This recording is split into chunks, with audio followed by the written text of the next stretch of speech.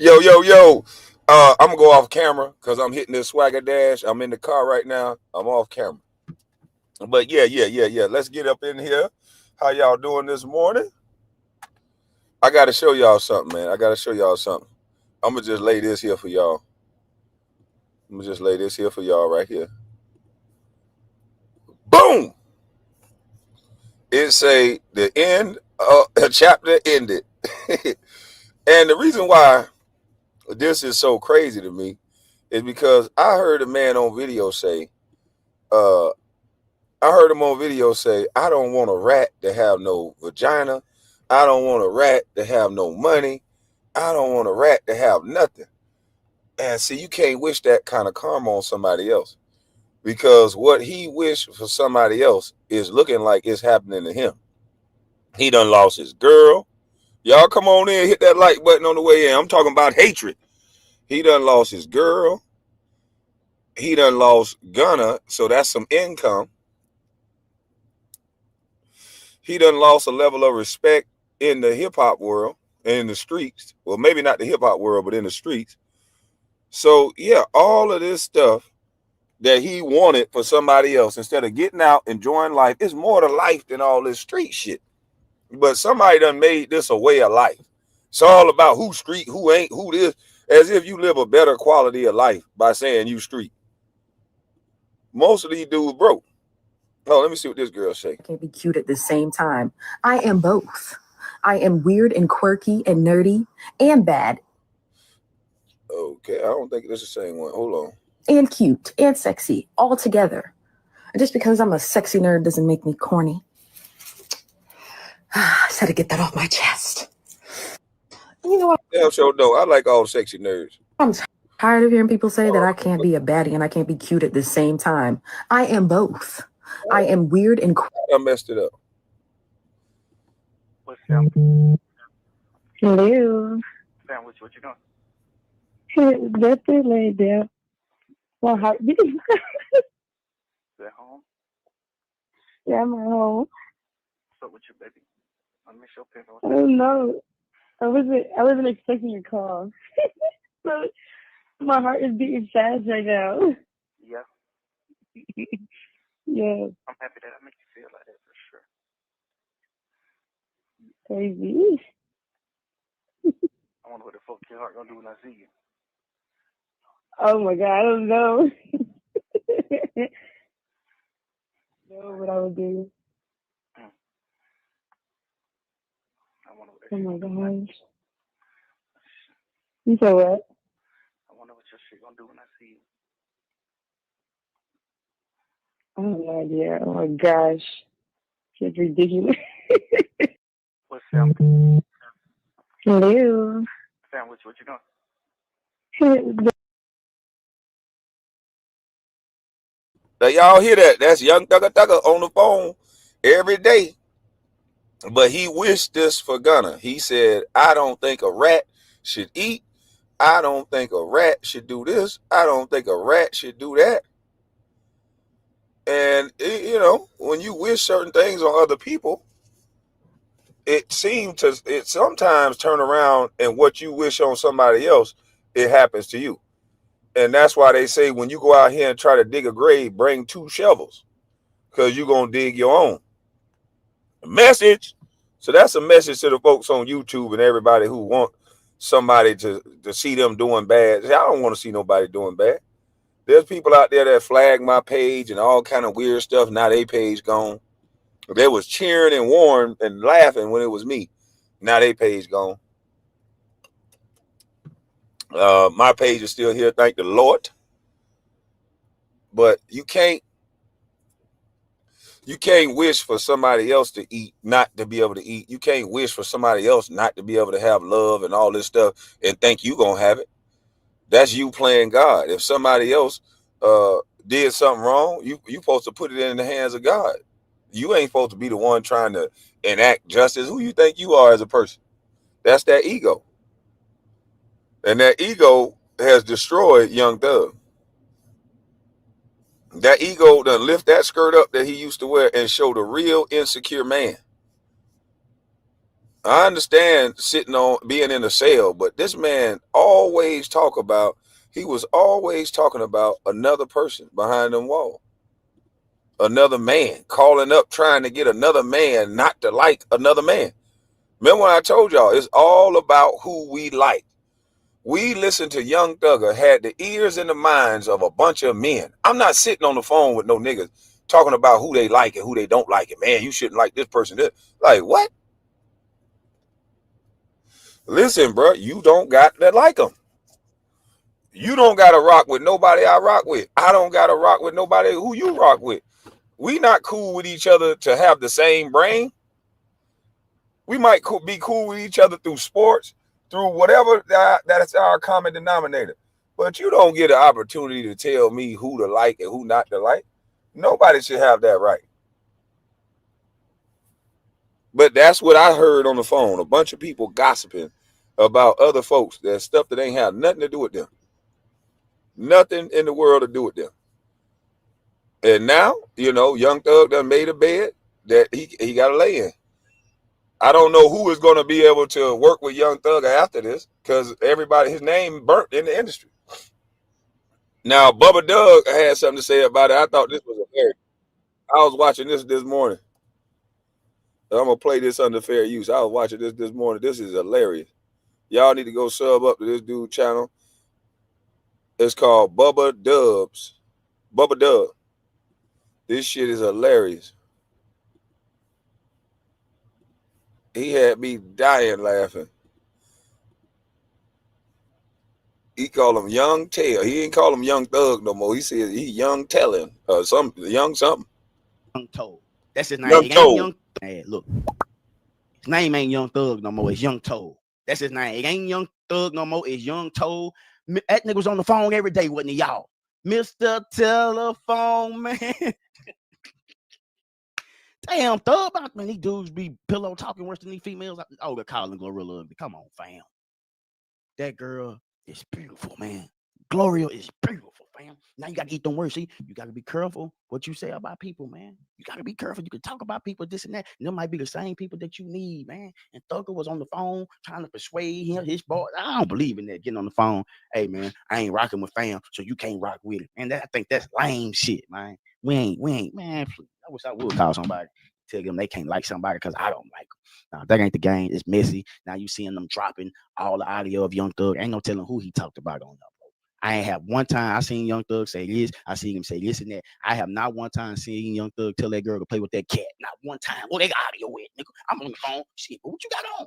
Man, don't play with that motherfucker for me. Let me hear that macaroni. Y'all.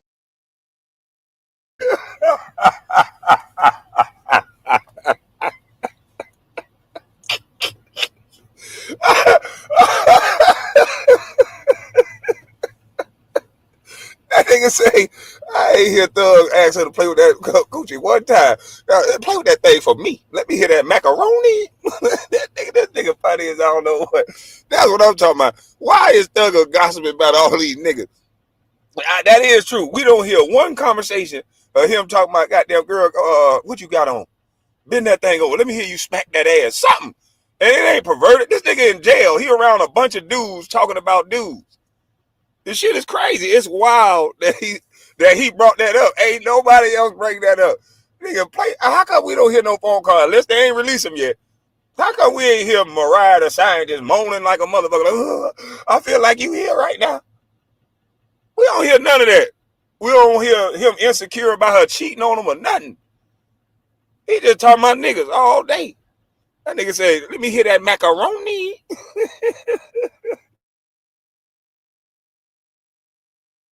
It's messy. Now you seeing, I seen Young Thug say this. I seen him say this and that. I have not one time seen Young Thug tell that girl to play with that cat. Not one time. Well, they got audio with it, nigga. I'm on the phone. Shit, but what you got on? Man, don't play with that motherfucker for me. Let me hear that macaroni.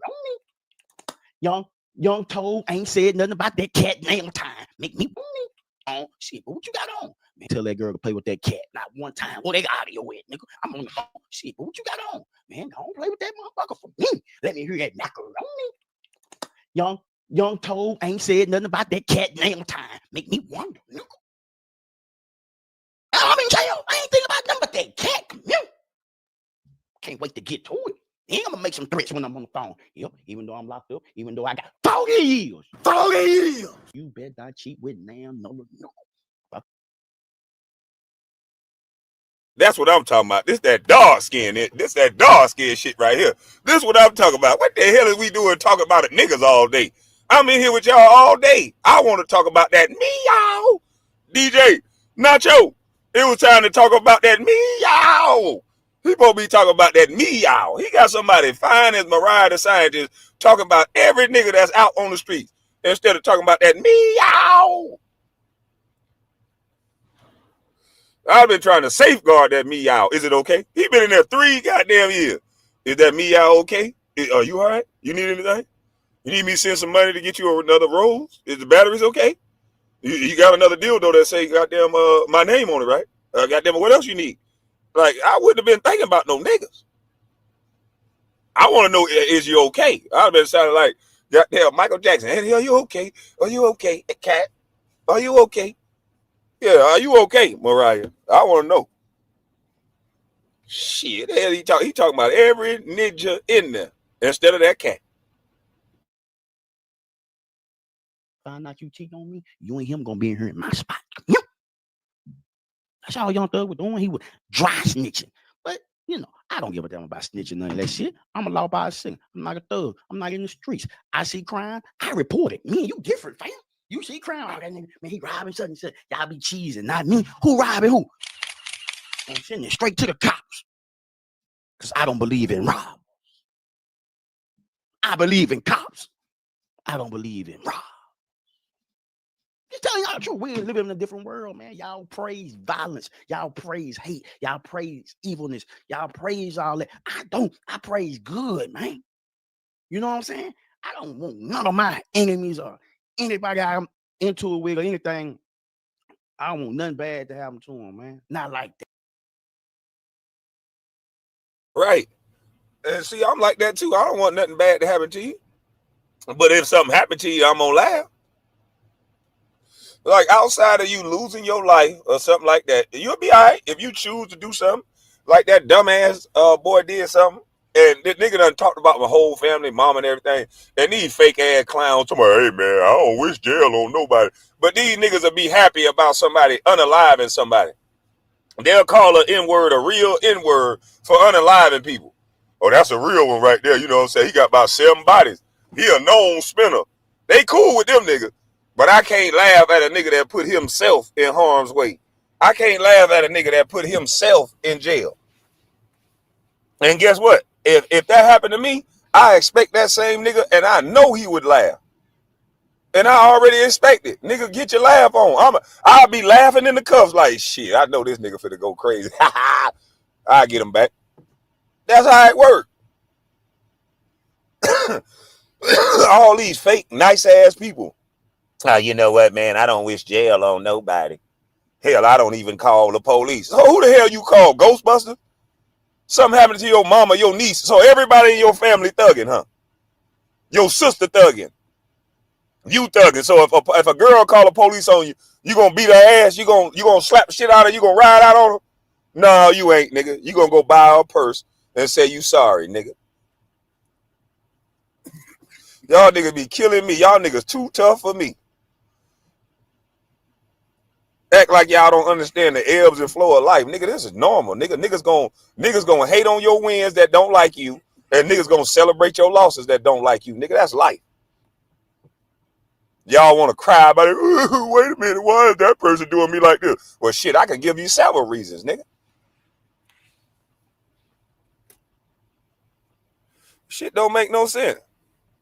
But I'm like this, brother Bubba Dub. I don't want to see nothing happen to you. I'm not going to cause nothing to happen to you.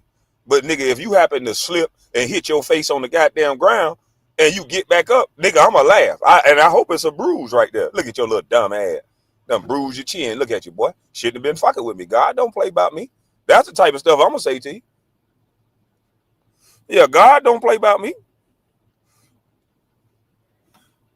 Yeah, that's the type of stuff I'm going to say to you.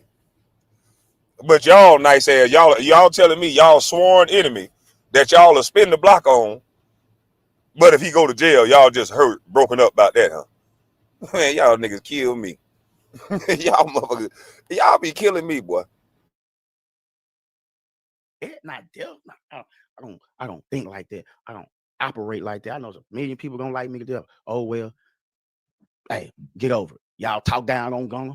Y'all talk down on Gunner. Gunner didn't say one motherfucking word. He just kept going to the booth, working out, going to the booth, working out. Now look how it's working out for him. Now, boy, I got 4,000-5,000 people walking with it. Walking with him on the streets. Don't need now security. Guess what? His album jam. Thugger tried to influence everybody. He's a rat. Maybe he is. But that's one rat that's getting to the cheese, nickel. That's one rat that's getting to the cheese, y'all. It's not about this hardcore gangster shit. That's trickery to our eyes and to our children's eyes. It's trickery. It's fool's gold. There's nothing in that. Oh, man, he's a killer. He got all this jewelry on and all that. Man, that's a facade. A lot of these guys be real live nerds and real live, man. They be real live nerds and real live broke. Most of them be broke.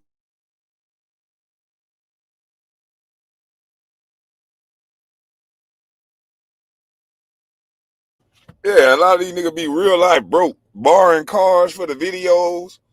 Hiring niggas to be tough. How many videos y'all seen rappers actually busting their gun in the middle of the street? The only one I seen is the baby.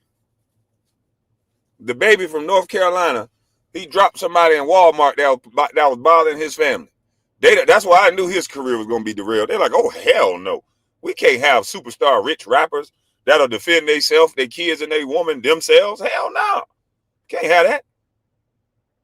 That man was walking. I'm not glorifying it, but you cannot just go around disrespecting people. We have a nasty habit in our community of thinking our shit don't stink when we in the streets. You will hear grown men, nigga, I'm a street nigga, as if they don't bleed red blood. I'm a street nigga. I'm a this, I'm a that. 223s don't give a damn what you are. 5.57s don't give a fuck what your name is, what set you claim. They don't give a damn about none of that. So to have that type of arrogance, I wonder, where does it come from? Where does that type of arrogance come from, that because you say you a street cat or you a street nigga, do you think that means you got some type of armored shield across your body or something? You got to get back to common decent respect. A coward will kill you faster than you can say hot you. You don't got to be no street nigga to unalive somebody. Babies have accidents with guns. So that arrogance that people walk around with, you gotta leave that shit in the past. That gotta go. That's that extra shit. You can't respect another man when he walking by you. You acting like you just gonna dominate everybody because you grew up rough. You grew up in the streets. You talk to another nigga that grew up in that maybe didn't have it as hard as you, because I'm guilty of it. I'm guilty of coming from a neighborhood and seeing kids in a different neighborhood that didn't have the struggle that I had, and just automatically thinking, oh, these some soft ass dudes. These guys ain't real. Cause you know we say that real. These guys lame. These some lame ass nigga. You know, when I was broken in the mind, that's how I would talk about anybody that didn't have my struggle, because I was broken. So I'm projecting that weak ass broken mentality on everybody else. It ain't everybody else's fault that my father broke up his family. It ain't everybody else. I shouldn't have to make the world pay for my trauma. And a lot of you calling it street shit because you want to make the world pay for your trauma. You don't get the right to disrespect another nigga because his mama and daddy stayed together. I hope all mamas and daddies that got sons that stay together, that y'all got in a cohesive family, y'all need to put y'all sons in boxing and martial arts. So that when a fake street nigga think that they can walk up to your son and belittle him or tell him he's less than because he didn't grow up in the streets, because you decided not to have him ducking and dodging bullets, because you put him in a safe environment where two loving homes, he should not have to be disrespected by less fortunate people. So put your sons in a disciplined, trained situation where they can learn to defend themselves. Because I guarantee you, once they go to whooping them so-called street niggas' ass, catching them in situations, I'm not promoting violence, I'm promoting self-defense. Because that's what goes on in our neighborhoods. We have less fortunate kids, and I'm guilty of it, talking to and disrespecting everyone else because of our own life. We just mad. We just angry. And I thought I had the right to be angry. Shit, look at the environment that I'm growing up in. Fuck you. I thought I had a right to say fuck you, and you don't. You don't have a right to just disrespect other people just because situations in your life may not be going the way it should. It's the sins of the father. Your family got to make better choices in order for you to have a successful life. And as you grow and as you get older, you'll understand that. My kids can say whatever the hell they want. They can listen to whatever the hell they mama say. But the one thing I never did was raise my kid in a hood. The one thing I never did was glorify a street life or some stuff that me and my family may have done or didn't do or being alleged that we did in the past. I never glorified it to my son. I never glorified no street energy to my kids or to nobody else. Matter of fact, I act less powerful than actually what I am. Just so you don't get that from me. I only give it when it's needed. You only get that energy from me when it's needed.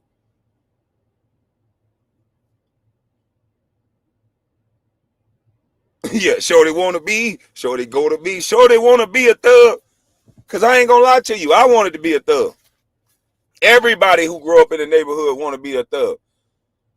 After you see somebody in your family, after you see somebody that in the neighborhood, you see them shining, you see them making money, you see all the girls chasing them, you see the respect that they get, you like, shit, I'm next up. Fuck that. We don't give a fuck about no MJ. None of that matter in the hood. Yeah, we like you for entertainment, but it's some hood nigga MJs. It's some street nigga Kobe's where they respected and loved in the hood just like a Kobe or a MJ. And that's what little boys see as the most powerful man because women respect them a different way. Guys respect them in a different way. And it's all through fear and control and domination. So that looks like power. That's what we look at as what being a real man is. We don't look at being a real man as a motherfucker that can go make the policies. We don't look at the mayor as being the man when he can go get $4, $5, $6 million, $20, $30 million from the state that he served. Brandon Johnson, he'll go get a goddamn $30 billion.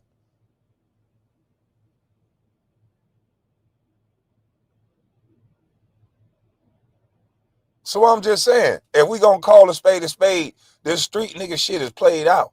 It ain't nothing but lies and manipulation anyway. It ain't nothing but playing on a woman and playing on the youth.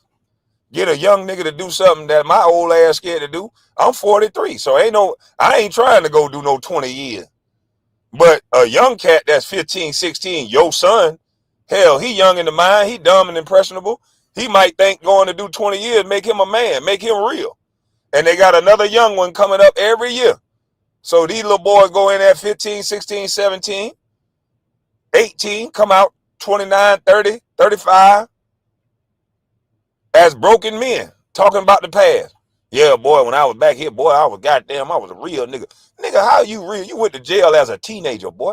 There's a lot you need to catch up on. I know you're insecure about it, but nigga, you can get through it.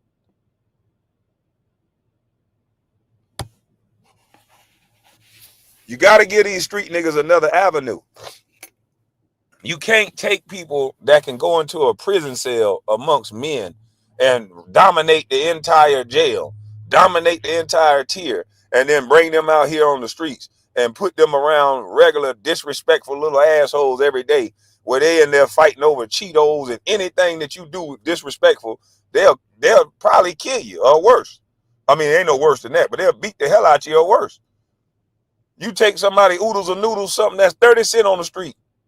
Boy, that's damn near a death sentence in there. Some cigarettes that you can go buy another one on the street. In jail can cost you your life. So you can't put these people back in regular society and have people around them that don't have regular respect because of money and because of whatever.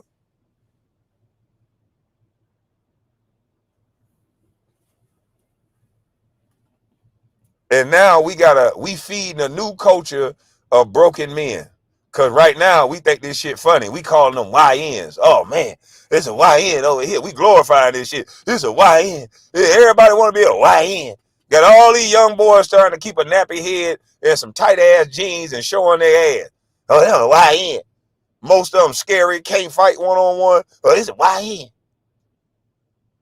Tricking these boys, and now they getting syphilis in the mouth in jail. Your son, you think he tough on the streets because he got a gun. He going in jail 135 pounds amongst grown-ass psychopaths. And what you think happening to your boy? You ain't never take this boy to karate class, but you talking about he the man because he got a gun. And now these little boys getting syphilis in the mouth in these jail cells.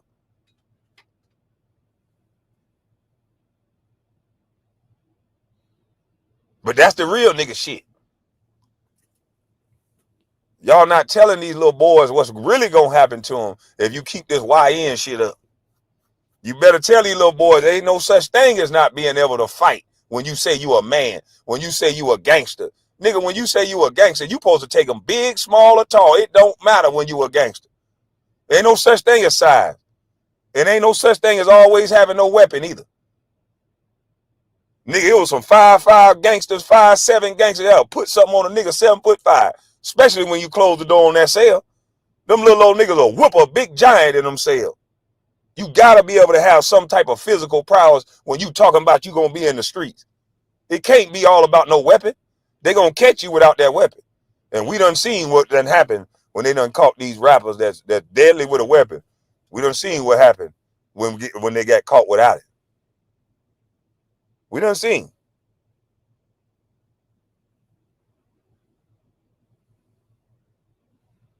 That's not a life that you should want to live. There ain't no real nigga awards. The only thing you get is your name on the wall. A nigga mention your ass here and there. Maybe they mention you on your birthday, and that's it. You're gone. You're gone. You're gone. That's Justin Timberlake.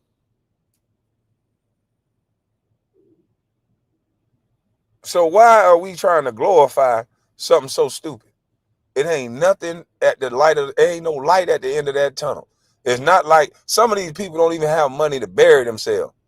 You live a life of crime. You live a life of living outside of the box. You live a life of talking about you real, and then somebody else got to bury you. How is that real? Ain't nothing about the streets real. You will get in a car with an innocent nigga that don't know nothing about the streets, that you shouldn't even be around because you a street nigga, remember?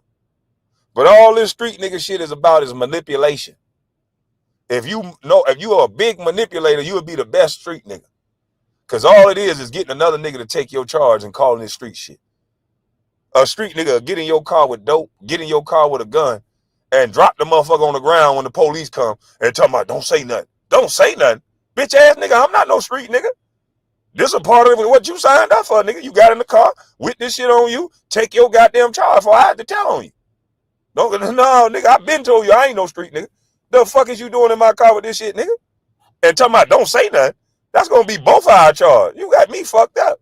Or it's going to be my charge. Because the law states, and that's why a street nigga want to sucker around them every day. The possession go to the driver in most states.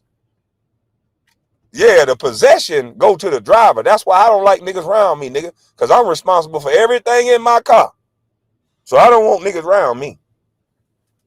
I don't want no fake ass street nigga that's scared to take his goddamn charge trying to turn me into a goddamn street nigga. No, nigga, I like my rights. I like my rights as a sidewalk nigga. Nigga, you can threaten me all you want to, nigga. The NRA and this goddamn gun license say different. It's going to be at least a shootout instead of a shoot up, nigga. Won't be no victims over here unless the Lord say so, nigga. But it won't be just because I done lost my right to bear arms.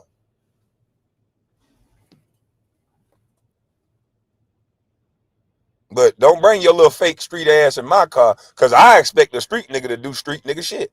You know you had a gun. You know you a convicted felon. Nigga, jump out and run.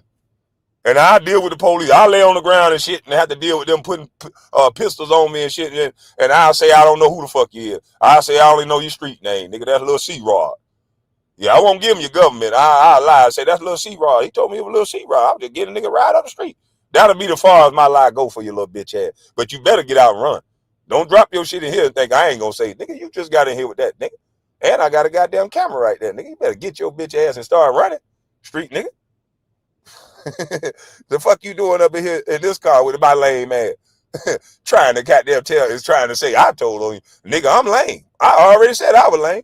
Now what your real ass doing up in here with me and trying to sit up in here when you know you gotta run, gangster? You already supposed to been head of the police. Before I stopped this car, the real gangsters would have been out of the car and running already. Matter of fact, why you had your seatbelt on? You was a gangster. You were supposed to been leaning back and then goddamn soon as the police hit the lights on, nigga, you were supposed to jump up out of this bitch so fast because you was a gangster. But nigga, you fat, out of shape, you on that Molly water, you can't even run no more. You ain't no true gangster, nigga. You just a drug addict. You just a nigga with a drug problem, and you keep getting caught by the police, and you want to bring somebody else in your stupidity. I'm not the one or the two. Nigga, I got my mama's cooking, nigga. You better get your ass out of here and run. Nigga, what the fuck? I'll be looking at it. Hey, what the hell you still doing sitting here? You know the police right there, right? No, don't say nothing. Don't say nothing. You know you should have been running already, right? Cause nigga, I'm gonna say something. Nigga, that ain't my shit. Fuck wrong with you, nigga? Man, that ain't real. Nah, what ain't real is you getting your bitch ass in this car, knowing I'm lame, knowing I'm trying to shoot a free throw, knowing I'm trying to learn how to shoot free throws, and you up in here in my car with some shit that's gonna make me have to go to jail with you, nigga, and I'm trying to learn how to shoot free throws. Man, you better go on about your business, nigga. Yeah, nigga, con to the track, nigga. Fuck wrong with you, real ass street nigga? What's wrong with you, street nigga? And some of y'all ain't teach y'all sons that, cause y'all ain't teach y'all sons what a snitch was and what a snitch ain't. You know what I mean? Y'all have y'all boys thinking, yeah, they gotta be quiet. Man, shit. You better teach your kids the law so they can teach their friends what the hell they gonna accept and not accept. Cause the law states, nigga, that if you drop this gun on this car, then that means it's both our guns, because I'm driving this vehicle. Nigga, are you trying to set me up? Are you the police? Because I'm going to inform you of the law. So are you the police, nigga? Because if you know this going to get me arrested, then why is you trying to drop your gun in this car, sir? No, you ain't my friend, bitch ass nigga. You think you got to go for. You think I'm going to go for this and go for that, and I'm not, nigga. So don't come around me ever again. And that's how these little boys get snitch charges on their name. That's how these niggas get beat up in jail because some fake ass street nigga calling them a snitch when they done did some lame stuff like that, as far as jumping in a dude's car, dropping some dope because they scared to take their charge. They had a whole campaign of this. Nigga, take your charge. Because that's what dudes was doing. Jumping in people's cars and telling people, hey, man, you snitching on me, man. Having niggas' name dirty in the streets because these niggas scared to go to jail. Have a nigga go to jail with them because they scared to go to jail. So hell to the no, nigga. This street nigga shit is lame. It's for gophers. It's for flunkies. It's for niggas that ain't got no daddies that can't stand on their own. That's what it's for. Nigga was in the church, choir boys. Now they rappers, now they thugging. Nigga, your daddy know the real you, Junior. When you just start getting a gun when you got rich, nigga, you ain't really cut like that, fam. Them niggas in the pen really cut like that. They gonna lock down 15, 18 years coming up. They gonna break you down like a pound, nigga. They love fresh meat in the pen, nigga. Yeah, you just a goldfish to them. They play with goldfish, big boy. Yeah, you a big monster on these streets. You Debo out here in the streets. Yeah, but in jail, you holiday hard, nigga.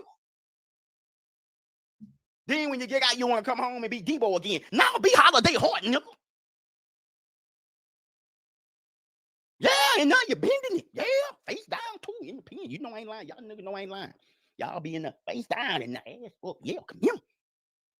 Yeah, getting that pole in you. And they coming right down the middle. And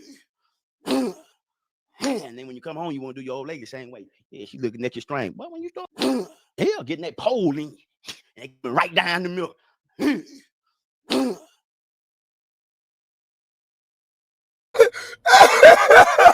Hey, I want you motherfucking YNs to see this right here, boy. Coming right down the middle. Hey, you motherfucking YNs, you better take a good look at what this boy here trying to tell you, boy. I ain't the one telling you. I want you to take a good look at what this boy's trying to tell you. Hell, getting that pole in, and they coming right down the middle. And then when you come home, you want to do your old lady the same way. Yeah, she looking at your string. But when you start trying to Hey, this nigga telling the cold-blooded truth. You be there found out. Niggas be there called from jail, be like, hey, man, this nigga, man, he ain't right, boy. He done went down through there here, man. This nigga, he just ain't right, man. Buddy ain't right. Nigga come out extra hard, want to fight everybody. He's super tough, got teardrops going all the way around his chin, start here, in here, to continue his teardrops cross all on his eye. Nigga look scared than a motherfucker, boy. But when you find out what happened to him back there, you see why they blowfishing trying to look all scary and shit. Because, boy, look at here. Big Bubba had to get his pound of flesh, boy. Big Bubba don't, see, them hardened criminals, they don't give a damn how you look. They trained to see a look. They just be watching. Oh, yeah, he ain't like that. They don't care nothing about no look. So they like it when you look like that, you act like that. They love breaking them niggas down. It seemed like it. Because all of them that look and act like that, and you be like, damn, man, that nigga must be a real street nigga. Because he had a street nigga attire, tats all on his eye and neck. I'm like, he can't be nothing but a street nigga. You can't see this nigga working at the post office. So, yeah, this got to be a street nigga.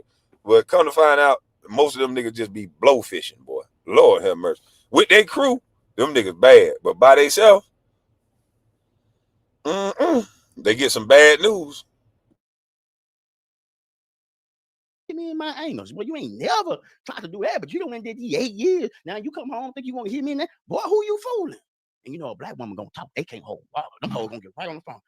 I know you fucking lying. What? Charles tried to put me in my hand. Girl, did he try to do that before? No. But he went to and leaked the shooter boy. It all makes sense now.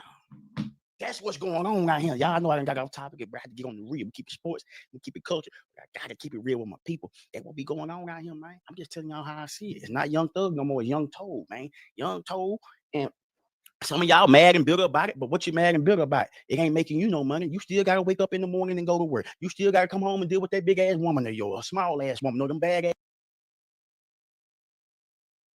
They say you still got to deal with that big ass woman of yours. Then he clean it up. Oh, that small ass woman. That nigga that smart, boy. That kids are yours. You still got to do with it. So matter Young Told or not, who cares? He's still rich. Life goes on. But you gotta be careful what you do to people, because it might turn around on you. You better be careful what you do to me, because it might do it to you. Yeah, come here, Young Told. You ain't liking it now. You were loving it when everybody was calling Master Splinter. You were loving it. Twitter fingers. Yeah, y'all talk bad about it. Yeah. You talking about you were loving it when everybody was calling Gunner Master Splinter. You cannot wish evil on other people. And because I'm telling you, that shit'll turn back around on you. I want all my haters to succeed. I want all my haters. One of my haters got a couple good shows. I want that nigga to have 4, 5 more good shows. Because guess what? My blessings, I want my blessings to come plentiful too. And I don't want to see my haters not eat hater. I want to still have you talking shit. I want my haters up and vibrant and talking shit. Nothing wrong with that. Now I'm gonna talk mine. I don't want to see my haters broke and fucked up. I ain't gonna talk no shit to them if they get all broke and messed up, because then I'm gonna feel bad. So stay up, hater. You know what I mean? Stay up, hater. Now everybody talking about you. Now you want to plead the fifth. Plead the fifth. 1, 2, 3, 4, 5. Yeah, it's hot in the kitchen, ain't it? Yeah, you want to get out. Ain't no getting out. Deal with it. But we all can learn a lesson from this. If you stay your ass out of trouble, you won't be having to worry about what the shit you're doing now. That's all I'm saying. Do better. We want to be leaders. You want to be the man. Be a positive influence in the community, not someone that's killing someone and having people killed. That's bullshit, man. You're using your power and your resources. You're not using them the right way. Use it in the positive. How about we start visiting the hospital, these children?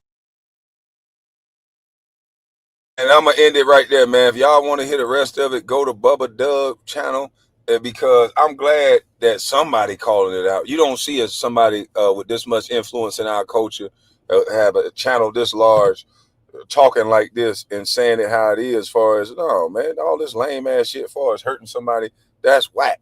We don't need to be praising that. We need to be praising something positive. How can we all, of course you're gonna beef with some people, of course you're gonna have something to say about some people, but how can we all have move on in society and have a sustainable society if all we do is run around and unaliving each other? How does that make any sense? It's not sustainable. So we got to have people that's smart enough to at least say that. Like, we got to stop unaliving people. We got to stop making that our culture. We got to stop being the culture that everybody laugh at and live through our pain. Laugh at our pain and monetize our pain and trauma. Because that's what's happening. I saw Clara live last night, and she was talking about that. It ain't about who start problems sometimes. It's about who gonna finish them, who gonna end the bullshit. Like, that is, it's whack at some points. Like, y'all destroying each other for what? I can joke roast with the best of them, but I ain't trying to destroy nobody. Again, I'm gonna laugh at you if you do something stupid, especially if you said something to me that I thought I want to put hands on you about. I can't put hands on you about it. You know, we old and shit. We ain't supposed to do that, which I think we should get back to that.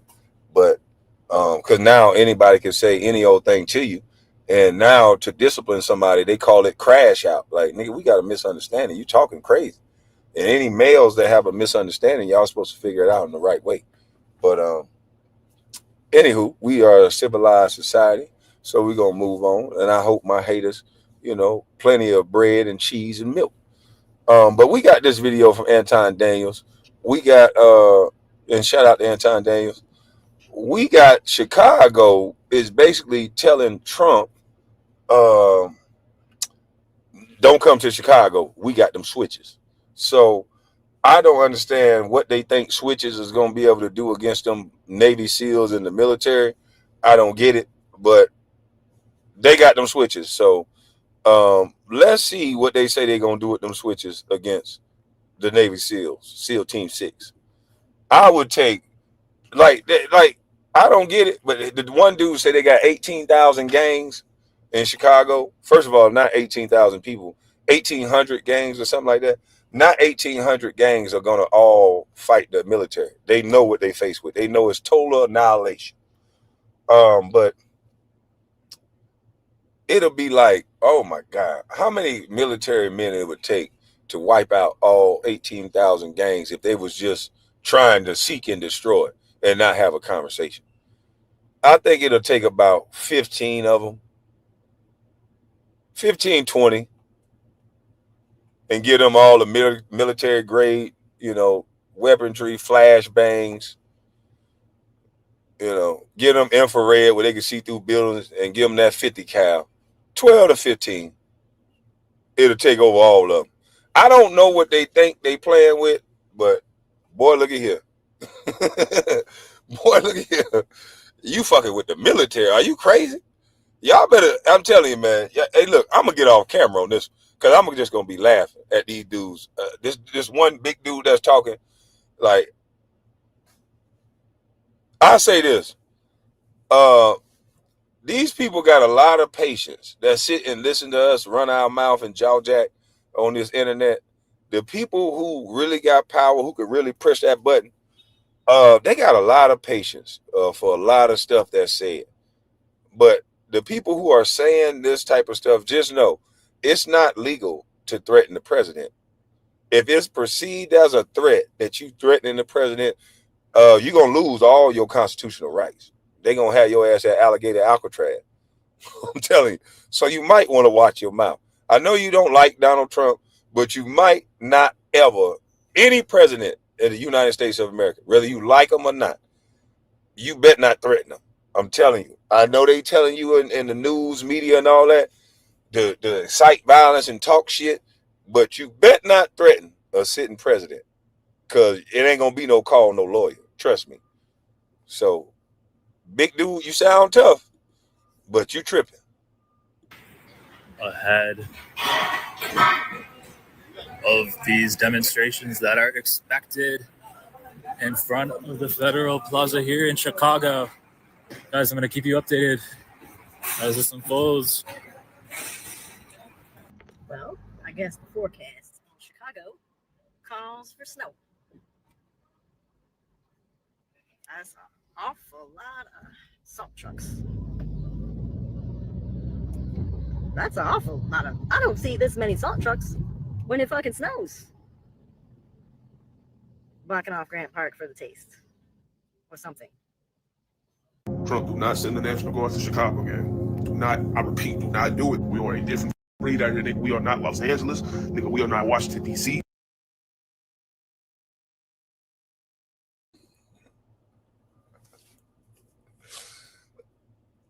He said to the president, don't send them out here, gang. Gang. Do you know what kind of gang the president got? Boy, hey, boy, you think your gang bad. Hey, look here. Trump gang so bad, he gonna make your gang say, boy, you tripping. I'm telling you right now. When they find out who you are, because I'm pretty sure by now they know who you are, when them Secret Service roll up on you and the type of pressure that they're going to put on your family, because what you just did was make yourself and your family a target. That's what you don't understand. When you say Trump or whatever sitting president's name, and then you issue what can be perceived as a threat, you not only just put yourself in harm's way, but you're going to put your entire family in harm's way. They're going to want to know if it's more you motherfucker think like that. Have y'all been goddamn, corresponding together as a plot? The man done been almost assassinated twice. You think the Secret Service playing? So they don't care nothing about this gang talk that you talking like.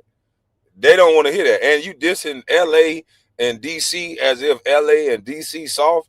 You just cause yourself so many problems, because it might be a DC dude, it might be a LA dude to be like, what this nigga is talking about like we just soft. Nigga, we ain't dumb. We know what happens if you mess with the military. What do you think happens if you unalive a Navy SEAL or a National Guards member? Are you crazy? Do you want that type of pressure for your family? You might got to switch, but boy, look at here.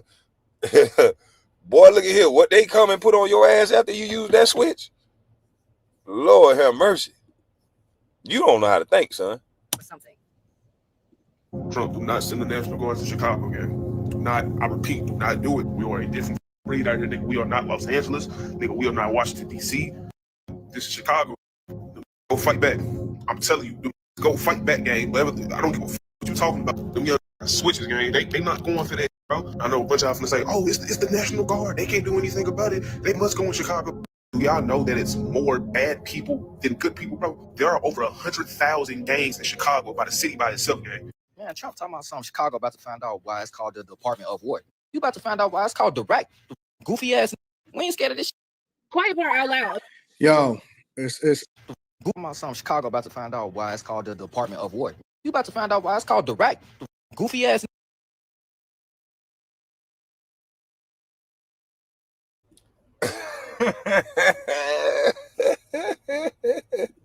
Oh, hey, I know them white people sitting back laughing like a motherfucker. I know they sitting back at them meetings smoking them a stogie. Oh yeah, this boy here, he done killed black people so long that we done allowed him to kill black people so long that he actually think that shit will work on us. I know they sitting back smoking a stogie. We done allowed this boy to kill his own kind so long that he thinks that'll actually work on us. It's time to press go. They had Trump get out there and say, niggas, it's wartime. Trump was like, we coming to Chicago, apocalypto. And then he had to, for optic purpose, Trump had to dial it back. So because Trump went a little too wild, y'all bought yourself probably about another week. Trump shouldn't have said it like that. I don't know what's wrong with Trump. He go over the top. Stupid. But they coming. I'm telling you right now, they coming. This is why they go send the troops. Because motherfuckers talking like that. Why are you this aggressive when somebody, I don't care what color they are. Do y'all not understand that the only reason why Trump want to send the troops is to stop black on black crime? Hello? Hold on, y'all.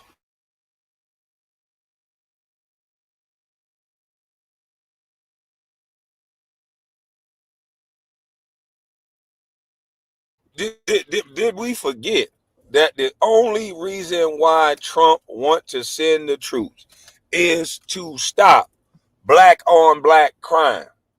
That he has some evidence of what he did in DC. There was a lot of black lives saved. I don't know why Black Lives Matter won't come out and say, please, guys. Now, I know I don't like Trump. I don't like him, but this, whatever he's doing, is saving black people's lives. There was not a black man killed for 12 days or however many days in DC. That is like a record. That is to be praised. They should be talking about Nobel Peace Prize talk with Trump. But they want to kill him. They want to unalive him. Because they don't like him. You don't got to like him to acknowledge the fact that maybe this will work out in the best possible outcome for black folks, because somebody's mother don't have to cry today. They don't have to be a log jam of bodies in the morgue in Chicago this week. 52 people got shot in a weekend. Do you think 52 people would have got shot if Trump would have sent the National Guard before Labor Day weekend? Do you think 50-something people would have got shot? Would those 9 or 10 people died? Could those lives have been saved if the troops was on the streets? That's what we should be thinking about. We shouldn't be thinking about Trump, and winning against Trump. We talking about black people in real time, life getting extended another day. Because day after day in American streets, somebody's black son is laying across the pavement, bleeding. Every day. It's going to happen in St. Louis today. It's going to happen in Baltimore today. It's going to happen in Chicago today. It's going to happen in New York today. It's going to happen in California. It's going to happen in Oakland, California. It's going to happen in Mississippi, Memphis. Somebody's black son is going to be bleeding out on the streets. And why is everybody okay with that? Why is everybody okay with that? We trying to make it Trump is trying to tear up the streets. Trump is trying to do this. But wait a minute. Why are we overlooking the fact that somebody's black mother does not have to cry in the middle of the streets tonight?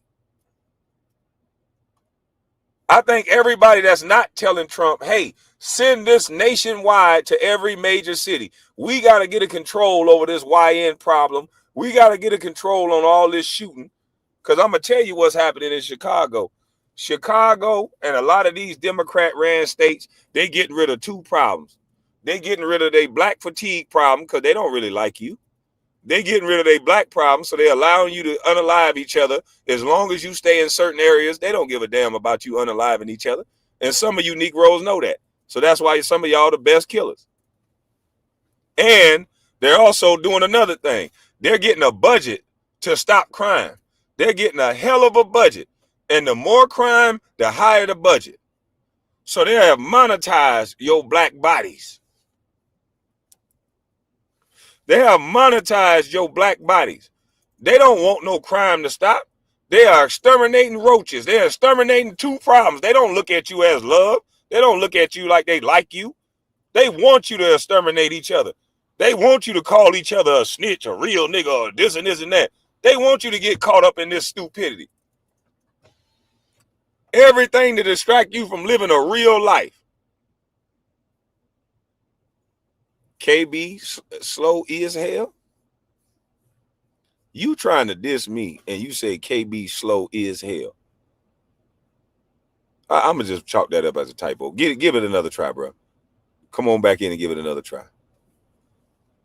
But that's what's really going on. This YN thing, these people, Black Lives Matter need to be in front of these music executives' office that's giving these millions of dollars to rappers that's talking about unaliving black folks. Black Lives Matter need to be in front of these offices and tearing them buildings down and running through them buildings. Allegedly, I think I snapped. I'm not promoting violence, but I'm saying if you're going to peacefully protest, because I seen a building on fire. And the news station said it's mostly peaceful. So I think we need to have one of them mostly peaceful protests in front of them records exec offices that's perpetuating this stupidity in the young minds across the nation. Because how you going to blame them for some shit y'all paying for? How you going to blame them for something y'all paying for? That now we got this grown-ass jackass right here that think that he could actually deal with the military. This is the delusion that we face with. This guy think he can actually deal with the military. That is absolutely crazy.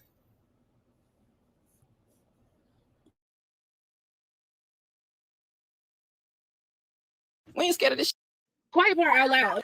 Yo, it's wild. The culture and what's happening in these cities like Chicago is worse than we previously thought. There are people that are online that are basically warning Trump about the National Guard and or the military actually appearing in the city of Chicago. And they think that the young bulls over there or the gangsters and all of that. And I seen this one lady, maybe I'll do a separate review video to it. I seen this one older lady, and she was saying that the Crips and the Bloods is coming together in order to, fight against ICE. And I'm not really sure if y'all understand what y'all saying. Number one, you cannot make a threat on the president of the United States of America. I'm not sure where y'all been at and how y'all think that this is going to fly in any shape, capacity, way, or form, but that is not the wave, bro. You don't want to even be online feeling comfortable, even if it's not a direct threat, an indirect threat, anything that can be taken as a threat. That's not what you want to do. Y'all really don't understand that they're trying to prevent you from killing yourselves. Where's Black Lives Matters when you need it? Where's Al Sharpton? Where's all of the D.L. Hugleys and the Steve Harveys and all of the people that got a paycheck, the Roland Martins? Where are all of these people that were heavy on the Kamala Harris train, and they wanted the federal government and people and white people to acknowledge the people in Chicago? I'm not sure if they just wanted affirmation or if they actually wanted something done. It sounds like they just want money. And that's usually what it comes down to. Politicians have monetized crime. And it's funny because they find money to do a lot of things like rolling out the salt trucks and placing them along the streets, which y'all don't really realize this, but most of Chicago, especially downtown's streets, are actually sold off. So Chicago has to rent their streets from a private investor, overseas investor, even to be able to do certain things like parking trucks and having parades and blocking off streets and the parking meters. Any revenue lost has to go directly over there. So, I'm not even really sure if y'all understand the politics of this whole thing, how taxpayers are being finessed into playing the victim role so that Chicago's leaders and legislators can continue to profit and stay in power while at the same time simultaneously running the city into bankruptcy. And so Basically saying the same thing, but broken down perfectly. He broke this down perfectly.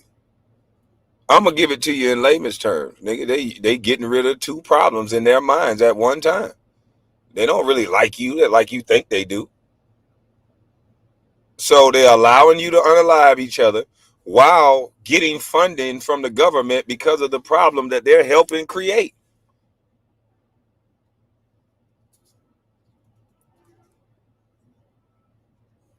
It's a shame. It's a shame. We keep propping up a culture that's allowing people just to use you and use your pain. You prop up single motherhood knowing that these same people are going to come back to the government begging them for assistance, and then the government is going to control what they give. The government is now cutting funding, and then the women are, oh my God, they're cutting funding. Well, the Democrats voted for this too. The Republicans voted for this too. It's a game. You should not have kids that you can't afford. And that's the truth of the matter. We shouldn't be praising this stuff.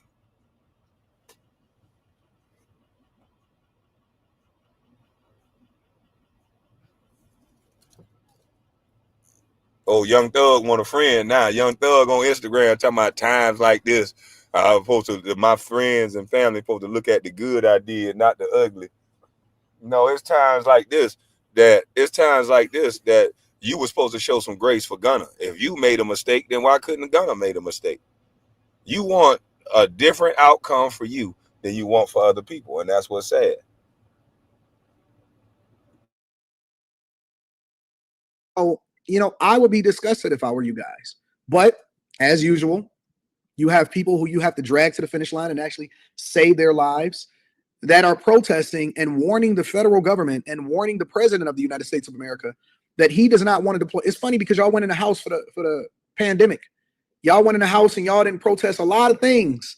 Y'all never got outside and protested when it came to illegal migrants that were invading your cities and taking over your neighborhoods, and all of the money that the mayor of Chicago and the governor of Illinois was deploying in order to make sure that they were comfortable when they were sleeping inside of the police stations. But y'all got smoked for the president who wants to stop crime inside of y'all communities because it's profitable for you. That is the only logical reason.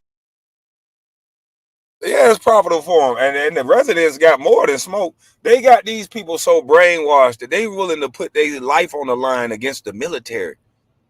That's how brainwashed these Democrats people got these people. They ready to put their life on the line against the military. This is a no-win situation for you, but you ready to put your life on the line against the military. Nigga, you have lost your God-loving mind. As to why somebody would do something like this. About Chicago. There are people who, like myself, were born and raised in the city of Chicago. Is it dangerous here? Yes, it's dangerous here. Are we generally desensitized to the amount of violence that goes on here? To some extent, yes. However, Chicago is one of them cities that what you live by is what you die by. Good, bad, or indifferent. What you win by is what you lose by. Ma'am, how in the hell does that see, that makes sense for the street terminology. She's only able to understand what she's around. Because, ma'am, that don't apply to the kids that get hit with stray bullets. That don't apply to the grandmama that just get mugged in her community. That don't apply to the kid that just come up in the affluent neighborhood that got Jordans on and the nigga just want to take it. That don't apply to in no other scenario to the business owner that come to Chicago. McDonald's is leaving Chicago right now. So I guess McDonald's should have just stayed in their lane. McDonald's should live by burgers. They die by burgers and fries. Like, what are you talking about? Your brain only allows you to understand what you've been opened up to, what you've been exposed to. And it's a shame that she doesn't know that much. She only knows about the hood and keeping it real and niggas got to stay and mind their business. That's fine. But what about the people that create business? What about the innocent child that get hit with a stray bullet? What about the grandmother? What about Walgreens? What about all these things? But she doesn't see herself creating a business. She doesn't see herself owning property. She don't see herself getting old and getting mugged, minding your business just for having things. She don't see that.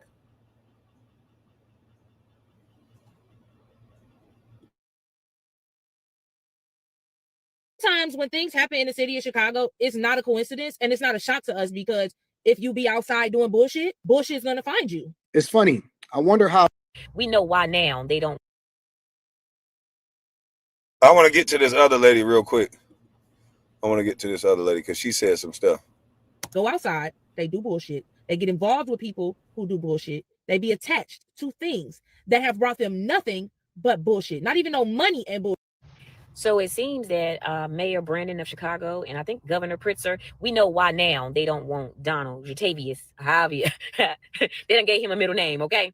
They don't want him to bring the National Guard in, okay? Chicago, the leaders keep saying, we don't want Donald Trump here. We don't want the National Guard here. I find it actually ironic because when y'all had the Democratic National Convention, you called in the National Guard. You wanted them to protect you during.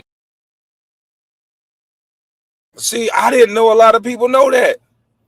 I've been saying that. Anton Daniels has been saying that. A lot of other people, Anthony Brian Logan, there's a lot of people that's been saying that. Man, they called in the National Guard when it's beneficial. They called in the National Guard to protect the Democrats. They called in the National Guard so much so that you can just look it up. There was a young lady who did a TikTok. They had the military trucks out there when they was protecting them. They was cool with the National Guard then, but now it's a problem. But I didn't know so many citizens knew this now. So shout out to this young lady. You can't fool everybody with this I hate Trump rhetoric. Okay, two things can be true. You can not like Trump. You can hate Trump, but you can still call out another liar.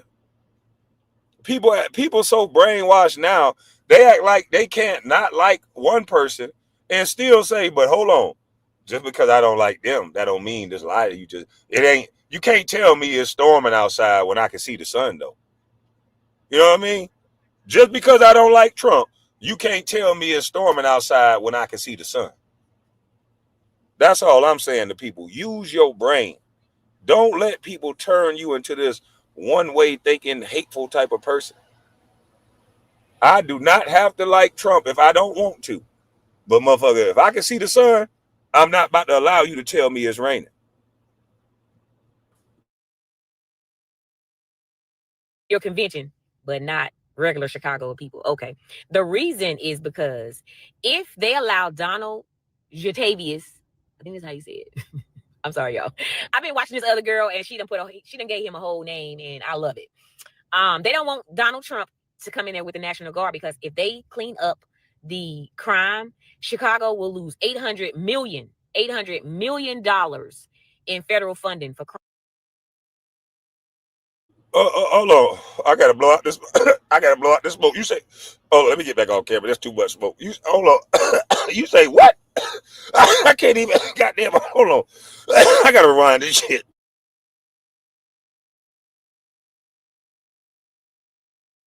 To come in there with the National Guard because if they clean up the crime, Chicago will lose $800 million in federal funding for crime programs. That's why they don't want Donald Trump there. It's all about the money. All you got to do is follow the. Ma'am, that's a lie. Hey man, 800 what? 800 million? Man, you got to be playing. You got to be joking. Where can I look that up at? I'm gonna try to look that up. Kwame exhale. Yeah, I gotta exhale. Man, that shit almost choked me up. $800 million. No wonder they not trying to stop no crime. I would have passed the bill to stop Trump too. Cause listen, especially if you're a morally bankrupt person, you ain't the one actually pulling the trigger. You just preventing crime. You can rationalize it like I'm the one getting the money in to fund the police to stop the crime while lining your pocket. They take down ShotSpotter at the perfect time so they can say crime is down. But ShotSpotter couldn't stop that weekend they just had. They took out that thing, that ShotSpotter, so that they can say this stupid shit like, oh, crime down in Chicago, it's the record low. Oh, really? Well, put back that shit up on top of them poles and let's see. Put that ShotSpotter back up on every pole in the hood, on your worst crime-infested neighborhood, and let's see. I guarantee you ShotSpotter show you the crime, the real crime in there. They know exactly what to do to make the ghettos and the hood safe. Man, they put a camera on every corner. They put a camera on all the corners coming into said neighborhood for a 7 to 8 block radius. So therefore, can't nobody pull around the corner and put no mask on. And they start solving some of these crimes, and these people start going to jail, and then don't have a recidivism rate with these cashless bonds, so people actually stay in jail. And then it won't be this crime problem. Niggas won't think they have a green light to murder their own people. Because the same stuff that I'm talking about, they use that technology if that boy is blonde hair and blue eyes. And everybody trying to make it seem like Trump did this because he mad at black people. He mad at the black mayors. This ain't had nothing to do with that. Trump did this because one too many white boys got their ass whipped. Y'all beat up big balls. Pause. You caused this on yourself. You thought you was too bad. You're around here beating up big balls. A kid that done got dang on saved all this money from the government, and then big balls got beat up. Trump said, oh, hell to the no. And then big balls look like a hero too. A little skinny, nerdy white boy stood up to 6, 7, 8 black dudes, took an ass whooping, but the female that he was with didn't get a scratch. So this young boy that they call Big Balls, Pauls, actually showed some bravery and manhood, and that just fueled Trump to stop all this goddamn crime. So I'm just saying, this ain't got nothing to do with racism. Y'all beat up one. This is how crime get changed every time. Once it started happening to white people, this is what history has always shown us. They knew the crime stats was happening in DC this whole time. Ain't nobody said nothing. People were getting robbed at the subway in DC this whole time. Ain't nobody said nothing. That white boy, Big Balls, took a whipping, pause, and now everybody's saying something. So one too many white boys got their ass whipped, and once it started happening to white folks, that's when it's time to do something about it. Enough is enough. So I encourage white people to move in the hood. I think more white people should move into the hood. It'll clean it up and make it safer. So I encourage you liberal white women that like to cry and like to always say Black Lives Matter. I'm going to tell you how to save a black life. Sell your mansions and move to the ghetto. You please. All you got to do is sell your mansions. This is for all the liberal white people. I want my editor to chop this up. White liberal people, stop giving us your money. Keep giving the money now. Hell no, I ain't gonna stop no niggas from getting no money. I ain't trying to get DDT. So sorry, black folk. Keep giving the money, but don't just give the money. Move into the black neighborhood so these black boys and girls can be safe. Because we know better than to shoot at white folks in the neighborhood. So please, move your family back to the ghetto. Don't cry no more. If you want to save a black life, move back into the projects. Move to Marcy Projects. Move to all the hoods. Bring your kids down there. Somehow the piss will get cleaned up in the hallways. Because, so, you know, when white people go, cameras come. They bring cameras because they want to make white people safe. So I need y'all to move back to the hood. Because the rich black people, they already know. They move around y'all anyway. Y'all can't get away from no rich black people. They know to move around y'all ass. Ain't no rich niggas live in the hood. So they know to chase y'all white ass anywhere y'all go. Ain't gonna be no such thing as white flight if you got some money. We gonna move right next to your white ass because we know that's where it's safe at. I'm just telling you, that was statistics say. So I'm just telling you right now, move back to the hood, move back to the ghetto, and somehow the shots always stop. Somehow y'all can walk dogs. Somehow y'all can live peaceful anywhere y'all want to live. I don't get it, but hey, do what y'all do when y'all get to the situation. And I think it'll be another black kid safer if y'all around. Yeah, hood niggas know better to shoot around white people. So come to the barbershops. Bring in your smoothies, your smoothie places. Bring a Whole Foods in the ghetto so white people come. I think every mayor should put a Whole Foods in the hood because they take food stamps anyway. Why the hell they always put one of them buy lows? Why they put one of them buy lows and what's that? Five Below? What's that grocery store that I wouldn't eat a damn thing out of? It's somewhere in Griffin. I saw it in Griffin. What's that grocery store that everything in there probably old as a motherfucker? I can't remember the grocery store name. I don't probably need to say their name anyway. But anyway, go ahead and put one of them Aldo's and Whole Foods in every ghetto. That'll bring white people. We want to put stuff in the hood that'll attract white folk because the crime stats are better when white people are around. I'm telling you. Don't say I'm hating on the black community. Don't say none of that. I'm just going off the stats. Put stuff in the hood. If I'm a mayor of a town, I'm putting stuff in the hood that's gonna bring white people to the hood. Cause somehow it done been put in a nigga mind that they know better than to shoot guns around white people. They've been taught and trained to not show out around white folks since they was an itty bitty boy. Their mamas tell them, don't you show out in front of these white people. That's the only time you can't act up is in front of white people. You get trained like that. But when you're in the hood, you can say and do whatever. You can. The little 3-year-olds can call their mama a bitch and somebody will laugh. Look at him, he's so cute. But around white people, you can't embarrass them in front of white people. So I think We need to bring PetSmart, Cracker Barrel, bring in Aldo's, Whole Foods. It'd be safer for our children. Bring in Publix. We don't want no more ghetto shit in the ghetto. Yep, Trader Joe's and Sprouts. Bring that shit in the hood. Attract white people.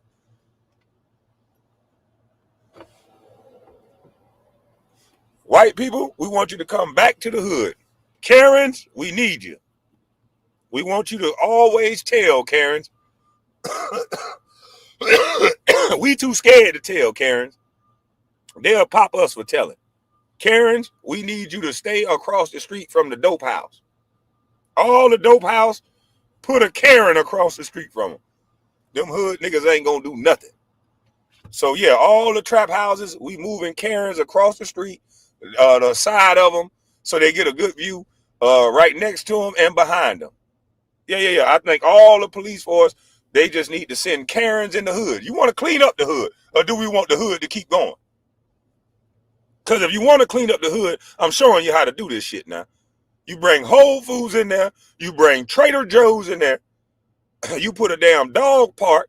And I'm going to tell you, if you really want to bring the high-end white folks, you put a damn pickleball court right there in the middle of the goddamn hood.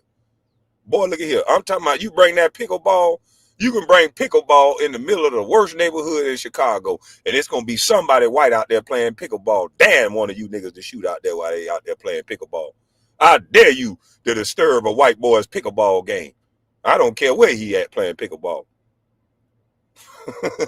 I dare you. So let's put pickleball courts.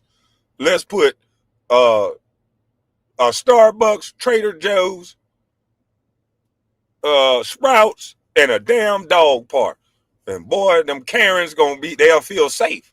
You ain't gonna stop no Karen from going to no dog park. They don't give a damn who you are. They'll be called the police on the way to the dog park. God damn it, there's 6 black guys out here look like they're selling dope.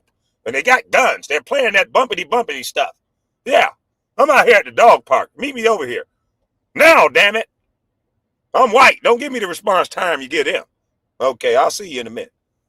And they really mean in a minute, too. You cannot fuck with a Karen and they dog. They talking about Krispy Kreme. No, we said Target. He said, Miss Collins, talking about laugh out loud. I got pickleball courts around the corner. Oh, yeah. Miss Collins, you ain't in the hood then. Yeah, you done moved on up, Miss Collins. You got pickleball courts around you? Oh, yeah, you in an affluent. Hey, you in an affluent neighborhood there. If you got a pickleball court.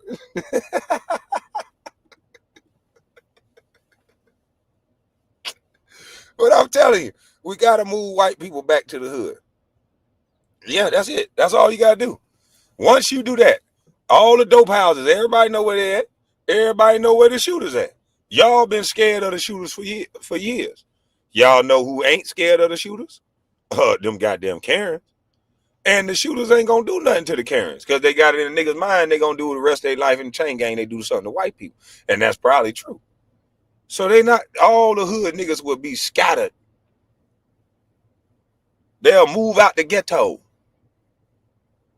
Karens and pickleball courts will save black lives. I'm telling you. Just look up the stats. Y'all always mad at people for telling on criminals. We got to get past that. Nigga. We want to have safer communities. We got to let Karens do their job. Everybody got a job to do. And damn it, Karens are needed sometimes. Respect a Karen out here. We're going to have a Respect a Karen day and make the hood safe. I'm going to make some Respect a Karen. He talk about you want to be white so bad. What the hell I want to be white for when I can say damn near anything I want to say? White people can't say nothing. Are you crazy? I can't even get called racist. I can say cracker ass cracker. We can't have white people say nigga ass nigga. They'll get canceled. I can say whatever, boy. I got the best black skin ever. Are you stupid or are you dumb? You just a hater who just want to hate, boy. And you always hiding your face all the time. You one of them ugly. You like one of them. You know what? It's a lot of girls that's body fine. You know what I'm saying? You one of them body fine hoes that's shame of your face, huh? You shame of your face, boy. Why is you hiding your face? You've been on camera for like 5 years, only showing your body. You know how I can tell a girl big on Instagram when all they show is their face and their shoulders. They don't want to show the rest of their body. You be like, oh yeah, she one of them. She one of them goddamn stretch backs. She one of them big wide backs. You acting like that, boy. What's wrong with you? No confidence having ass. Calm down, boy. Don't keep coming over here telling me your opinion, boy. We not cool like that. Yeah, we not cool like that, boy. I know you probably got fucked up teeth. Go to the dentist. Go to the dentist, boy.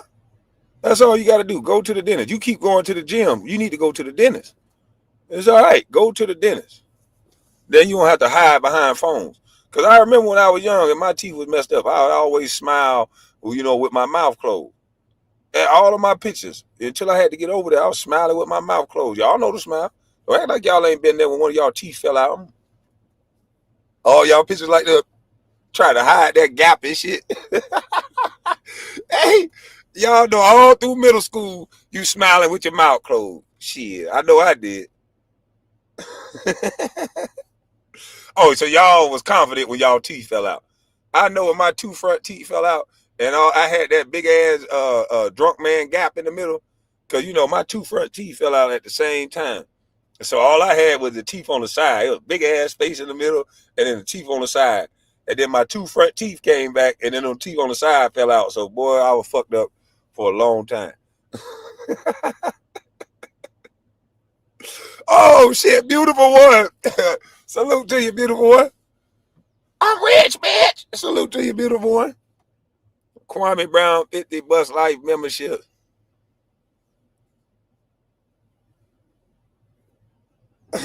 I never seen a nigga rob a Hispanic only in my 48 years raised in Chicago West Side. I'm telling you. Talking about drunk man teeth. Yeah, the teeth fall out, drunk man. Beautiful one, been passing out memberships this whole time and ain't been a member. Oh, Lord. Shout out to beautiful one for the 50 Bus Life memberships and becoming a new member. She's been a new member for not even 1 month. She talking about beautiful one. Look, oh, Lord. Yeah, I had junky teeth, man. You know how it go, man. When you're trying, I was an ugly duckling. Teeth fell all out, shit. And then they grew back in as hammer jacks. Boy, them front teeth were so big. I said, God. I had my first daughter. She had them big hammer. I said, oh, Lord, I hope I ain't give her the hammer jack curse. Them big front teeth. I said, oh, God. Oh, beautiful someone said, I've been a member. Oh, my bad, beautiful one. Yeah, them teeth grew back in so big. He talking about hillbilly teeth. God dang. Put sidewalks in the hood too. Ain't no sidewalk niggas be walking in the street.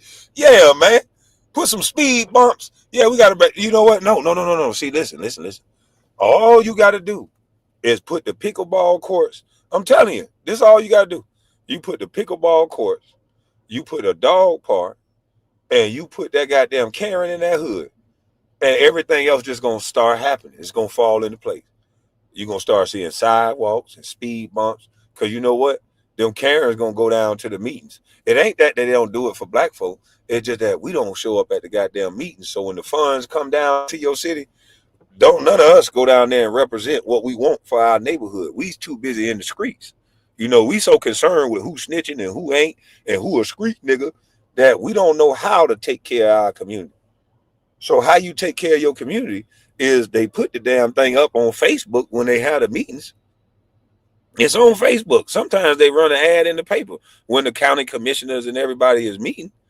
That's who divvying up your money. The HOA meetings, that if you live in an HOA, that's who divvying up your money that's coming into your city. You know nothing about it. You ain't participating in it. You just complaining. We ain't got no motherfucking speed bumps in the hood. We ain't got no motherfucking sidewalks in the hood. Okay, how many times did you go down to the meetings and you stand up in there and you say, hey, look, I got a daughter. I got a son. It's kids in our community. Y'all always talking about y'all love black people. How come it ain't no sidewalks for our kids to walk? And then you make them stand on the shit that they say in front of y'all when it's time for election time. But if you're not going to make them do that, we can't complain about that. Miss Sheila been a member for 42 months. You got to go down to those meetings.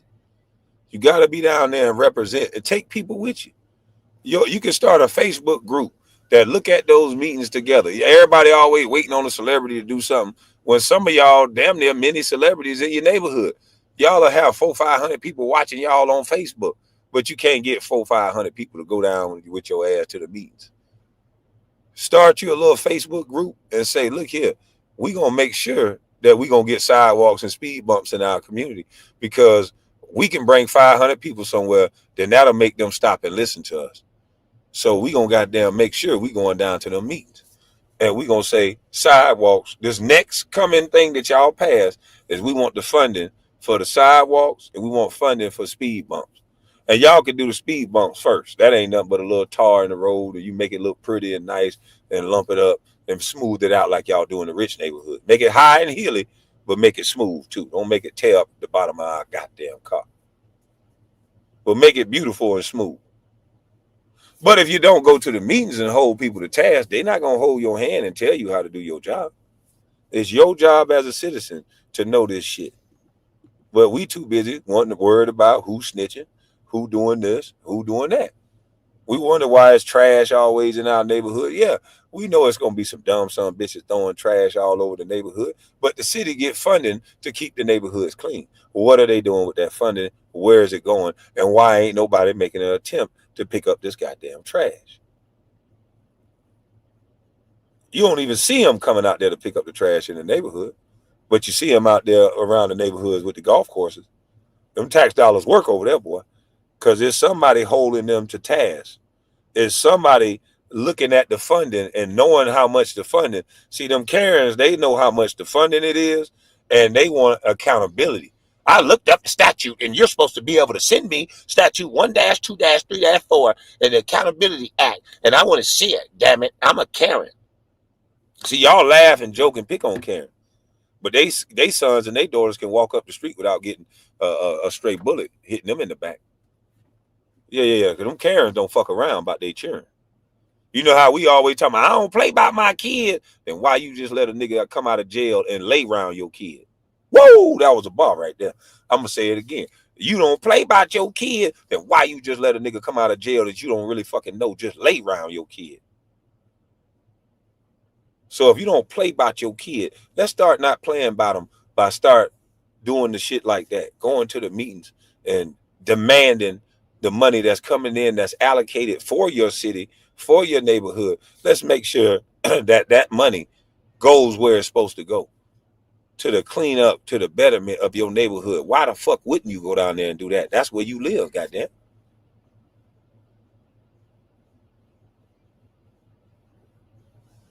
Karens call the police on every goddamn body. So it's some goods and bads with the Karen.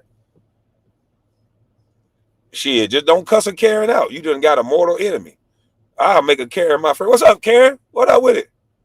You gonna tell on somebody else? All right, make sure you keep my shit safe. I'm finna go to Miami now. Watch these motherfuckers, all right? Salute to you, Karen. Yeah, if a Karen was my neighbor, I'll go over there and holler at her. What's up, Karen? Hey, look here, I'm about to go out of town. And I might post an Instagram pic. If you see any motherfucker in my yard, call 911, please. All right, I'm down. Shit. I'm going to befriend my Karen neighbor. The fuck you talking about? Look here, Karen. I just left, and I don't give a damn about anybody that come up in my yard. I don't give a fuck if it's my brother. Call the cops on his ass. I ain't letting nobody come over here while I'm gone. I want to stay next to one of them Karens that just look out, stare out the window. I want one of them stare out the window old ass Karens that just watch everybody a goddamn. I'm talking about everybody a suspect until they prove otherwise. Hey, I want to stay by one of them motherfucking Karens so I can travel the world. I can travel the world living next to one of these Karens. Everybody a suspect until proven motherfucking otherwise.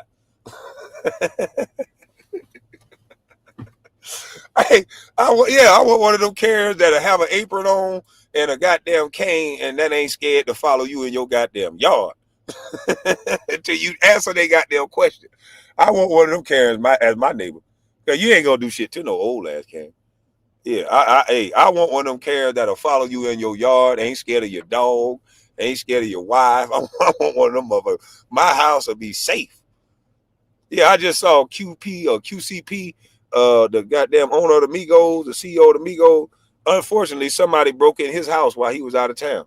He posted a video of him out of town. Man can't go enjoy himself. Somebody ripping security down off his wall. I said, damn, a nigga can't even try to travel the world and enjoy themselves. Nigga got to leave the country and goddamn don't post one picture until they get back. Bitch, you better not post me, bitch. You know all them niggas know I'm out of town if you post me. Bitch. It be your own homeboy that been to your house. Look, go left, down the hall, and go to the right. Press security. Go. I think I seen him do it, nigga. When he went to sleep, nigga, I put that little thing on there to get the sweat glands, and I swear the code must be 1 2 1 2 2 2. The nigga dumb. He kept it simple. 1 2 1 2.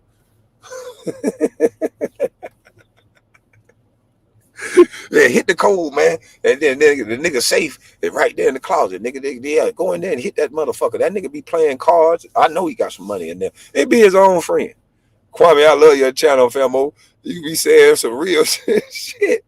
The niggas would never. He said the nigga would never understand, but they are proud to be niggas. Go Bears. Salute to you, bro.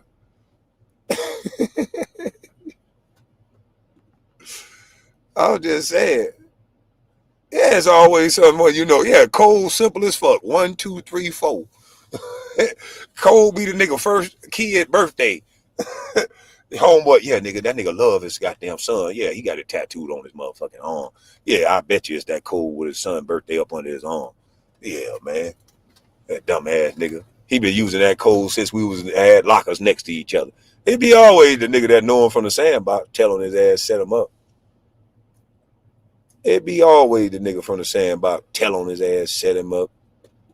You let niggas download your program, talking about he a real one. I thought he was a real one. Nigga, this is an apex predator.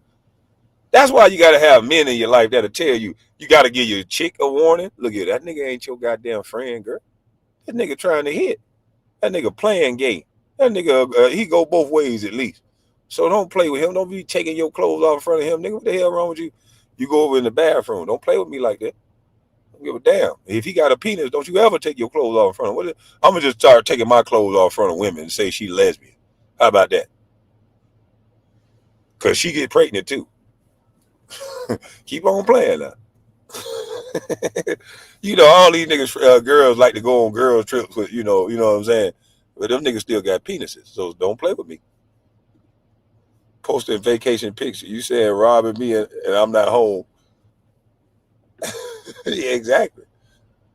So I want to stay next to one of them old ass Karens with a cane. I don't give a damn what you niggas say.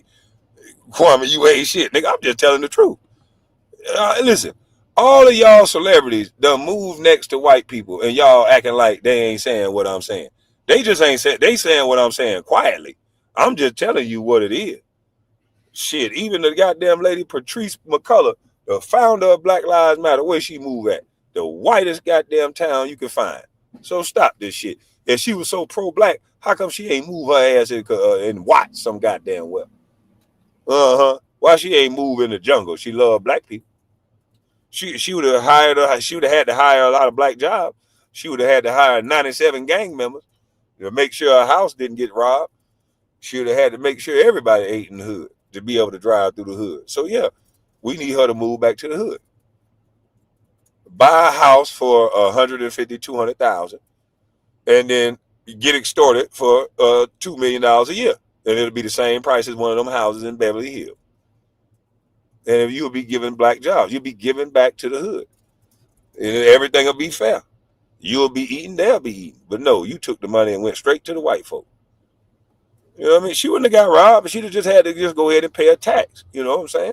She'll be giving out, we'll call it black jobs. She'll be paying tax to the Crips, the Bloods, and Vice, every gang around. And she'll be paying that hood tax, and that'll be just as much as her house would have cost out there in Bel Air. So she feeding the hood. That's real nigga shit. You know what I mean?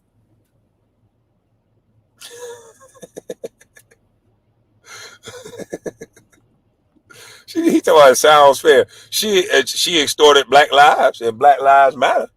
At least some of the hood would have touched some of that money. You know, they might have not have done right with it, but they would have touched some of that money. You know, I'm just saying. But yeah, man, save a life, move a Karen in the hood, because LeBron James don't live in the hood. Goddamn Stephon Curry don't live in the hood.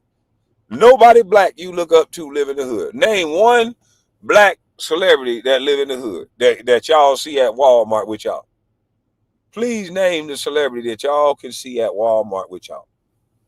And then y'all gonna say some shit like, well, shit, nigga, celebrities ain't supposed to shop at Walmart. Why not? They got the same water. I wouldn't buy the fruit and shit. Maybe not. I wouldn't buy that, but they got the same cheap ass water. Oprah bought Hawaii. Redman. See, Redman different. He don't subscribe to that celebrity shit. I'm talking about somebody that y'all talking about as a celebrity. Y'all can't be saying the real ones now. Don't no. We talking about the celebrity folks that y'all idolize. Y'all don't idolize Redman. No, I'm a bust. You can't count me. I ain't on nobody radar. I'm just an old broke ass bust. I'm supposed to be at Walmart. I fell from grace. Ain't nobody like me. MJ used to slap me in the mouth. You know all the shit they say about me. So yeah, I'm supposed to be at Walmart with you. Hell, I ain't even supposed to be allowed at Walmart because I'm a bust. I want to live where people look corny like Carl Banks and Mr. Rogers.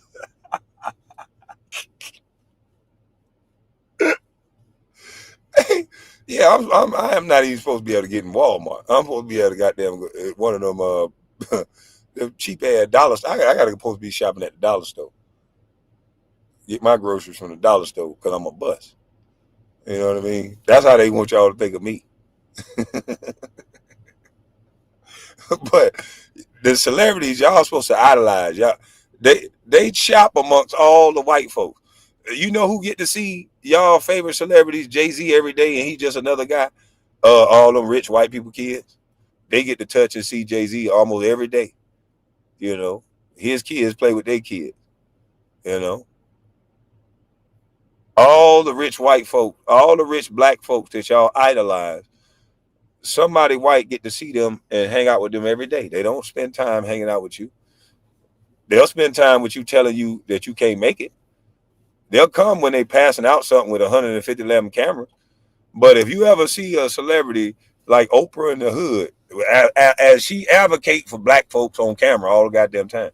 But I believe if you see Al Sharpton, Roland Farton, any of these people in the neighborhood, I think as soon as they see you, it's gonna be like a deer in the headlight. They're gonna be like, "What is that? What kind of person is this?" They're not used to seeing you being around you. They don't want to fuck with you for real. They want to just talk about you and use you. They don't really like you. I'm just saying. Let me switch to my phone real quick because I need to take this back upstairs. I ain't really smoking no more. Hold on, y'all. Let me mute this so I can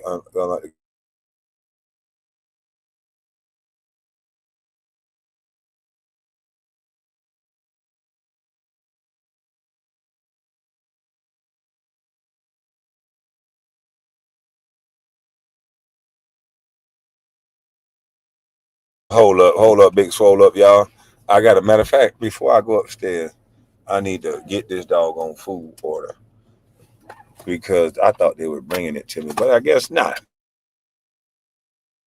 So let me go get in where I fit in. And but yeah, man. What do you say?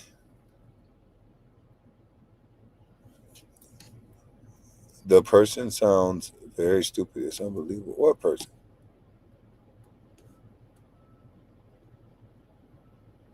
Be careful, KB. They're gonna say you. They're gonna say me. No. They ain't gonna say me. I'm a bust. I'm saying like this. How you inspire the next generation is the next generation got to touch, see you, be impacted by you. And I'm saying Muhammad Ali, Joe Frazier, celebrities of the past, they understood that. Just their presence alone, not just coming around to hand out turkeys, just them being a part of the culture and people being sane enough to allow them to be there and not treat them like somebody that you rob and disrespect. But Muhammad Ali, everywhere he went, he inspired people by just his presence, by just his work ethic, his story. And other people's children get to be inspired by our culture and our people. And we don't get to be inspired by these people. We have adults find reasons to kick their ass or hate on them or don't allow them around the kids. We only get to see them in a superficial manner where it doesn't really benefit nobody. They just standing there handing you some shit. Like, no, people got to be able to see the real you. People got to see, how did you get to the point where you got? What was the discipline that you had? There's going to be some bad things that they see too, because ain't nobody perfect. And I think that's why they don't come around you, because their celebrity won't hold up. This perfect image that you have, that the reason why you pay them so much won't hold up. They go through the same shit. If you knew that that Will was getting cheated on by Jada, would you still have said you wanted your relationship to be like hers? I remember when it was people looking at their life and their marriage, and that's why people got to turn off the goddamn phone and the TV in dreamland sometimes, because it was women out there looking at the way that this man, Will and Jada, was getting along, and they was going home saying you need to be more like Will. And what's the dude, Derek Jackson? It was women out there swearing up and down that their boyfriend should have been like Derek Jackson. And I think all of these niggas now should say, you know what, baby, you right. I should be more like Derek Jackson. I should be lying, getting your money, getting all these women money, and knocking the lining out of every last one of them, baby. You right. I should be just like Derek Jackson, a lying, cheating son of a bitch.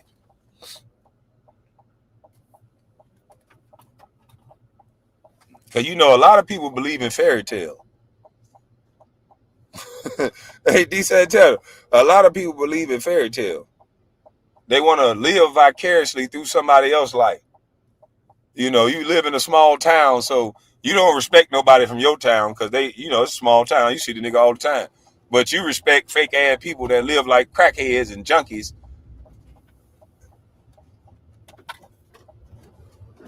The nigga got to have a Zan bar in his blunt to get high. These niggas in love with junkies.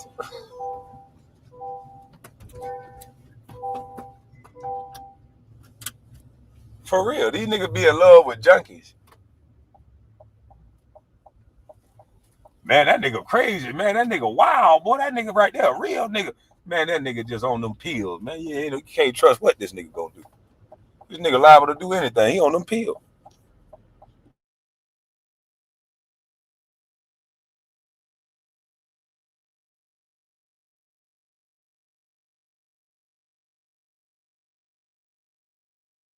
Man, that nigga there, real nigga, boy. That nigga out of his mind, boy. You better not run up on that nigga. That nigga right there, boy, he'll get you gone. Man, that nigga just a junkie, man. Man, you could buy that nigga, man. Just get that nigga some dope. Get that nigga some pills. This nigga's a crackhead. This nigga ain't loyal to nothing. That nigga loyal to that drug. He's just an angry junkie, man. That's all. He misunderstood.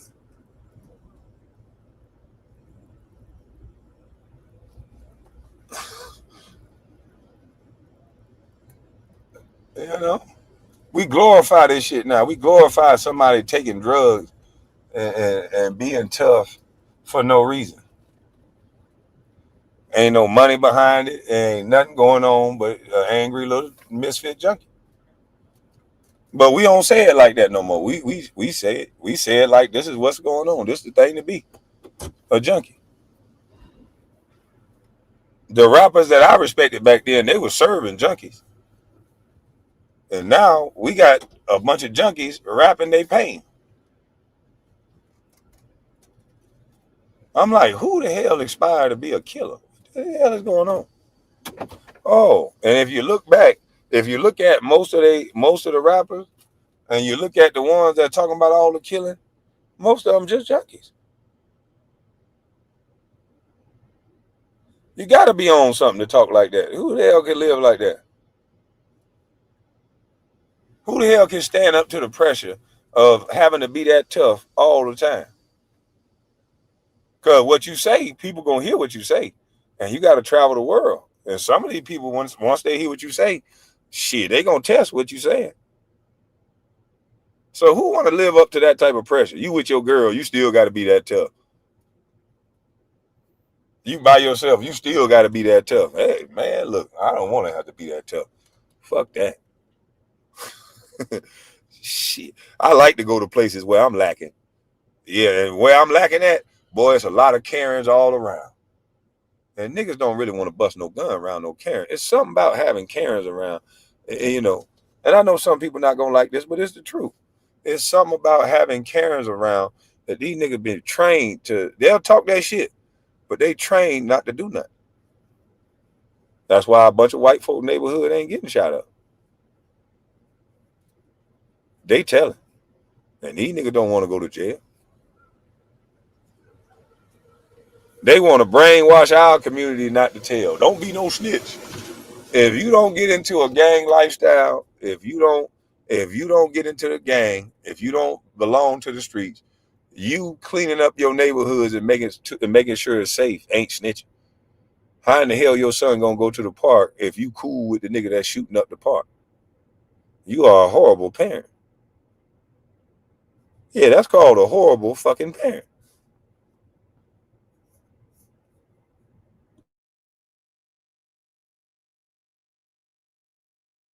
To come in there with the National Guard and gave him a whole, I think that's how you say it. I'm sorry, y'all. I've been watching this other girl and she done gave him a whole name and I love it.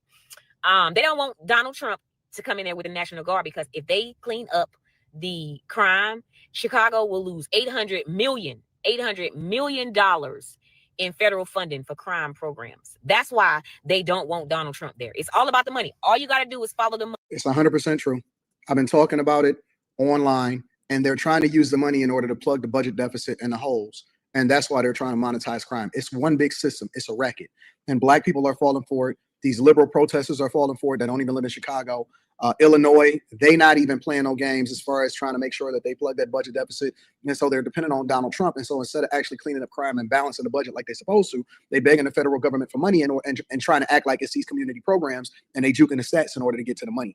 It's one big racket, bro. And it's not fair to the black people in the community, members, and the people that live, work, and play and have to deal with this nonsense on a regular basis. It's so messed up, bro. Money. I say this about everybody. Follow the money. The money is going to lead you to the reasons why.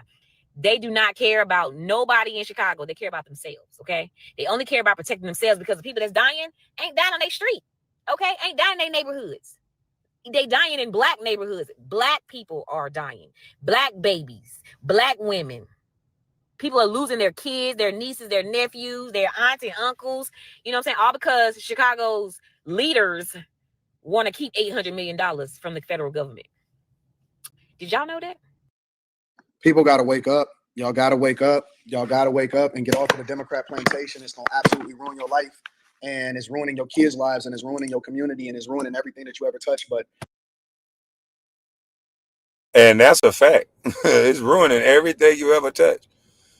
$800 million if crime stop, they lose. Why in the hell would they want crime to stop? They just keeping people emotional, keeping people trapped into nonsense, keeping people thinking that this is against black people.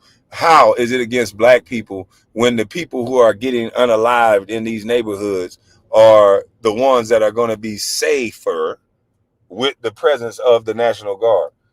Are there going to be some people who get stopped for no reason? Yes. Are there going to be some people who look like us that ain't doing a damn thing wrong that have to deal with some uncomfortable questions? Yes.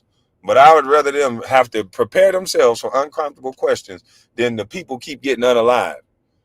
And you just so happen to be black, and it makes sense that they coming. Too many things have happened in too many of these different cities. The most dangerous cities for us black males is Democrat-ran cities. And this is a statistical fact. They can try to cover it up. They can try to hide it. They do not care about black boys leaking out and bleeding and dying on these city streets every single night. It's no outrage about it.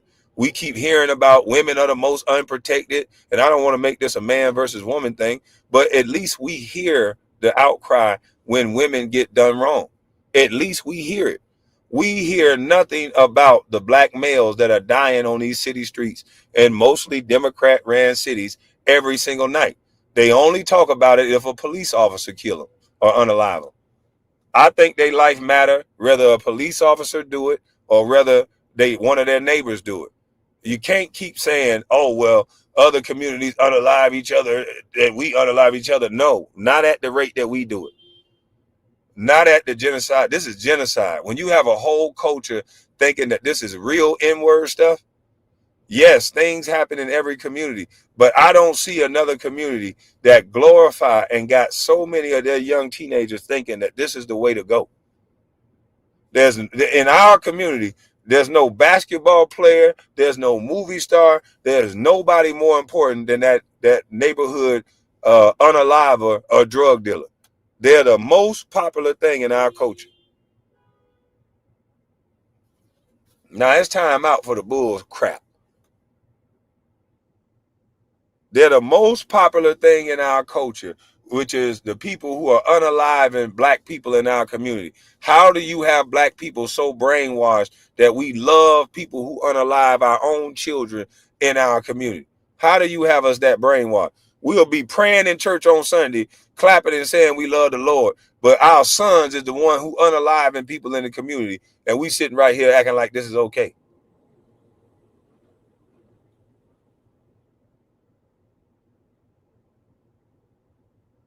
We supposed to keep the killer out of jail for them to kill more. How the fuck does that make any sense? But we love our babies. We love black lives. When we won't even call out the people who are taking black lives out. The only thing we try to do is deflect to another race. What does that got to do with us? What does what somebody else do got anything to do with the way we look at successful black people in our community? We can't wait to call a successful black person a sellout or a coon. It's almost like we love poverty.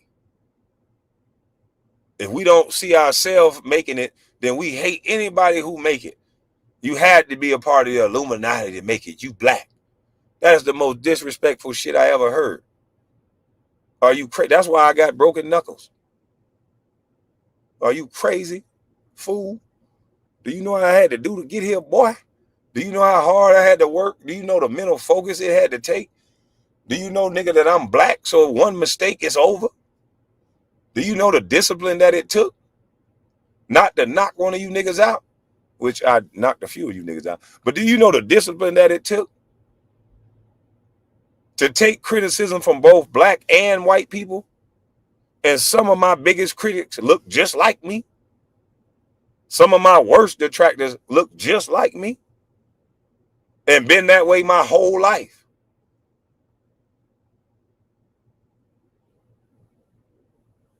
So don't get mad at me, nigga, because I had to goddamn grind and I did something different than you and I stayed disciplined and I'm reaping the benefits for it. Don't try to strip away my blackness, nigga.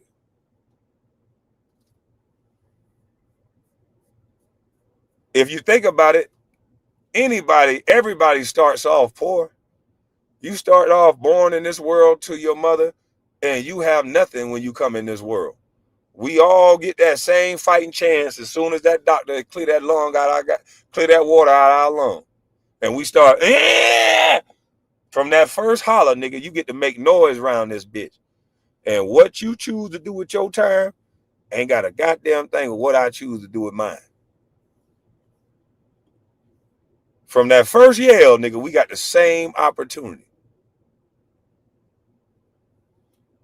And you can't use that bullshit against me because I ate the same government cheese and all. There was times where I wanted to hurt some people. And I said, man, you know what? Fuck it, man. I got to focus on this. I've been making grown-up choices. I've been had to stay out of my feelings. Just because you can do, you don't do. You got to be patient for a greater good. For a greater good is what I used to always have to tell myself. Nigga, you got to stay clean for a greater good, nigga. Fuck all that. Let that nigga think he tough. Yeah, he was talking in front of them hoes, but let him. Yeah, so what? Them hoes dumb anyway. Because that ego is a motherfucker. It'll start playing with your mind. Yeah, this nigga tried me in front of these girls. This nigga did. I had those same space and opportunity to make the same mistakes some of you did.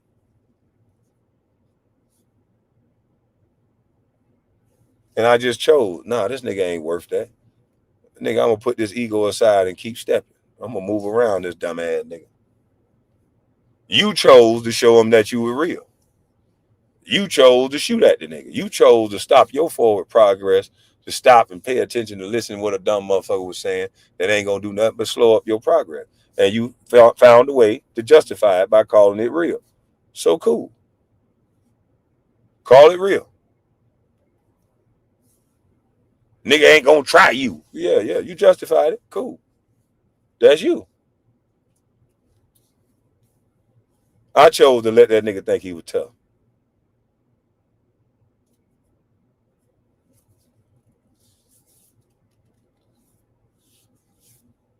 My walk-away game is strong. Yeah. It's trained fighters that have to walk away all the time. You might think because you were loud and you was talking tough, you might think you scared. You might be talking to a trained fighter that just sat there and let you run your mouth when he could have broke your jaw in half. So you got to be careful who you talking to. Sometimes you could be talking to somebody that's disciplined and they just holding back from fucking you up. That's all it is. You just loud, but they can really fuck your world up. Let me find this video for y'all. Hold up.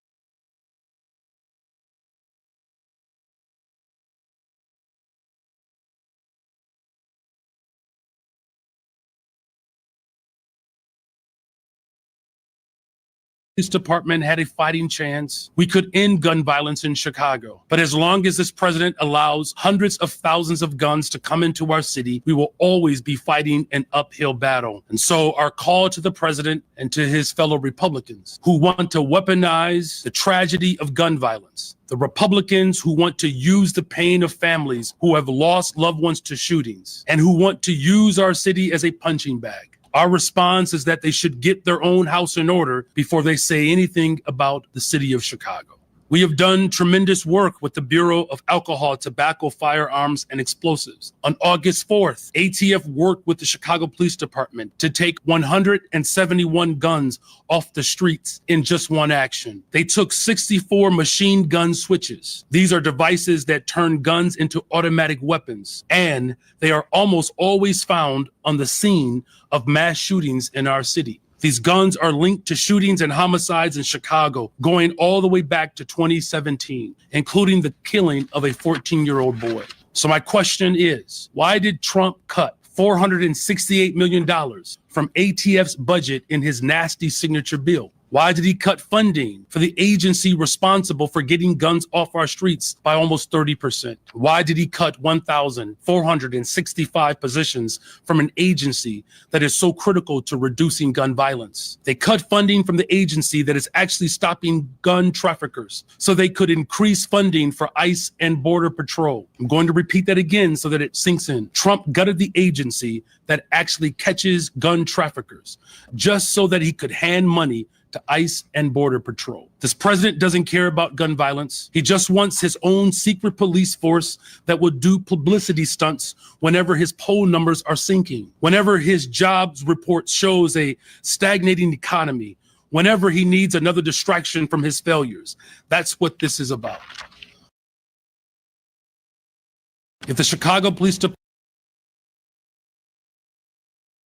Now, that's funny. That's hilarious. Dipple D said, remember, for 42 months, it's always better to walk away and to save a life. Yes, sir. But check this out. Brandon Johnson, man, this is sad, man. He is trying to blame Trump for something that they started. You want funding for everything that don't stop. The reason why Trump don't want to give you the money for nothing is because it never stops. The crime never stops. All you want is the crime is keep going so you can keep getting funding for something that never stops. Beautiful One said 800 million. Absolutely. He just want the funding. That's all they care about. Why would they stop crime if it costs this much?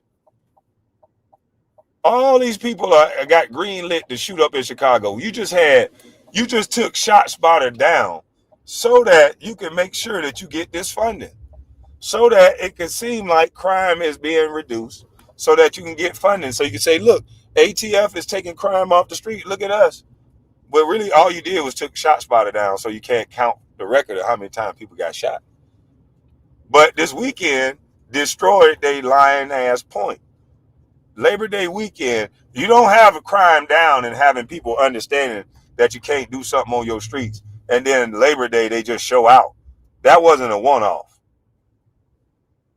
That wasn't no damn one-off.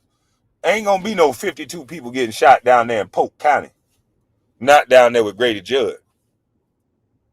Grady Judd gonna do a demonstration on his city streets. You come out there talking about you finna shoot 52 of his citizens that's out there trying to enjoy themselves. When you go down to Polk County, them sheriffs gonna have a demonstration on you.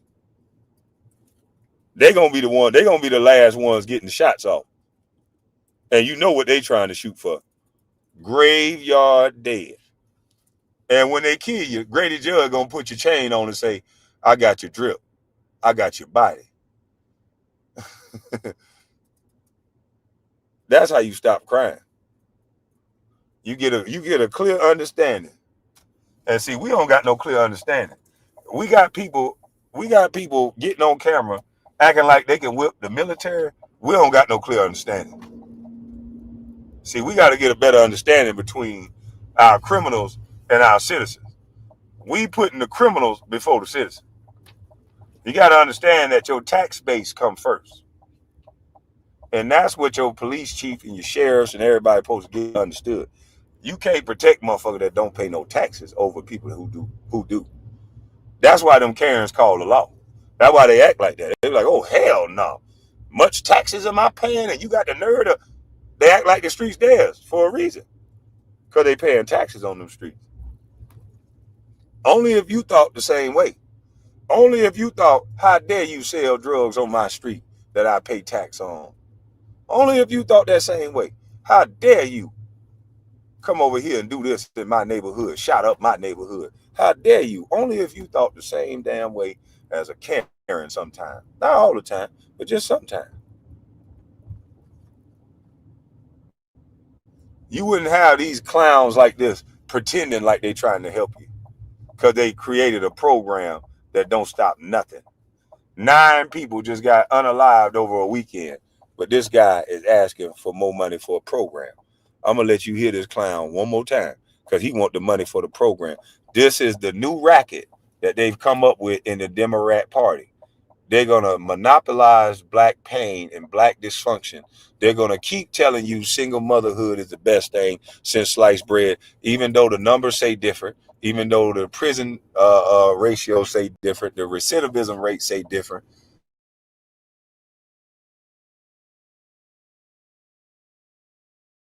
Because of feelings, you end up with people like this that know how to monopolize your pain. Word salad ass ninjas. Yep, exactly.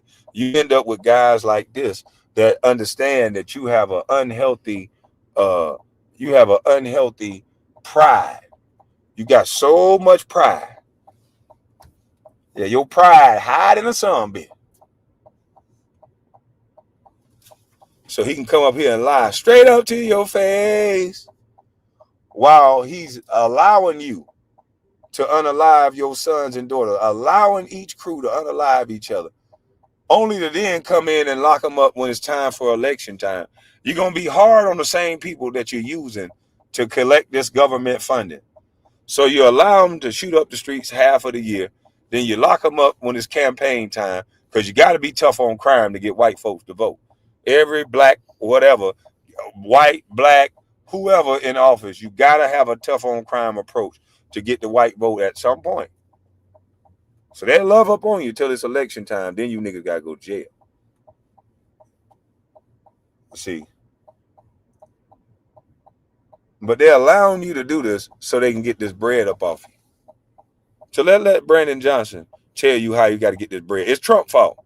See, it's Trump's fault that we created a program and Trump trying to stop it, because Trump trying to show you that we don't need to keep sending you all these millions of dollars because you ain't doing a damn thing with it. So we just going to keep these millions of dollars and we're just going to send the National Guard in, because when y'all did it, it worked.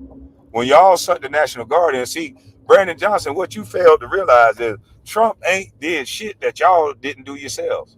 Y'all shot yourselves in the foot. When you brought the Democratic Party there and you used the National Guard to come there and protect the Democrats, guess what? People can look up what happened with the police presence being there. People can look up and say, well, hot jams. This was down during that time. X, Y, and Z was down during that time. So that's what happened.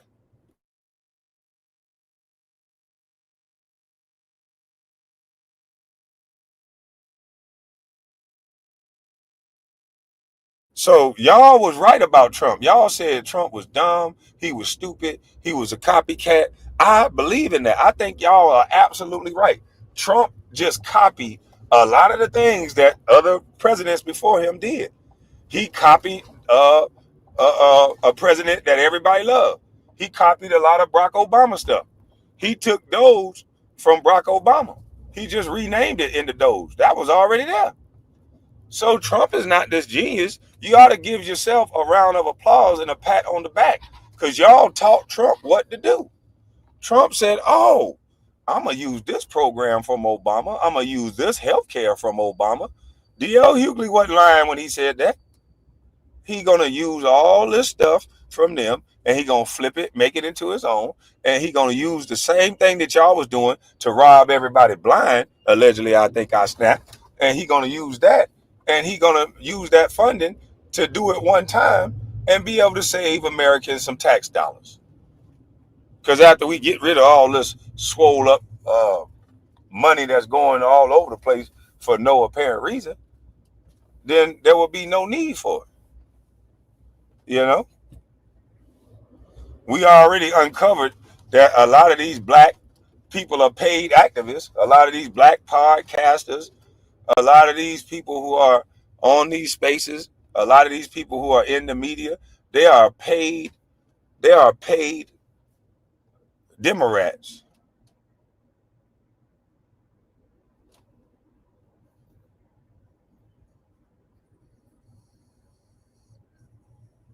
Oh Lord. He talk about Joy B, Mr. Brown. I just took my trash out. The neighbor was walking her dog. I forgot and said, good morning, Miss Karen. Damn right. Respect a Karen Day. They help keep your neighborhood safe.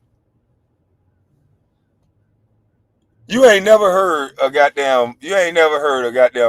a dude that's living next to a Karen that understand their neighbors and that's just chilling, ain't doing nothing wrong, complain about no Karen. Shit, I be quiet around my goddamn neighbors. I'm making sure I don't make no. Well, I got enough room. I can make all the noise I want. But when I lived in McLean, Virginia, I had Karens to the left, right of me everywhere I went. But guess what? There's a trade-off with living next to Karen. When I left and I went anywhere, them niggas in D.C. knew better than to goddamn come and fuck around in McLean, Virginia. I don't know what it is about McLean, Virginia, but they just knew better than to come fucking around. I could leave out of town and leave my door unlocked, and wasn't nobody gonna go down over there to McLean, Virginia, and fuck around. I don't know what the police did. They must got a hell of a gang unit or a task force, because they got them niggas mining over there in McLean, Virginia.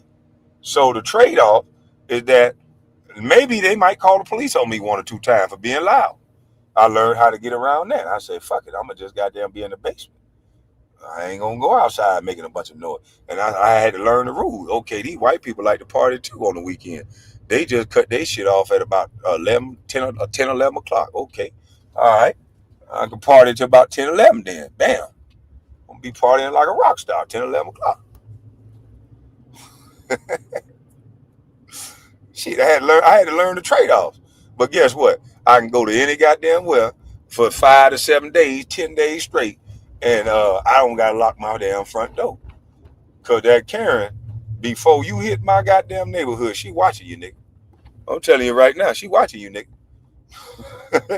And I ain't saying the N-word just because it's a Karen watching you, but I'm just letting you know, nigga, you being watched. Neighborhood watch like a mother trucker. You hear me? I'm just letting you know. All music shuts down at 10, KB. Yeah, I got around the neighborhood, and I ain't trying to change up the Evan, Florida neighborhood. I said, oh, this they gang rules. I said, okay, I treated it like it was the streets. I said, shit, you can't pull up on nobody's block and just change their rules. I said, okay. So I'm pulling up on the white block. You know what I'm saying? They turn the music off at 10 around this bitch. Okay. My music going off at 10. Shit. I know where I'm at. I'm out of bounds. I chose to move in this neighborhood where it's goddamn 1% black and I'm the only black person out this motherfucker. I chose to move here. So I got to follow the rule. Yeah, I got to turn my shit off at 10 o'clock. I ain't going to be the one out here yelling, motherfucker, I bought this house. I don't give a fuck. It's 1 o'clock in the morning. I paid goddamn $2 million for this house. No, I just took my punk ass down to the basement. You know what I mean? Still had the same party. I put them insulation on the walls and shit. And I had a party like a motherfucker. Ain't nobody knew.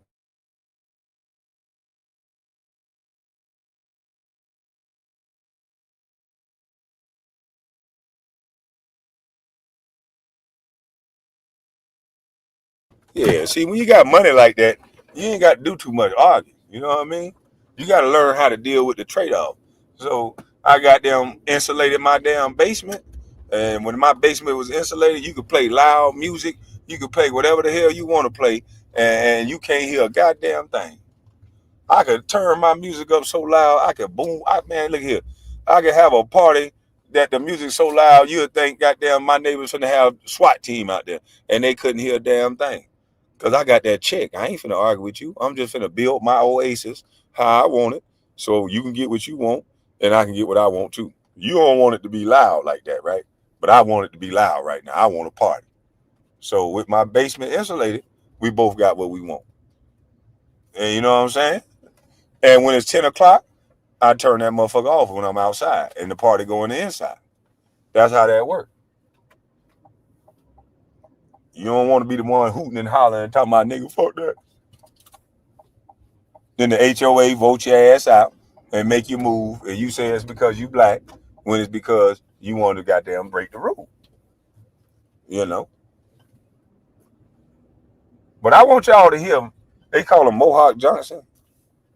I want y'all to hear this clown one more time, man, because I don't think y'all hear this man monetizing, because that's all this sounds like to me.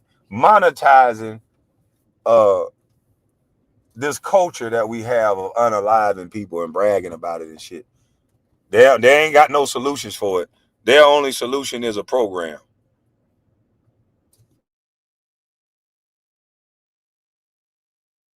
We could end gun violence in Chicago, but as long as this president allows hundreds of thousands of guns to come into our city, we will always be fighting an uphill battle. And so our call to the president and to his fellow Republicans who want to weaponize the tragedy of gun violence, the Republicans who want to use the pain of families who have lost loved ones to shootings, and who want to use our city as a punching bag. Our response is that they should get their own house in order before they say anything about the city of Chicago.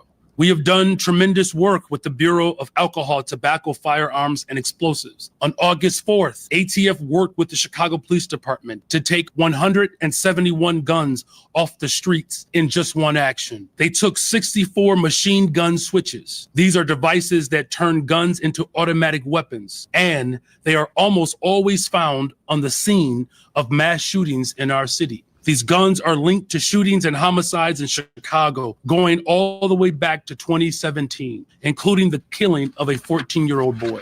So my question is, why did Trump cut $468 million from ATF's budget in his nasty signature bill? Why did he cut funding for the agency responsible for getting guns off our streets by almost 30%? Why did he cut 1,465 positions from an agency that is so critical to reducing gun violence? They cut funding from the agency that is actually stopping gun traffickers so they could increase funding for ICE and Border Patrol. I'm going to repeat that again so that it sinks in. Trump gutted the agency that actually catches gun traffickers just so that he could hand money to ICE and Border Patrol. This president doesn't care about gun violence. He just wants his own secret police force that will do publicity stunts whenever his poll numbers are sinking, whenever his jobs report shows a stagnating economy, whenever he needs another distraction from his failures.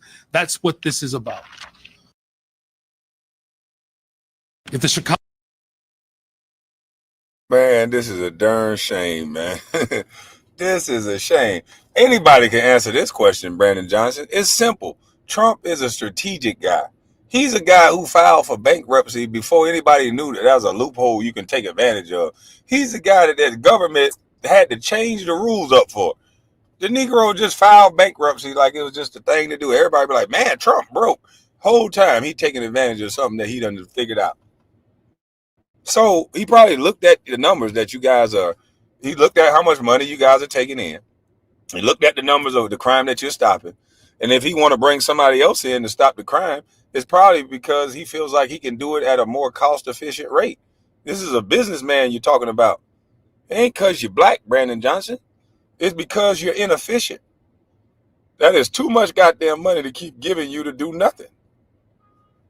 So we're going to send ICE in here. And plus, you guys gave him the numbers for him to even look at. And that one weekend that you came and protected the Democrat, there was no crime, there was no homicides, there was no shootings. Shootings dropped just by y'all having the National Guard there. So again, thank you, because then now you're going to help save black lives. And now it's killing y'all. It's really hurting y'all feelings because now you're going to have to prove that Black Lives Matter. Because you're going to have to take less of a budget. Yeah, you're not going to be able to get all this money based off of monopolizing black pain and black trauma. So black lives will truly indeed matter once you take a pay cut. Now, that's when you're going to prove Black Lives Matter, when you okay with taking a pay cut. Because we hear all this money y'all getting, but we still see people bragging about the killings. So obviously what you're doing is not working. How can people be bragging about the unalivings if y'all stopping something? Let's look at this, Brandon Johnson. This is you. Hold on. Let's play this for you. So yeah, he trying to find a more efficient way to do your job, because obviously you ain't doing your job. If you was efficient at doing your job, Brandon Johnson, Trump wouldn't be here. So you can't use the same, let's blame Trump. That's how he got elected, because Trump wasn't in office. Y'all got the ball and y'all fumbled the mother trucker. You put illegal aliens above your own citizens. You spent up all FEMA money and any money you can get your hands on, not for your own public American citizens, but you did it for illegal citizens that was over here for real, doing the right thing, illegals. So you're the reason why your city is bankrupt. So yeah, it's not Trump's fault. It's you. You're the problem. And say about, we don't need help, we're safe. But 2 weeks ago, they had 6 people murdered, and they had 24 people hit by bullets. Get your mind up on Chicago, though? Well, we're going in. I didn't say when, we're going in. When you lose, look, I have an obligation. This isn't a political thing. I have an obligation. So President Trump vowed to send in the National Guard troops to Chicago, where 8 people were killed and 50 others were hurt in shootings this weekend. The city leaders remain defiant. I'm aware that the President of the United States likes to go on television and beg me to call and ask him for troops.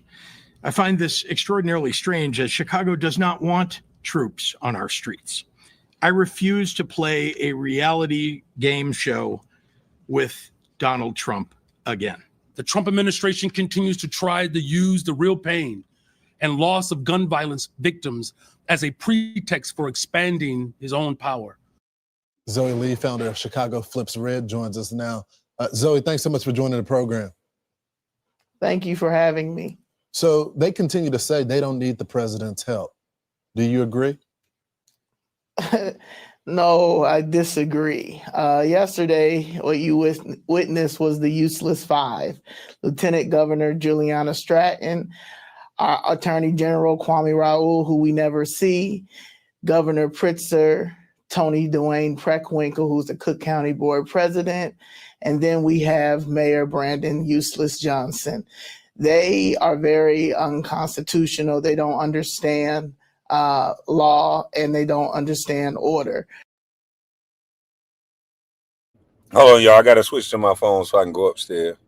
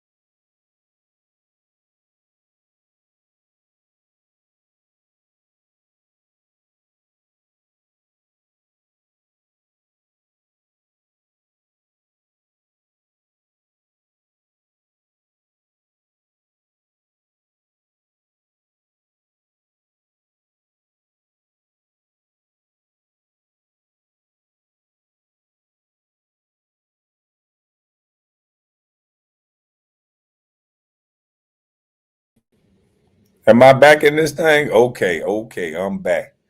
You got to get up 2 elevators up this truck, this mother trucker. All right, so we good money. And we're back. Let's go, good people that stayed. Thank you for being patient. We have an education crisis in the city of Chicago. We have a mental health crisis in Chicago. Our children are dealing with PTSD, post-traumatic stress disorder, that a lot of people do not know in our communities because we're not taught about mental health.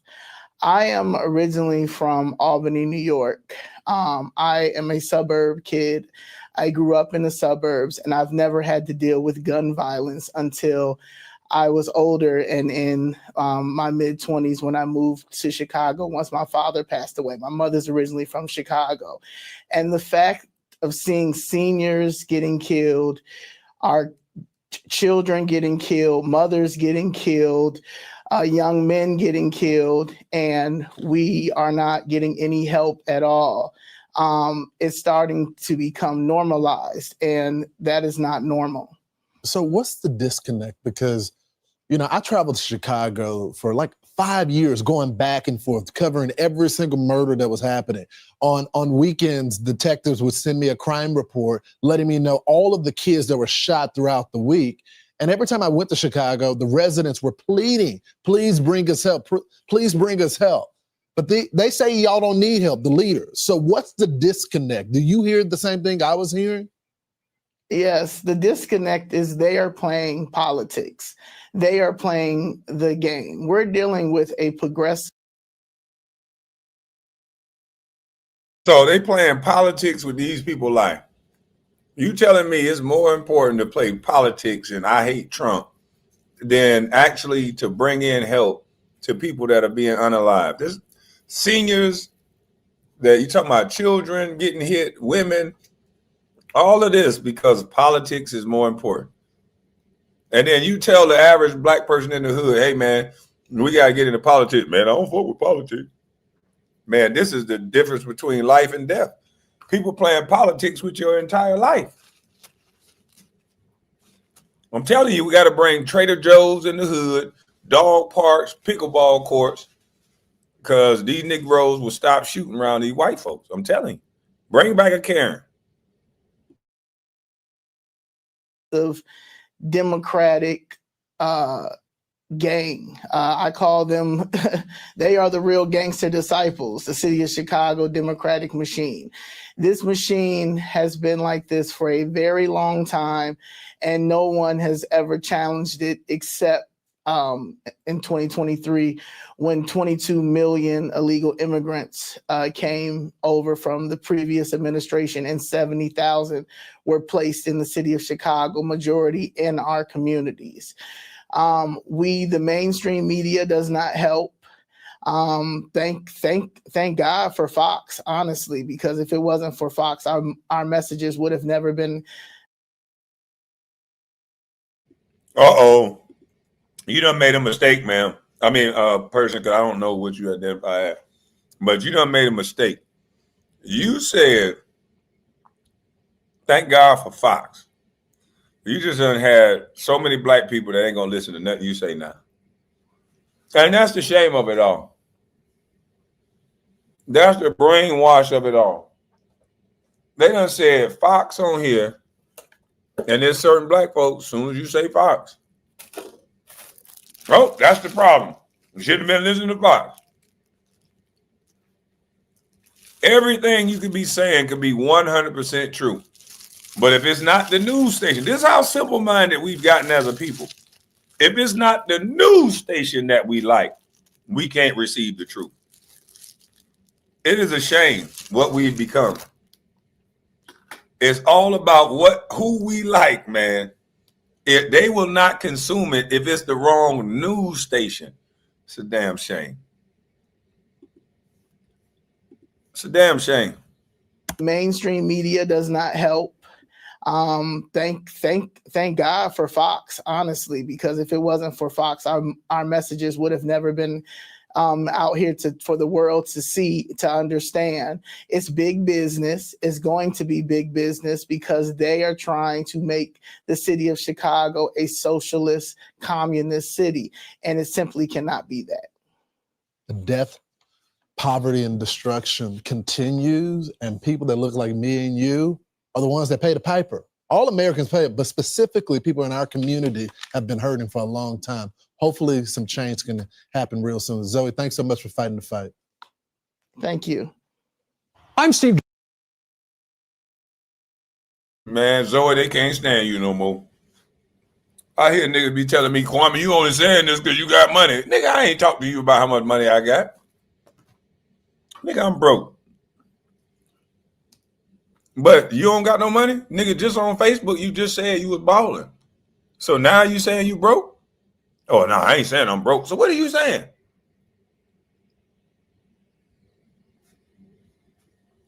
What are you saying then? Oh, nigga, you confusing me. Do you want me to be broke?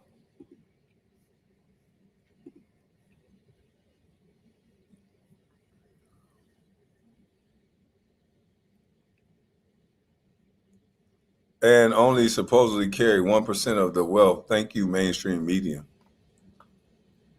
What?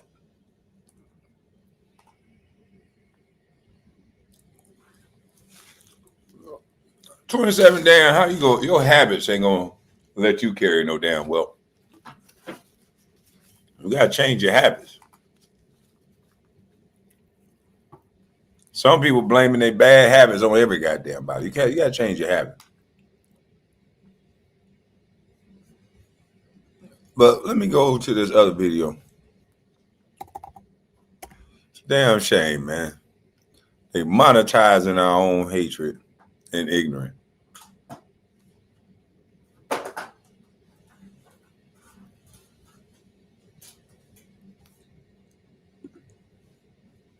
I hope Trump do make an example out of Brandon Mayor Johnson.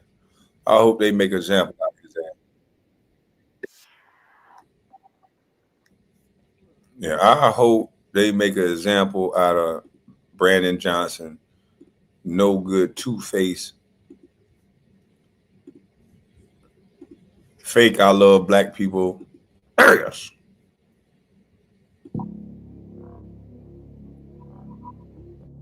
So how has the city safety changed over the years? From bad to worse. It's just getting worse and worse every day. Every day, you know, the local media, sometimes they report the crime for one day and that's it. So it's just gone from bad to worse to disastrous. No one really feels safe. It's impossible to feel safe in a city like this, especially with the leadership we have.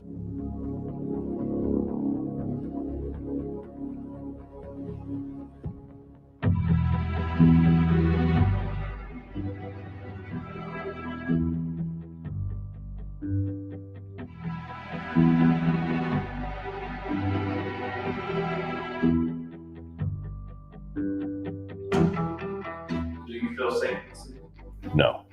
No, I don't feel safe at all in the age I'm in right now. And I got 3 girls. Let's see, how they gonna invalidate him? Oh man, he's just a MAGA boy.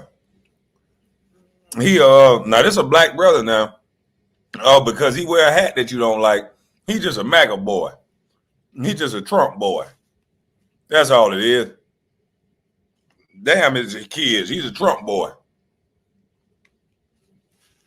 They're not gonna listen to what the man's saying. We're not gonna hear this man saying, I got 3 girls. This hat is gonna throw off all, it's gonna give them all what they need to know about this man over a hat.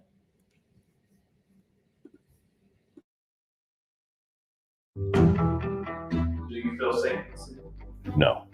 No, I don't feel safe at all in the age I'm in right now. And I got 3 girls. I'm really more concerned about them, raw fan. Actually, it wasn't really as bad as it is today. When I was growing up back in the early 2000s, yeah, it was bad, but the kids nowadays, they're just wreaking havoc in all of the neighborhoods. We didn't play with guns and we didn't listen to drill rap music like at this very young age.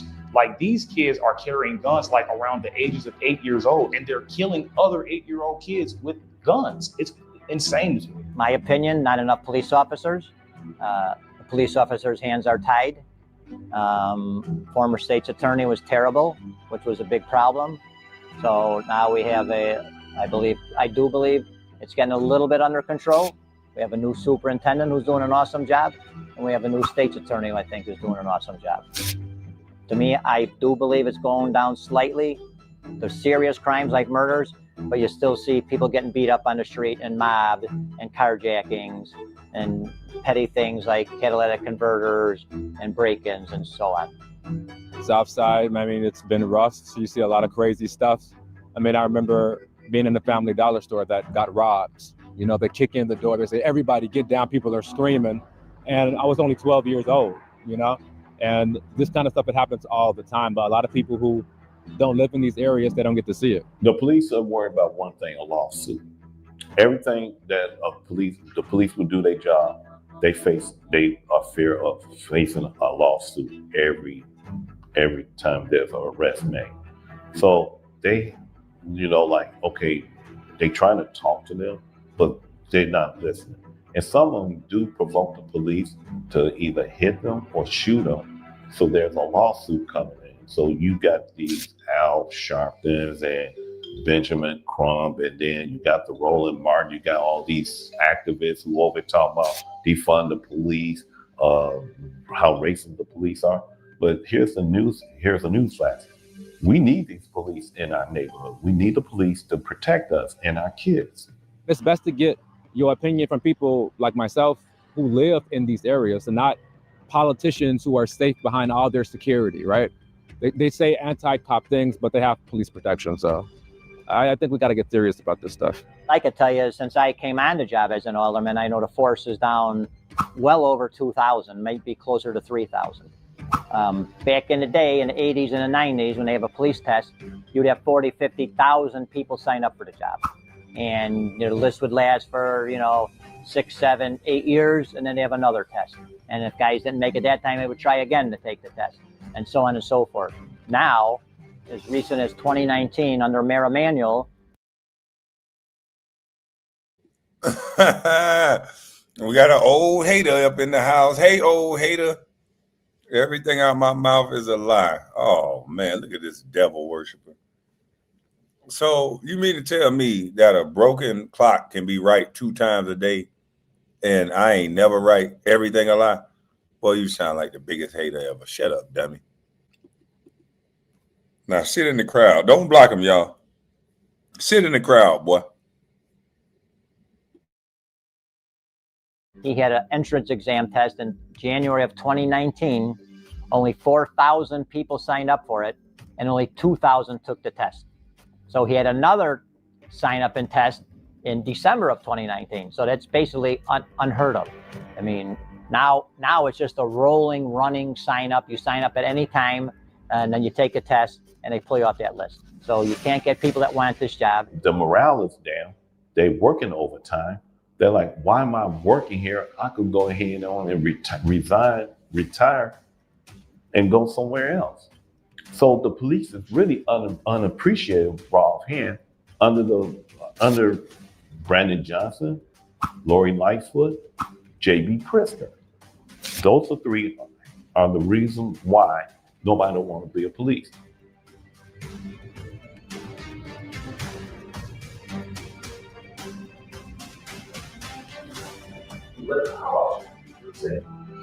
In Chicago? Absolutely.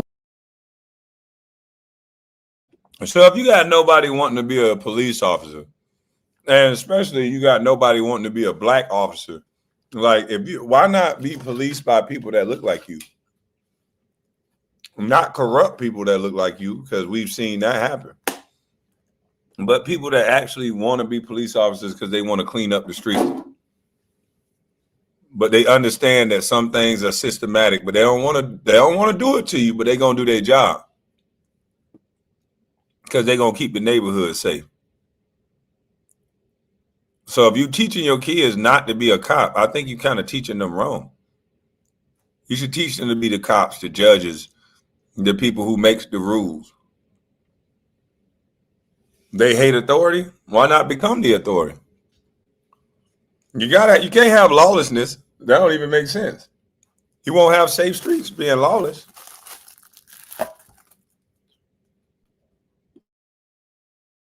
Absolutely not, man. No way. Now, in certain parts of Chicago, yes, but that's not where I live. Those aren't the areas that I go. But even now, you have downtown. This place used to be beautiful back in the day. The tourist money we used to bring in when it comes to downtown, the attraction that we used to bring in, all of that is now gone because of these progressive mayors like Lori Lightfoot and Brandon Johnson. Their policies when it comes to crime is not working at all. I think the biggest piece of the pie has to be more police officers, more protection. That's what the people want. More visibility. I have a sister who was shot in the leg coming from work. A lot of people don't know what that's like to have your phone, you know what I'm saying? And they say, so-and-so was shot, but this is a median family. And they don't know that feeling of like, you lose your breath, you don't know how to breathe, and you drop your phone, and you kind of like, is this real?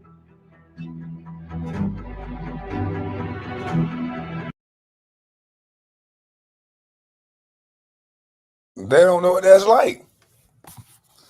They don't know what that's like because they don't care what that's like. They don't got to go through that. They don't want that for themselves. They're not going to be dealing with that. The mayor got security. The mayor and them got guns around them. They got guns around them. They don't care nothing about all that. Now let's play what they're gonna play all over CNN. Let's go ahead and play it over here. They're gonna highlight this. See, Trump is a mean guy because Trump went off on this report. And this all comes. This is what they want to highlight with Trump. They don't want to highlight that he trying to save some black lives. They want to highlight anything that make a headline. Let's highlight this so we can do it too. As President Trump's Chicago crackdown coming into focus, the president says he'll decide whether to send in the National Guard in the next day or two. This as the city awaits enhanced ICE operations. And Mike Tobin has the latest from Chicago. Hi, Mike. And Dana, ICE agents are operating in the city of Chicago right now as we speak. They picked up some people yesterday in the northwest suburb called Palatine. But despite what you're hearing from Illinois Democrats, you're not going to have columns of ICE agents walking down the street randomly snatching people off the street. The way these operations work is they have individuals that they have information on, that they have criminal histories. They're in the country illegally, but despite sanctuary policies and cashless bail, they are out on the street. So you have those are the individuals they're going to be going after, the individuals they're going after right now. The Illinois National Guard has not yet received any orders to even begin preparations for deployment. If and when the Guard is sent to the streets of... Damn, these niggas climbing on the counters. Man, if I'm in a neighborhood where niggas climbing over the counter for the $200-$300 that they finna get out of the subway, and exchange that for about 15 years, I know I'm in the wrong place. These niggas robbing a subway, man, and y'all got to divide that money up by 3. What? Yeah, I'm living in the wrong neighborhood. It's time for me to move. I would instantly say this is my fault. I got to do better. And I would start studying. I start running, jumping, whatever I got to do. Shovel shit to get the hell out of this neighborhood around Negroes that'll take 3 people to rob a subway. What do you go get? $200-$300 out the draw? Are you crazy? Come on, times are tough. It ain't that tough. It ain't that tough. Salute to you. Nelson Charles say good morning, everybody. Salute. Man, by the time they finish dividing up, the money, it's one shoe street. There's 3 of them. at 3:46, 3:47 in the afternoon. Okay, they waited after lunchtime. They waited after the lunch rush. You know what I mean? They waited after the lunch rush, and they coming in there like, shit, we're gonna get 500. So they'll get about $500. The lunch rush done went through.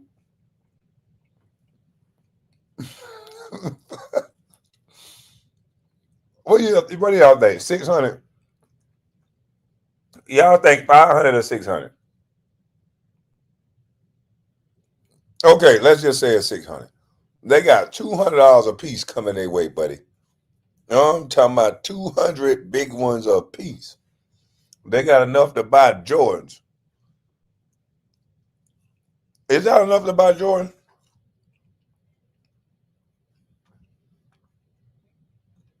Is $200 enough to buy Jordan? No, I think they need about $250 to buy Jordan.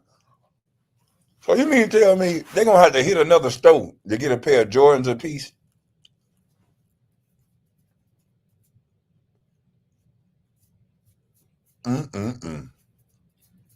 Golly. They put people's lives in danger for $200. Yeah, they ain't think about that. They pulling a gun on somebody in my Air Max 90s. You could tell Miss Collins was a real one back in the day. She wearing Air Max. They all them in their mind. I know about them in Air Max. Anyway, putting people's lives in jeopardy for $200. You armed robbery. When you got a gun, when you do strong armed robbery in certain states, you could do the rest of your life in the chain gang. Florida, you're gonna do a lot of years. But you do all that for $200? Hell to the no, man.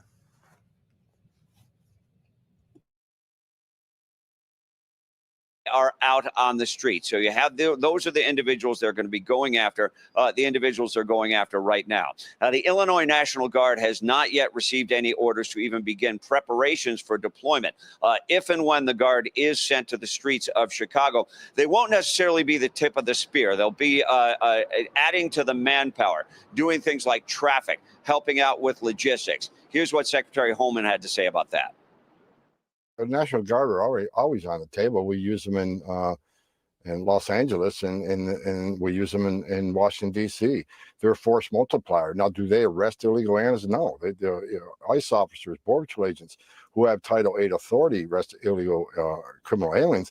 But the National Guard does provide protection for us.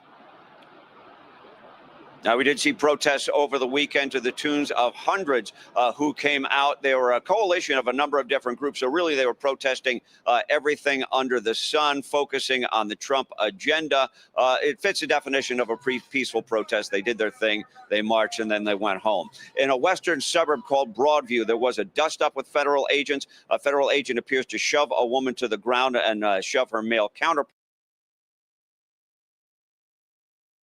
Kick they ass. That's what I'm talking about. These are the people that's against America. They ain't the ones getting shot at every day. And they trying to keep ICE out of doggone Chicago when we already seen how much crime they stopped. Hell yeah. That's what I'm talking about. You did the right thing, officer. Back up out that officer's face. Their authority. Remember, ain't that what they say to us when we on camera and we doing something wrong? Get out the officer's space, back up, give him room. You're challenging authority, you thug. Yeah, there's some thugs right here. This young boy that made this officer have to give him some correction. This is a thug. I'm going to report it different. This is a white thug right here. Hey, Paul. Hey, Paul, this is one of them thugs right here. Making this man have to push you like this. Now, you telling me these people love black people so much that they marching after a stat in DC showed that there was no homicide for 12 days? Paul Thomas, you got it, KB. No, I'm just saying this guy's got to be a thug, Paul. He ain't like the regular decent white folk. He ain't peaceful. That was a thug. They marched and then they went home. In a western suburb called Broadview, there was a dust-up with federal agents. A federal agent appears to shove a woman to the ground and shove her male counterpart. Witnesses at the scene say the aggressor. Look how they gonna lie on the officer. And they gonna say he appears to shove a woman to the ground. That woman held her ground. She ain't fall on no ground. Watch this. Shove a woman to the ground. She's still standing up. You're lying. Called Broadview, there She was wanted a to dust-up back with this lady up out of his face. federal agents. A federal agent appears Yeah. to shove a woman. She never hit no ground. He just lied, tried to make the ICE officer like he beat no women. Now this ICE officer need to back this lady need to stop inciting violence and back up out this ICE officer face, because if a male will run up on this ICE officer, he got to do what he got to do to protect himself. Yeah, you can't just run up on no authority person like this. And highlighting the fact that she's a woman, that's cool. That's cool, but she still got to respect authority. Now he gave her man a little harder push, and I think he should have did a little more. Woman to the ground and shove He her just male should have got counterpart. Yeah, shove his ass for not telling her, hey, look, baby, we not running up on no officers. We out here for peaceful protest. Now that the lady holding the sign, we got no problem with this lady. She is doing what she's supposed to do. She is holding a sign, peacefully protesting. We cool with her. This is the right type of Karen. No. But see, I couldn't live next to this type of Karen. I want to live next to that Karen right there that got shoved, because when she get old, she going to be the right type of... No, I wouldn't live next to her ass. She don't really love black lives. Yeah, these ain't the type of Karens I want to stay next to. KB, you had the best content on the internet. There's a few content creators I think is pretty good, cool too. But I appreciate you, brother. Paul Thomas said, I got the best content on the internet. Salute.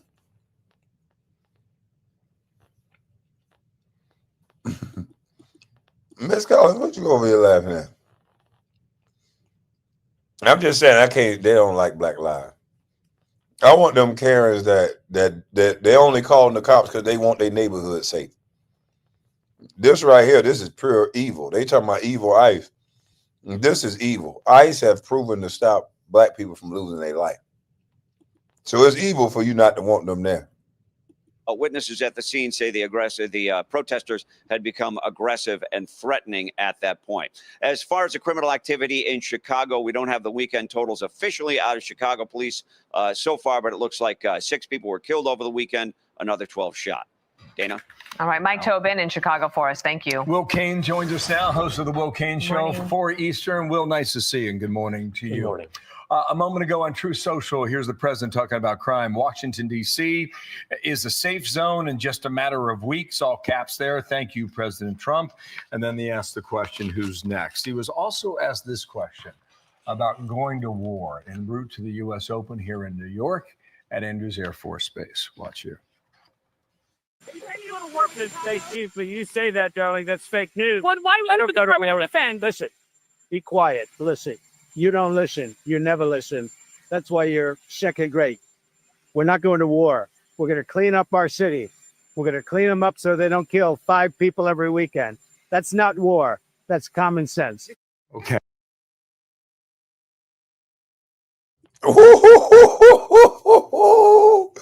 Boy, they don't like Trump, boy.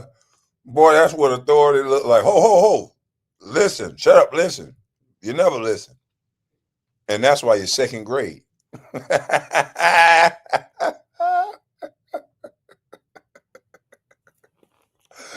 No, boy, it's your daddy's home.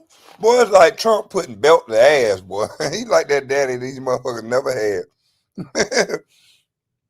Boy, I know they jumping out their socks. Them liberal motherfuckers, they ain't never been talked to like that. They daddy is a chump. And they mama just like to snort coke and goddamn travel the world.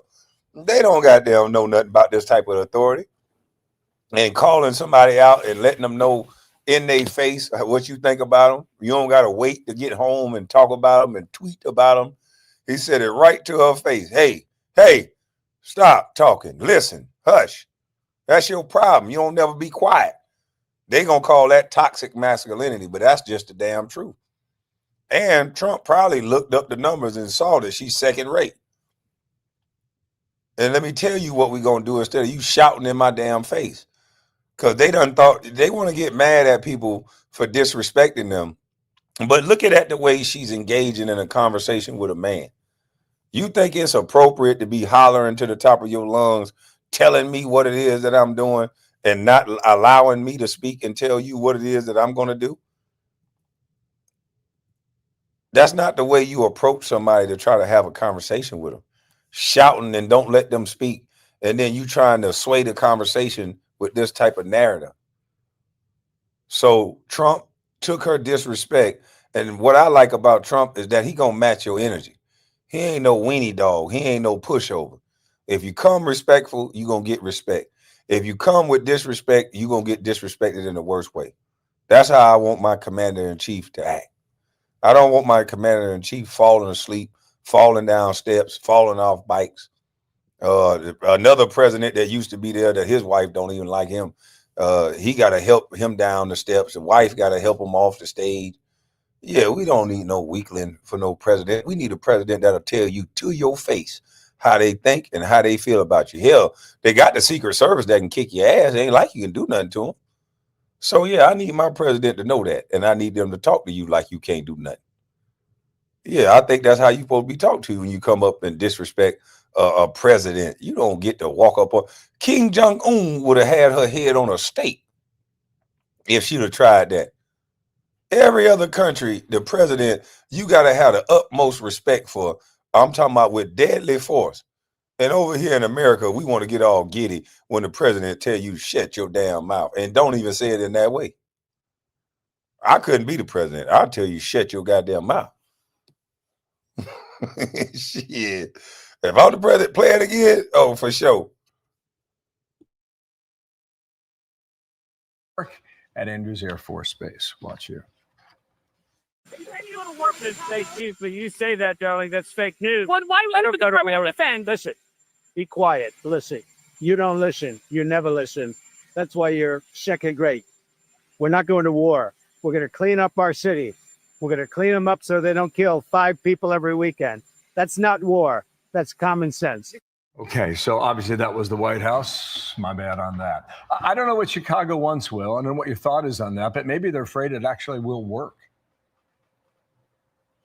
Yeah, I think, Bill, sometimes we think of this as a monolith. We say, what does the city of Chicago want? That has to be distinguished from what Governor J.B. Pritzker, we say, what? Yeah, I think, Bill, sometimes we think of this as a monolith. We say, what does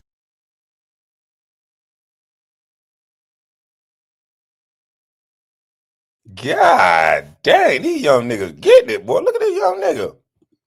What the? Boy, we got some brazen young niggas in Chicago. God. They done jumped through. There's 2 of them. Man, we got some niggas that's, man, they wasting their talent. These niggas can obviously run and jump. You could be catching a football, boy. Don't have to look over your shoulder. This nigga is literally ramming an ATM machine. Boy, you could have been a defensive end. Linebacker, you finna run through steel. Ain't even got the proper tools to get in this damn thing, but he up in there trying to get it.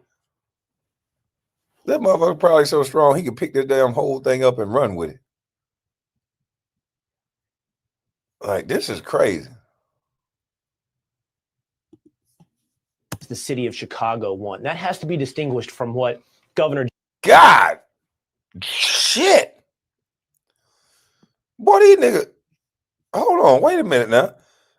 This is a monolith. We say, what does the city of Chicago want? That has to be distinguished from what. Boy, this boy here, Brave, that's walking in front of gunfire. These got to be the dumbest shooters I ever seen in my life. It's 3 of them, and instead of them spreading out, they all standing right by each other, and one walked right in front. How did this guy not get shot that's walking right in front? Tell me this a camera slip. Think of this as a monolith. We say, what does the city of Chicago want? That has to be distinguished from what Governor J.B. Pritzker of Illinois or Mayor Brandon Johnson of Chicago want. they want to make this a political battle, a tweet war, a PR war between themselves and Donald Trump so that they can play to their base. Oh, this nigga trying to be, you could tell they just told this nigga to come along. Cause he ain't there for no reason. I'd have told him, nigga, I'm just gonna be the lookout. I'm gonna stay outside. I'm gonna stay way over here down the street. I ain't gonna get in the car with you, nigga. Cause look at this nigga.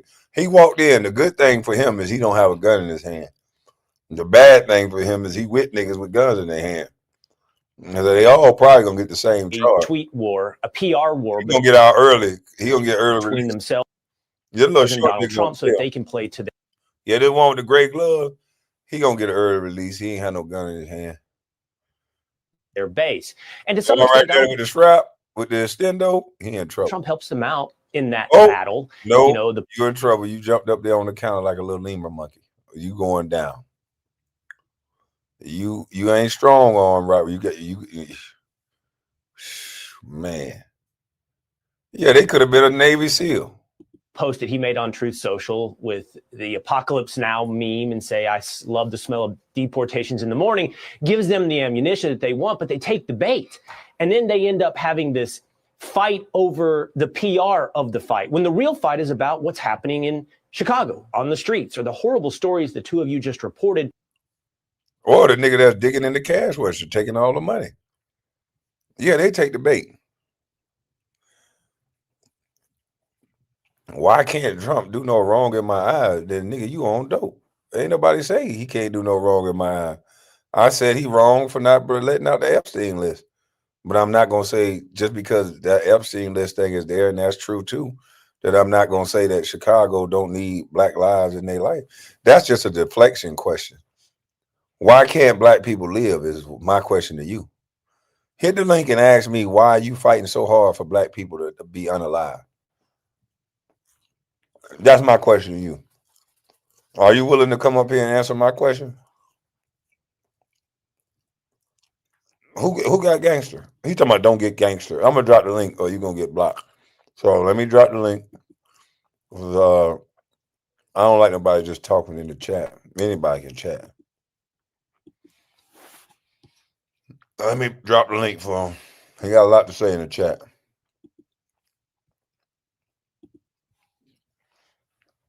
Come on up.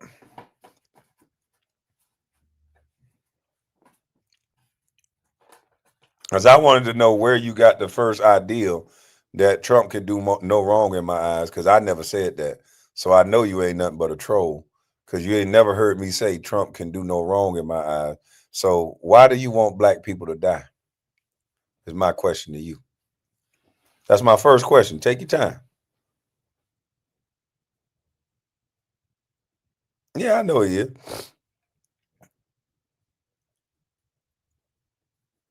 Come on up here. You gonna use black? That's probably a white boy too. It's probably a white girl. Probably one of them white liberal women. She thought, let me find the blackest person I can find. Oh yeah, they go Ice Cube. Yeah, he said fuck the police. So yeah, I'll use Ice Cube. Oh man. All right, back to the show.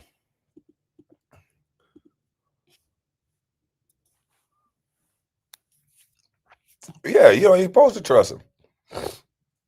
I don't know Trump. I don't trust him. I won't let him hold no money. But I looked at the numbers, and the numbers said he stopped black people from getting killed in Chicago for over 12 days, and that's a record. And if you can find another record that beat that, then let me know. I just want to know why are so many people putting their dislike for a person over people living. That's my question to them. You can still not like Trump, but do you not want black people to live? Like, you putting your disdain for a person over the fact that what he did actually worked?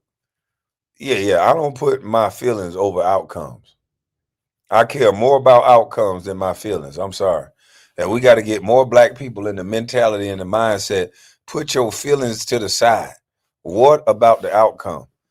You can like this dirty son bitch all you want to, but he cheating on you every day. The nigga done gave you all kind of shit, venereal diseases, and you still talking about I like him. Well, obviously he don't like you, enough to stop doing what he doing. So are you gonna just keep taking this abuse, or are you gonna goddamn like yourself enough to say I'm not taking this type of shit no more? Like aside for this person don't treat me right. So you got to go off of the way somebody treating you. You know, I'm going off of the way a motherfucker treat me. I'm sorry. Damn who I like. Who gonna treat me the right way? How can I get in a situation where I can live in peace? Who's helping me do that? You know how Life Jennings say a venereal disease. Yeah, I was just saying that. You know, a song always pop in my head when I'm talking that shit. You know, he said ninjas still voting for Democrats are stupid. Democrats are stupid. I ain't gonna call them stupid because some of them very educated. They just misguided. You know. But look at what's happening on our streets. And this real nigga shit. We like this though. I ain't gonna front. We like this. So our women like it. All the people like it. This guy right here got one of the finest girls you can find. He'll be able to bend over one of the finest women in our community. And she gonna be ratchet as hell, but she fine. You know, it's a fucked up trade-off. You know, they got this as a black thing now.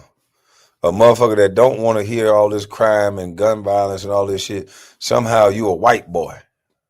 You know, they done got this embedded in our brains to thinking this is what black is. And if you don't sound or look or act like this, then you ain't real. So if being real is killing or unaliving black folk, then I don't want to be real. And I think you lame. I think you just a sick, hurt little puppy that need to go to counseling because you don't make sense. Your existence don't make sense. Because as soon as it happened to your family, your mama, your sister, your brother, you going to be crying about the very same thing that you perpetuate. As soon as it's your brother coughing up blood, soon as it's your sister coughing up blood, soon as it's your people that you like coughing up blood, you're going to think about the choices that you made in life. That's the only time you care about somebody, when it's people you like. You'll perpetuate violence and stupidity until it's somebody you like. See, I'm just smart enough not to perpetuate violence and stupidity because I was always taught what's good for the geese is good for the gander, you know. I was always taught that wind can have that blowback, you know. You know. I understand that blowback effect. You can start off a chain of events by fucking with the wrong person that you just don't know because you just stupid and arrogant. And you can have some blowback on you and yours that you ain't ready for. And so I don't walk around here creating problems with people because, you know, you don't know what that blowback gonna look like. It's all fun and games until that blowback happens. You know. You got to be mindful of that as men and women walking around this earth. Yeah, you might got a gun. Yeah, you might be tough. Yeah, you might be whatever. But the unknown is a powerful thing. You don't know who you could be fucking with. And you should leave people alone. He's talking about he gonna bend over the finest she-male in prison. Man, these niggas crazy in the chat.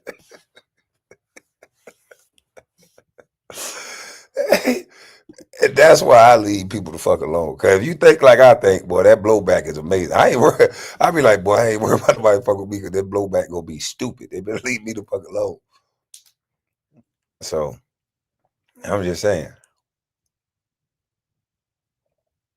You saw the program. Oh yeah. Oh yeah. That's why they gonna program the shit out you. And that's what they got. I told y'all. They get mad at me because I say the truth out loud. They just try to attack the way I say it, but I say it in a way that our culture will receive it. Don't nobody want to hear you talk like Al Roker and they think they're going to listen to you. They ain't going to hear a damn thing you say. So I get it to them raw and uncut like the rappers get it to them. I get it to them how their ears can receive it. Yeah, you know, motherfucker, these white folks, they hiring some of these Negroes, like, in my opinion, Steve Harvey, D.L. Hughley, Roland Farton, Ricky Smiley, all these guys to sit and make you stupid. They are rich, they are famous, they have all the worldly possessions. They ain't gonna tell you how they got it, but they gonna tell you, they damn sure gonna tell you you can't get it. You just need to listen to them. They ain't gonna help you get it. They ain't gonna give a seminar every day for free. You know, this is how the game to be sold, not to be. No, they ain't gonna tell you just be a disciplined man. A nigga get a passion and go hard at it every day. Paul, get something you passionate about and you work at it every mother trucking day. Everybody got something they good at. But no, they'll tell you it's a white man this, it's a white man that, it's a white man. All while they playing golf with all the white men they like. They eating cheese and the finest wines, all chuckling and shuckling jiving with all the white people they like. Why can't they tell you to get you some white friends so they can get the same benefits that they getting from their white friend? Because they damn sure got some of the best white friends. I can tell you that right now. These niggas get country clubs for free from white people. They get all kind of perks and benefits for keeping y'all stupid. So why can't they at least tell y'all that, hey, all white people ain't bad? Hell, I play golf at the country club with a few of them. I'm in business deals with a few of them right now. But if you listen to some of these folks, they'll have you thinking, they be wearing them dashikis and shit on TV. They'll have you thinking, boy, they just blackity black. And that shit is hilarious. That's hilarious to me.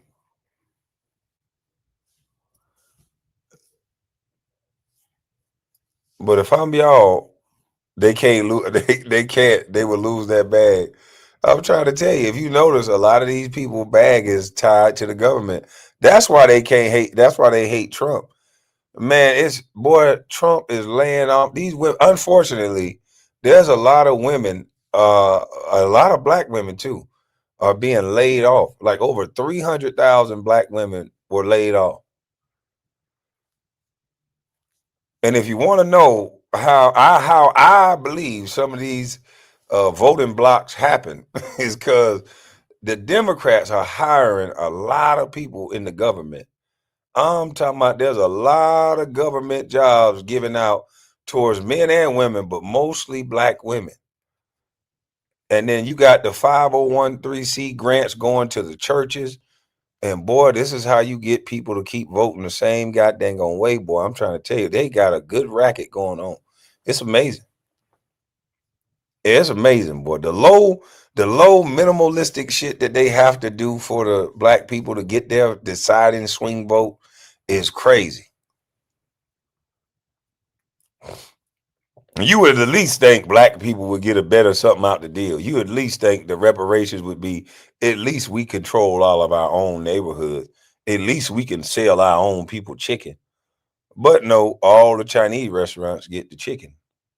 They get the benefits and the tax easements and the deals with the government, so they can get a nice restaurant that's scaled and built to scale, and that you can order some good food and you ain't got to worry about roaches and rats, and it's clean and it's safe. It's not just structured to be in the hood for urban, but it's in that borderline space where white people feel safe, so they can bring their ass over there and eat some chicken too, because white people eat chicken too. But it got to be safe for them to eat that chicken. Our black business got to be stuck, slap dab in the hood. But it seemed like the Chinese restaurants flourish. They sell us chicken. Like, we can't even sell ourselves our own liquor. Man, this niggas drink every day. This niggas wake up to drink. This niggas, I'm talking about, as soon as they eye open, they got a bottle hanging out they got their mouth. You hear me? Now, why is it that we ain't got a lot of black liquor stores? We can't at least have one blacker liquor store in every community. Why every liquor store got to be a red dot liquor store? Got a blinking red light up top. How come everything that we like to consume, we got to consume it from another race, making everybody else rich? And we don't ever be mad about it because it seems like we hate when niggas got money. Like, we can't even sell each other liquor. The only thing we can sell each other is drugs, it seems like. We got Chinese folks selling us chicken and hair. We got the Indians or the red dots, the Arabs selling us liquor every day. What do we sell each other but dysfunction and bullshit? We can't even sell each other clothes. Man, there's still a motherfucker selling Egyptian musk out there on the street corner. How come the nigga that's selling Egyptian musk ain't never been able to put $2, $3 together and get a corner store to sell his Egyptian musk from? Like, this shit is crazy at this point. We ain't got a goddamn thing in the hood, but we talking about. Liquor is dysfunctional, true. But at least the generation behind us, at least the kids that come from behind us, they might not even drink liquor. Once they look at your old drunken ass and how many 500, 600 million that you making off of it, it might be dysfunctional. But if you gonna drink it, goddamn it, you might as well drink it. And I pay for you buy it from me. Yeah, and I put that wealth back in the hood. Then you go ahead and give it to Jim Beam and he take it on out. You know what I mean?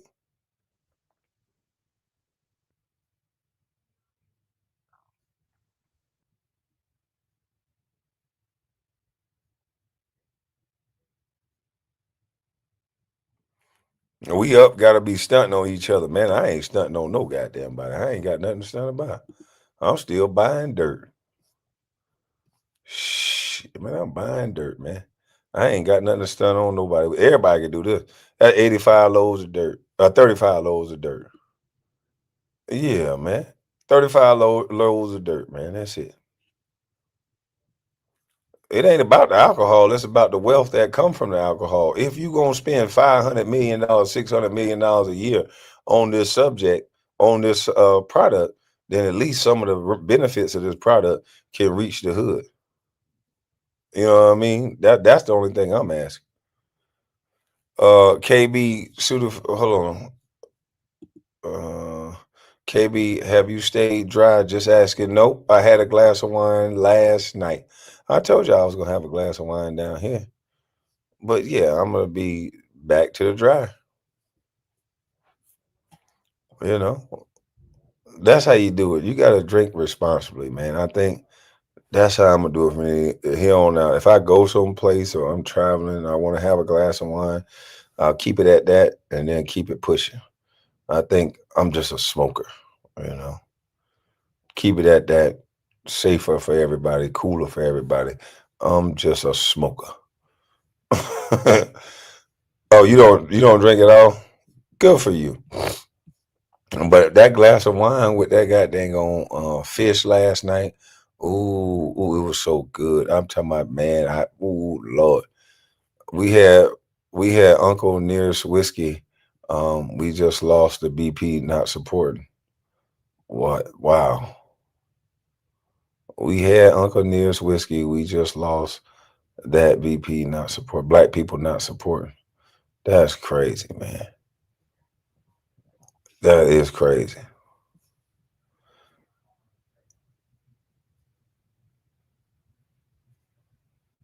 Alcohol is the greatest hustle in the world because it doesn't have a shelf life. It never spoils. Exactly. That's why I had a liquor store. But my brother just, oh God. I don't even want to talk about it. But anyway.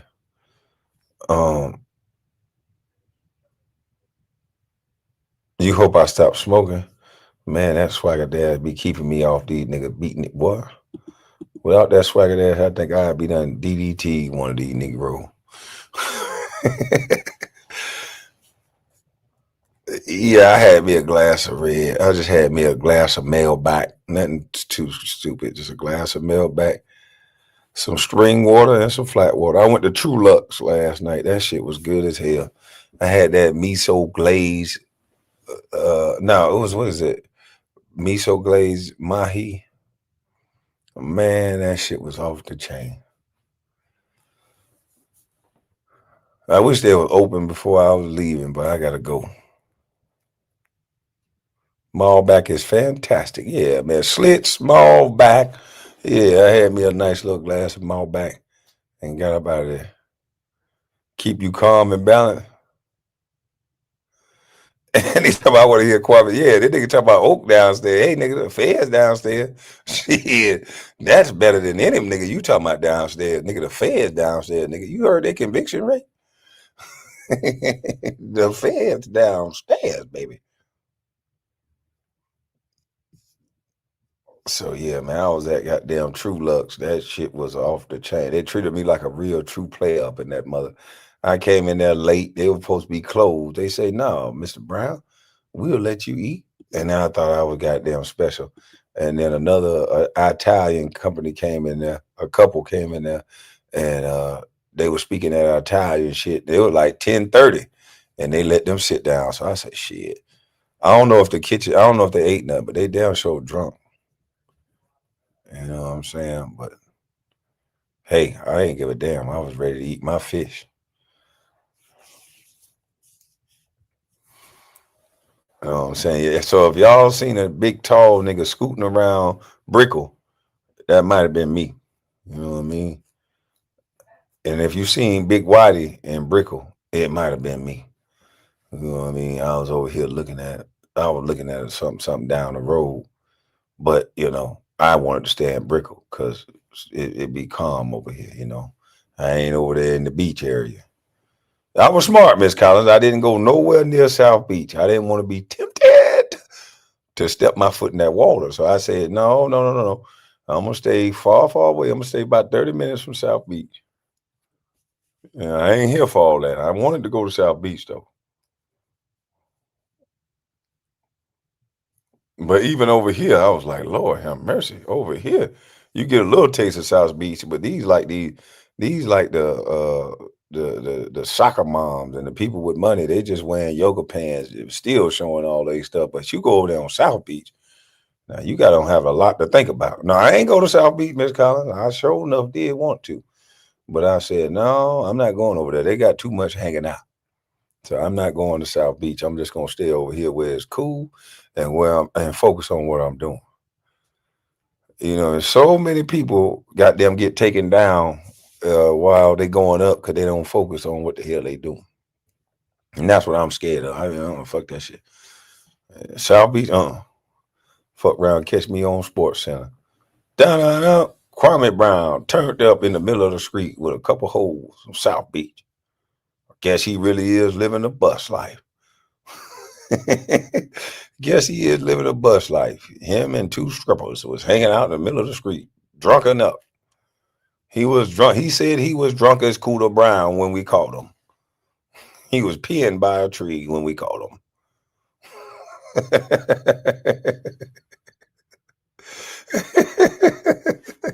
You know, in Miami, you have, boy, when you have fun in Miami, boy, it's a different type of fun. Boy, again, we used to have fun out here in Miami and Vegas and shit. This the hall pass type of fun. Wake up, goddamn, what the fuck? My head hurting like a mother. So yeah, man, no. Hey, one day we came down here in Miami. All I know is they wanted us out the hotel. My homeboy from California, I don't know what the fuck that nigga did, but we was staying at the Lowe's and they woke us up. Hey, we paying like goddamn $2,000 a night for this goddamn room, man. We had the little presidential suite. He was on one side, I'm on the other side. This motherfucker ended up sleeping in the hallway, throwing up red stuff all up on the carpet. I said, what the? So the security knocking on the door, they step over this motherfucker. He fall asleep in the other doorway. I said, oh, hell no. So they said, Mr. Brown, we gonna have to ask y'all to leave. I said, what the fuck? You gonna have to ask y'all to leave? I said, I ain't doing a motherfucking thing. I just woke up. Yeah, well, Mr. Brown, I'm just saying, you know, what happened last night? What the fuck happened last night? What the hell he do? This motherfucker came back to the hotel party.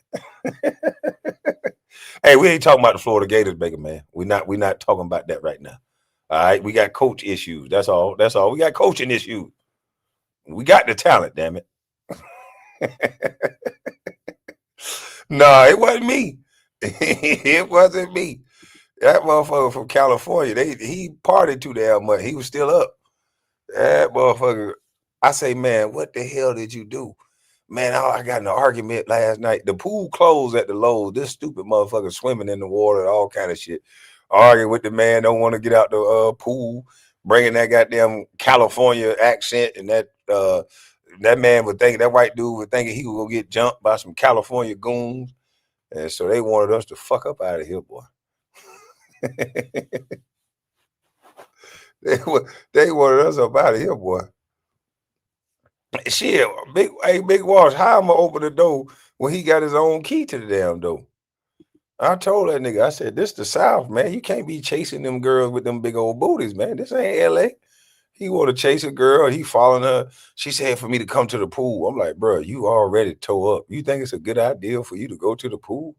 You got to be dumb. Man, come with it. No, I'm not going to no pool. I know when to say when. So shit, I already know. I had a small window that I'm about to go to sleep. So I need to be somewhere secure, safe with the damn door lock. Yeah, take her with you, because I barely even know this motherfucker.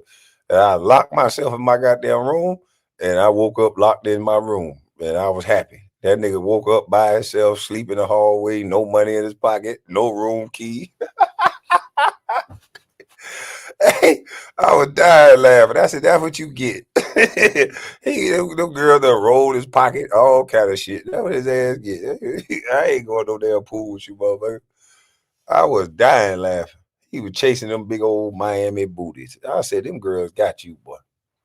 He's a big dummy. Yeah, he was chasing that big old rump. You can't be chasing that big rump like that. You got to know when to say when. If you ain't done had it by now, you ain't going to get it. It's too late anyway. You ain't going to get it the right way. It's 3, 4 o'clock in the morning. It was like 4, 5 o'clock in the morning. It was late. We had done partied. We had done everything that we should have done. Or if we going to get something else done, you supposed to go ahead and get to it. What else are you going to the pool for? Shit. I said, boy, they trying to wait you out, boy. Hey, I'm like, you got this presidential suite, and they don't think to come in and get you right. They want to take you somewhere else. I say, boy, you stupid as hell. They trying to wait you out, nigga. And they waited that nigga fall asleep, roll him over 2 times. At least they brought him back to his room. At least we can say that. They laid that nigga in front of the door of his room. So shit, at least they did that for him. So hey, he learned a lesson. And if you're listening, homeboy, you better stay your ass in California with that. Don't be chasing these girls down here like that. They'll roll your ass up.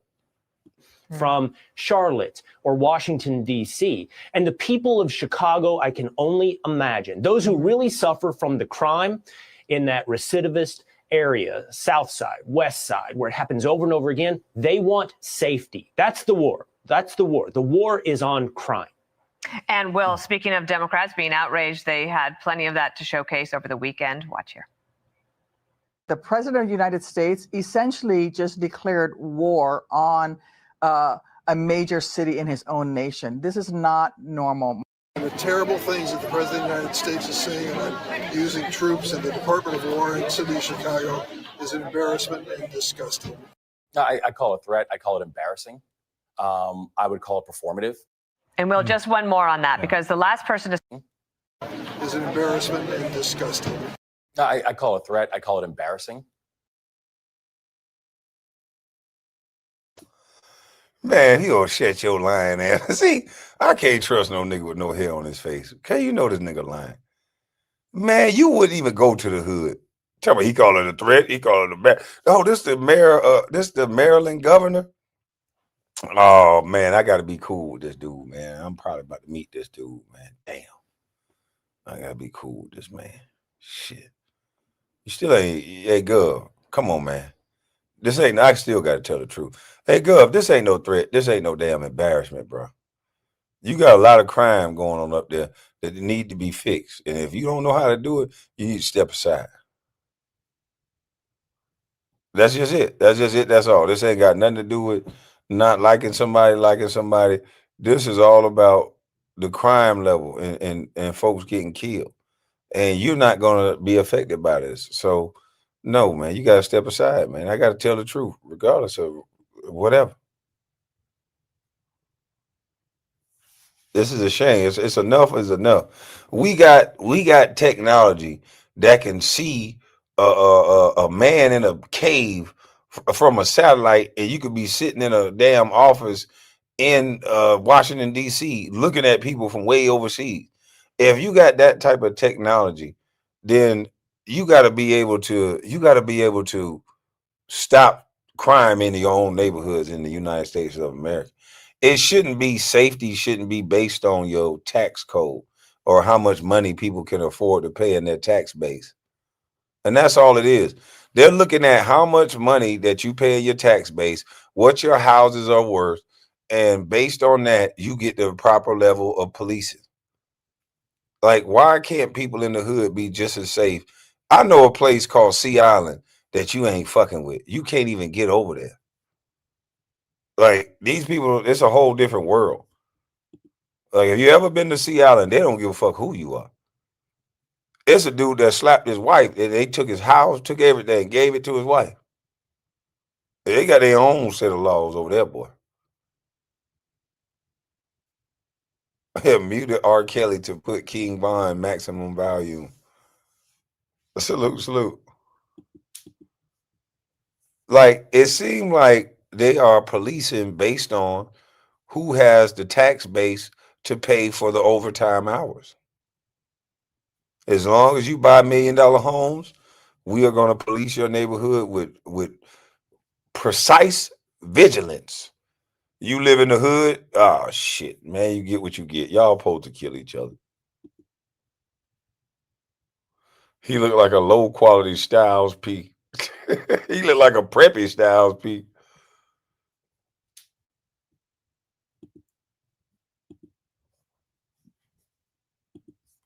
I would call it performative. And Will, just one more on that, because the last person to speak there, that's Governor Wes Moore, Governor of Maryland. And here is Don Lemon on his YouTube channel. He found somebody that he wanted to talk to, might not have gotten the answer he expected. Watch. The president said he wants to send troops here to Maryland. What do you think? Baltimore into Maryland? I'm not opposed of it. Right. I think it'll be a good idea. Why so? Maybe we clean up some of this crime-ridden neighborhoods. Yeah. You know? Is the crime bad? Very bad. Atrocious. So, Will, he acting like he don't know. Talking about, is the crime bad? That nigga said atrocious.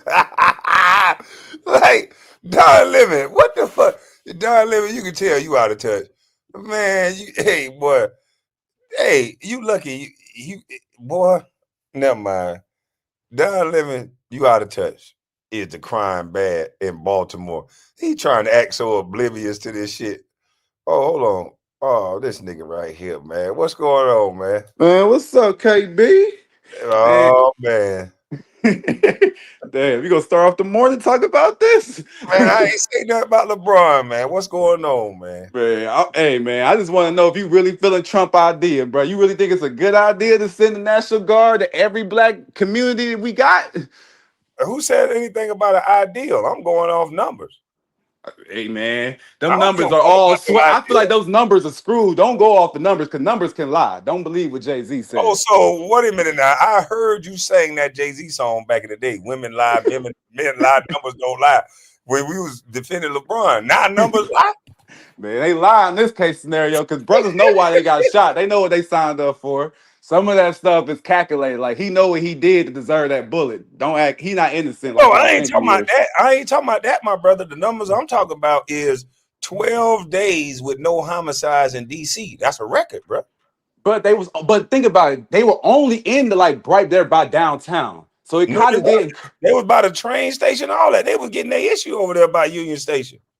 That's in the center of downtown D.C. They're not really in the hoods of D.C. They Southeast too. They cleaned up the edge of Southeast. Southeast right around the corner from the White House. What are you talking about? That's right around the corner. That's not right there though. They not in the hood like where the crime is particularly happening at. But guess what though? In 12 days, no homicides is 12 days with no black people getting killed, bro. I mean, that's great. That's phenomenal. But do you think that's just going to work? Do you think that's just the key to doing everything? That's how we got to live? We don't think it's another way that we can govern ourselves and police ourselves? We don't need to call it Trump. And listen, if it was another way, we would have found it 30 years ago. We did find it 30 years ago, and the government destroyed it with crack cocaine. What was the way? When the Black Panthers came up with educating ourselves and we're gonna police our own communities. We don't really need the government to come So around here why and police. can't we get the new Black Panthers back? Why the Black Panthers got to all be on Molly? Because they got black people all on drugs. Think about your famous celebrities, and right now, all of them are promoting the drug or on a drug right now. Yeah, that's true. I'm with you when you're right. So you feel me? They use the drugs to destroy the black community. So that's why we never gonna get the Black Panthers back. That's why we regressed since the 1960s. But that's what I'm saying. to now. You gotta tell them brothers to get clean. They are the new Black Panthers. I mean, we can tell them that, but lack of education ain't gonna make them believe me. No, without education is key. You know what I mean? My grandma is a Black Panther, so I know without education, you wouldn't believe half the things that are coming out each in our mouths. Me and you.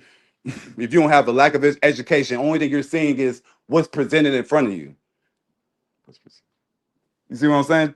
Like we gotta start educating ourselves, because we gotta do that. Because half the people we're being told these are role models haven't even graduated high school or even gotten a college diploma. So you saying all educated people will just fix the problem? No, I think education does help solve it does solve a lot of our crime rate, because a lot of the crime rate comes up because of poverty or from poverty-stricken moments. Like, oh man, I ain't got no money to pay the rent, so I'm about to go outside and I'm about to kick open your door, like your truck. I'm about to bust in your truck. I'm gonna take whatever you left in there. If you left your gun in here today, Kwame, I'm taking it. About to pawn it off. I think the crime nowadays come through clout and people wanting to be. It's like a lifestyle now in our community. It's not like through poverty. It's so many ways to make money. There's a 16-year-old kid that DoorDashes after school, and that keeps him from doing crimes because he can keep money in his pocket every night. You got to be a lazy son bitch or a prideful person to just not have money in today's America. But you gotta think about it, in our black culture, we don't promote the guy having a job as being the cool guy. That guy's not cool. But wait a minute now, hold on now. You said you were smart. Smart people don't give a fuck about what somebody else promoting or what they think about. I know I'm smart enough to believe that not having a job is not cool, but I know that the majority don't believe that. I know the people behind me that I'm around on the bluff don't believe that. So then you got to make your word louder than the gangster up the street that's making his shit look like it's profitable. Because at the end of the day, you already know the government gonna own every car that he drive. Yeah. At the end of the day, when a dude finished selling drugs, when he finished doing whatever, the government gonna own everything he got. He does own everything. I mean, yeah, that does happen sometimes. I mean, there isn't a lot of ways to launder money anymore. Archery, what is that? The archery art too smart. Is this a real person or a troll? Because I'm a little nervous. Nah, you should see that red. You should see that American flag on my thing and know there ain't no. I ain't trolling. You see I ain't know no black person that like that flag. Salute to you. I mean, you already don't have the floor for 20 minutes, brother. Let me go ahead and say what I need, my little piece or whatnot. But how you doing, Kwame Brown or whatnot, brother? Salute to you. Already. First thing first, I just get tired of you see that Chicago dude down there in Chicago talking about go ahead, Trump, bring the troops to Shirakistan or whatever he said. And I'm thinking in the back of my head, bro, this the same people that they kill more babies than they do their own ops. You see what I'm saying? But you allegedly got smoke for the military in the National Guard. That's my first problem. And that's BS. The black people, American blacks is lost. My second thing is, why y'all seem to always, not you, Kwame Brown. I already know what channel I'm on or whatnot, but I'm talking about the liberals and the progressives or whatnot. Why they always got smoke for Trump and the mofos like me that's trying to protect them, but you voted to let illegals and 80% of them that came across the borders as rapists, but you went and got R. Kelly for allegedly raping somebody 20 years ago, but y'all voted. Hold on, big dog. We can't say that word on YouTube. Yeah, you got that R word. You gotta use You sexual gotta say assault. hard R or grape or assault, something like that. You can't say that. Already, my fault. Excuse me. So second thing is, why y'all? I mean, y'all voted for all this, but why I don't hear nobody. So Kwame, I'm using an analogy. if me and you on the same squad or whatnot, we voting for the same people, and I see something negative that happened to you because of the policies that I voted for, I'm first gonna stand up and be like, hold up, Kwame on my team. You see what I'm saying? That's my team.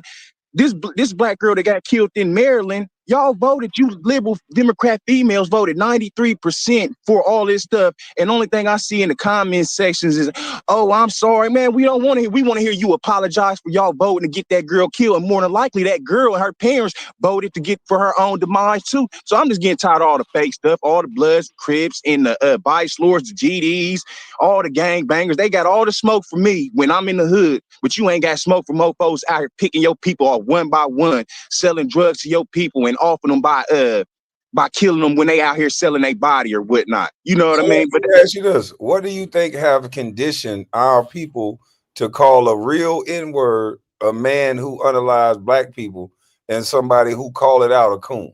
The welfare state. All this been going on since the 1900s, basically about the 1926. The same thing when they would like I'll give you an example. In 1926 in Chicago or whatnot, there was a point in time, and W.E. Du Bois talked about it in the book or whatnot, 1926 to 1929, and they were bringing illegal Europeans over here the same way they bringing these illegal immigrants over. So a lot of this stuff ain't nothing new up under the sun or whatnot, and it's just a lot of these blacks is scared to get off the government nipple, and they scared to admit the truth, and they like being on that plantation and falling behind white daddy instead of standing up for what's right and picking that Bible up and I just reading. think we're not educated enough. All right, what's your response to that, brother? You said what? Bro, I just think we're not properly educated. We're going to public schools and they're not offering black education for black people. They're not too long.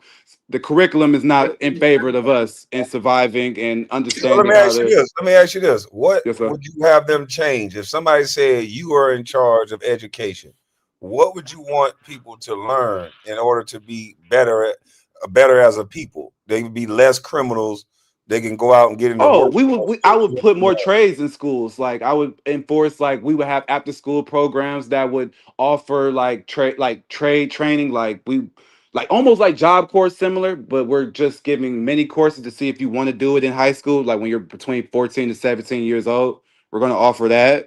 I think we need to bring back the after school programs to keep these kids out like off the street when they get out there, have something to do other than play sports and basketball, because not every black guy is athletic and can touch the rim and can run a 4.2 and a 4.3. So yeah, we're going to offer different curriculums. We're going to offer music education. We're going to offer different outlets so they don't have to feel like if I can't play ball or drill or throw a football, I gotta sell drugs or that's it for me. Like some people feel like that because they don't feel like I'm inadequate enough to be in that same room with these people in the Comcast You know what? customer service. I agree with you. I think a lot of this are tied to a lot of people that I played sports with.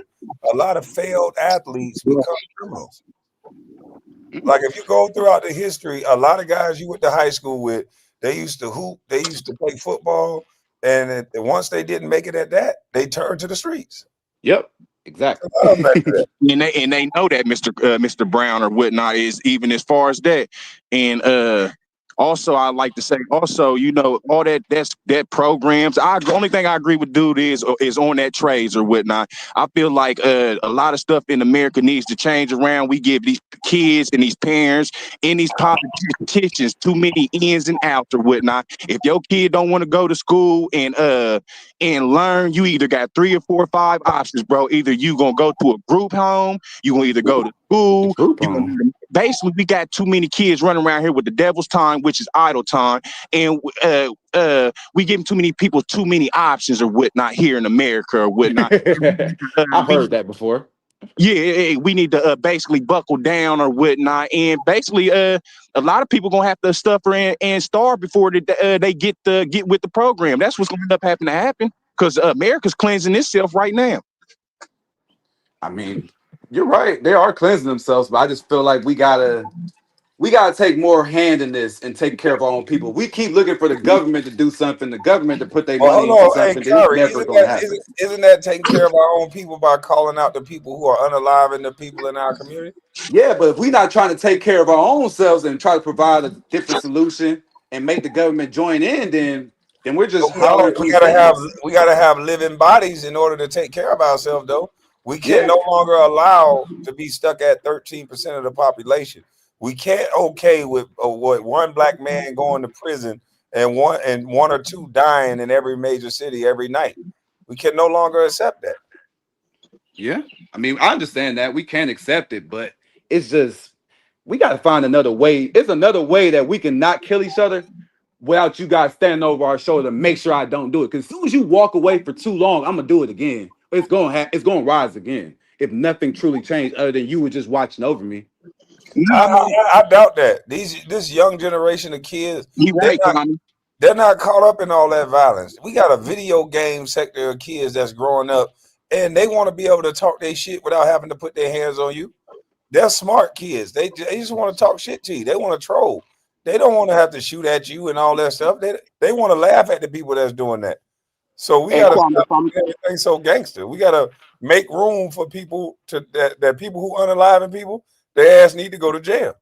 Yeah. If I may add something on that though, how you guys doing? Yes, sir. I'm doing all right. First and foremost, I would say this: what you just said about with the kids playing the video games or whatnot.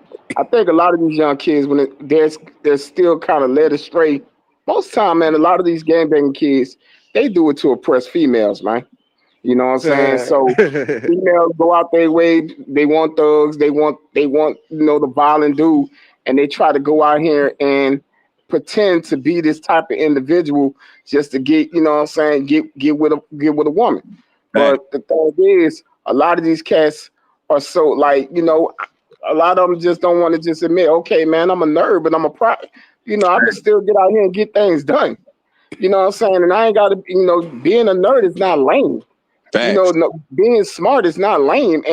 But the thing is, we in a society right now where we made it, that we think that just because you're smart and you know how to go out there, no coding and all that, that's supposed to be lame. And, women are not checking for that.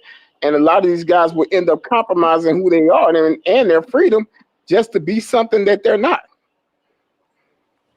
Yeah, I've seen that a lot. Had a lot of friends do a lot of things for girls and they in the pen right now, face 10. It's a lot of guys in there saying the same story. I did this for my girl.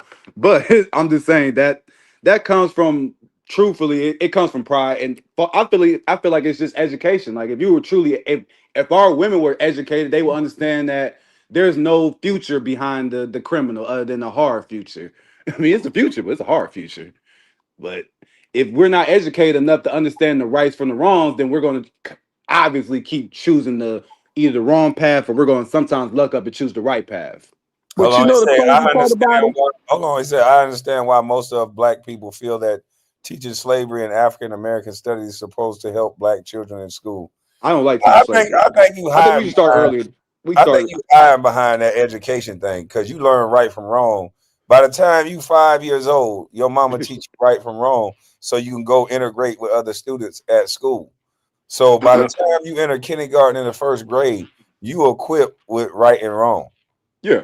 So no, it ain't about no education. Your mama taught you right from wrong. You know it's wrong to shoot at somebody.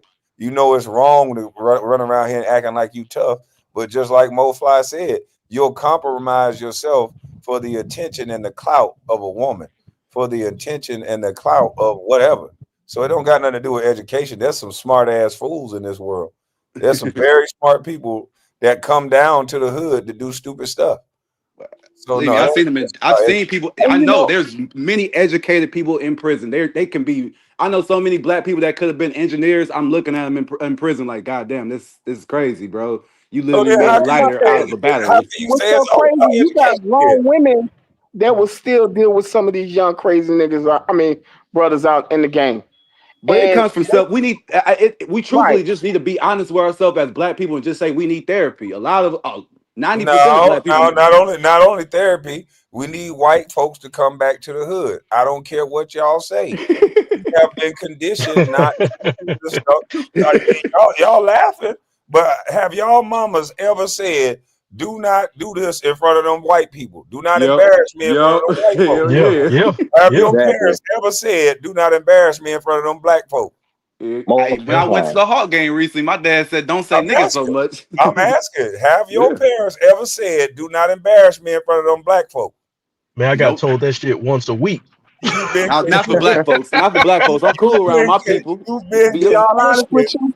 you, You've been to be honest with you, conditioned to only behave in front of white folks. So that's why that you'll have niggas act wildly coyote in front of black folks. Even another black cop, a nigga will challenge that authority. But if you put a white cop, you put a Hispanic cop, is something about that white boy skin and that Mexican skin that make them look at them as authority. It's niggas that and y'all think that boy Bug is a one-off. He not. There's a bunch of niggas that understand we can't do nothing to another race of male. We can only do it to each other. You don't believe we could? I've seen black people do something to Mexicans. I ain't gonna lie. Salute to the panel, man. Salute to the panel. I gotta ask Kari something though. Because he said something that kind of struck me. When you said we can't have no leaders in today's time to try to speak up against gang violence and all that. You said that because most of us are on drugs, right? That what you said? Most of us are on drugs, or we already affiliated with that gang. All right. So are those drugs being put down when we go march against police brutality? That's absolutely no, sir. No, sir. Funny. So we still got leaders that can speak up against gang violence, but they choose not to.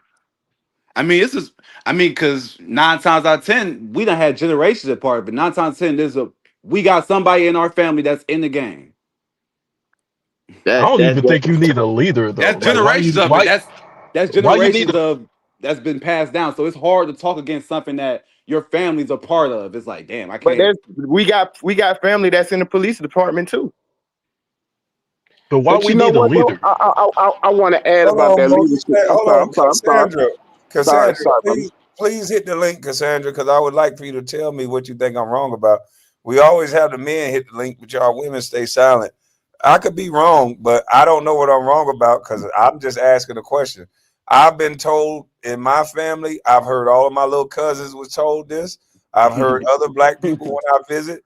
They've all been told by their parents, their black mothers, to do not embarrass me in front of these white folks. My mother has never instructed me not to embarrass them in front of somebody black. So I know you might think that that's me calling somebody out, but the truth of the matter is that's conditioning. When you condition your children to only act a certain way in front of white folks, and now we got a name for it. We call it code switching. And so you can't act like we wasn't taught this. But you know what, Kwame? I disagree a little because I know coming up. What's the disagreement? Were you? You don't believe a lot of black people are conditioned to not act up in front of white people? Hear me out. What I would say is though, on my end, I know that I came up. My pops never had to tell me about, you know what I'm saying, don't embarrass me in front of white folk. He would basically give me a look, not just in front of white folks, but and people around black folks in particular. You don't act out and act a fool because I'm gonna shame you. You know what I'm saying? One with the look, and then I'm gonna whoop your ass a little later. I'm gonna be honest. I think it was because white people are always in position of power. I know we got a lot of pride, and I know people don't like to say the quiet part out loud. But I'm telling you, majority of the situations, you're being told by your mother not to show out in front of white folks. And the reason why they taught your mother to tell you that, especially ones that's on government assistance, because your behavior can get your mother knocked off of government assistance. I got you. It is a form of control. So especially in the hood, you can't say you a boss and you in control, because the way that your child acts or the way that you behave can be, your stipends can be taken away from you. Why you think the first thing the girls in the hood, when they get in an argument, they go on Facebook and say, bitch, I'm gonna call CPS on you. Why do they want to call CPS on you? Because they want to take away their money. It's a way of control. So I'm telling you, I know we like to get up here, and then when I have these real conversations and I say real stuff, people like to squirm because it's not politically correct. The truth is not politically correct. It's the motherfucking truth, though. Most of you have taken ADHD medicine because mama needed that extra $800 on that check. And so you can't behave and you don't know how to act because you've taken Ritalin and you've taken these medicines that have side effects to them that now as an adult, you can't really understand and comprehend authority. And they're calling it mental illness now when really you just took ADHD medicine as a child. Allegedly, I think I snapped. You got a Because there's point. a side effect to all of those drugs, and they're not teaching you those side effects. You got a point. You got a point. Now we got a bunch of grown men that have been, and if you notice, it's the black males. If you notice, we got a lot of grown men that are walking around here that they're saying are mentally ill. It's mental illness, and everybody keeps saying, well, where all this mental illness coming from all of a sudden? If you go, there's a link, and this is why I was watching Dr. Umar Johnson in the beginning. When he started talking about that ADHD medicine, once you put a kid on that and they're on it for long periods of time, it's my belief. I'm not a medical doctor. I don't even think the people who prescribe this stuff is medical doctors, but they don't think and act a certain way as an adult. That stuff, we got to look into that medicine they're giving these kids. It does not assimilate with the body. Yeah, I can believe that. Yeah. Could And I be mean, I childhood agree with trauma. that too. I agree with that wholeheartedly. I think what it is that once again, a lot of that is also lack of daddies at the house too. Because when he did that interview on the Breakfast Club, Envy said something real deep. He was like, "Bro, when I came up, and I started acting out of way, they didn't ever put me on any type of drugs. When I started testing my daddy whooped my ass." Exactly. The drug was the belt. Shit. I was gonna say, I don't remember the medicine. They understand that. And guess what they did? They made laws to where if you touch that child like that, and they work directly close with your children now. So parent your children like your parents parent you, and watch what happens. But my mom used to tell me that going to like DFACS or going to a group home as a child was not good things. So telling her for beating on you was just going to lead you to go into like a child prison almost, because group homes aren't very good. So it always led me to the belief of you just got to compromise and shut up and just take that as discipline and know you messed up. Don't take it so bad. Well, I think part of the Some of the problem women is also messed up too. I think part of the problem is the desensitization, like Yeah, thank you. to violence, Everything too out like in the open. in general, violence, drugs, because you got used to. I think people got used to killing.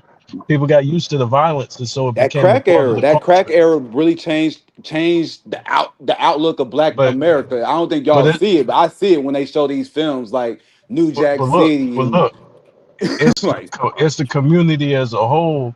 Like, well, it's not really a community; it's just niggas living next to each other. But I mean, it is second a of all, community. it's not a community because everybody got different interests. Community has a group of people who have the same interests who get together. So that's why I say it's not really a community. When you think I mean, think about it. Even the crack area was a community because they still got together. They still came around for the car no, I'm beats. talking Everybody about wanted now. to play music. But We bro, I'm still talking come about around nowadays. barbecues and niggas. Yeah, but it that's is a not community. It's not a healthy talking community, about. but it is a community. But Kai, But you bro, missing what he's saying, bro. He in said, the can hood. you repeat what you were saying again, Coach? Yeah, what I'm saying is it's basically people who live in if you look up the definition of a community, right? It's people who live in the same area who have the same common interests as each other, and they push those interests forward. Right now we have fragmented interests. So you might have a gang on this side, a gang down this street, another player, you know what I'm saying? People got different motives, different interests, so they're not Okay, I see what together. you're saying. Yeah, they're split. Like the city's I see what split. you're saying. My fault. And I see what it's a bunch of cliques like everywhere. That's what I'm saying. Okay, I see what you're saying. Can I add this also though? The reason why we were a community back then is because it was more based on survival. As soon as we got money and more options, people took those options. And a lot of people took the option of the grass is greener on the other side. Yeah. Yeah, Can I think also about it. As add soon as this? you get some money, you're moving away. You're not gonna stay in the community. That's the In goal, all to get honesty, out the can I hood. also add this? I think also, man, some of our sisters sold us out too. When like we go back to the father situation, a lot of them don't want to speak out that they chased their baby daddies out the house because they wanted more control. Like Kwame was just saying earlier, if the daddy ended up busting the child ass for out, she'll be the first one to say, "You don't put your hands on my child, I'm gonna go to the system on you." And then he starts to feel like he's isolated, and he's like, "You know what? I'm out of here."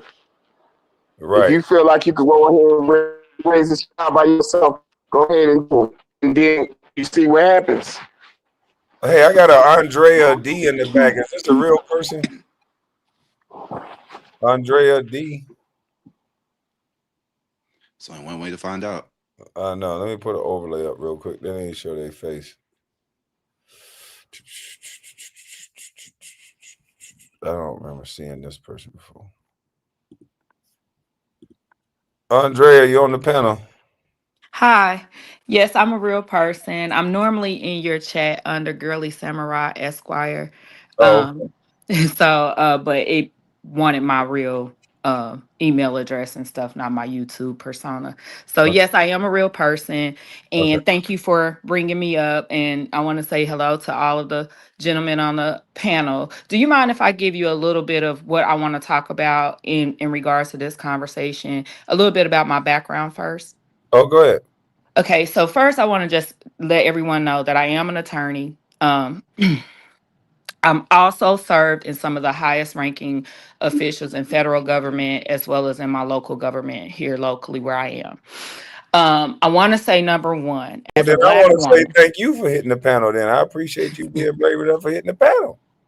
normally I don't do this just because I try to stay more, to myself. I work in the background. I represent quite a few individuals. So I hope they don't see it, but they may, because some of them are athletes, but it is what it is, right? I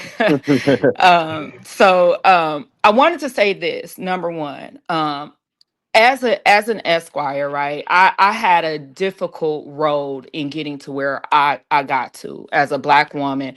I actually grew up during the time of when we had high rise, like what we're talking about in Cabrini Green in Chicago.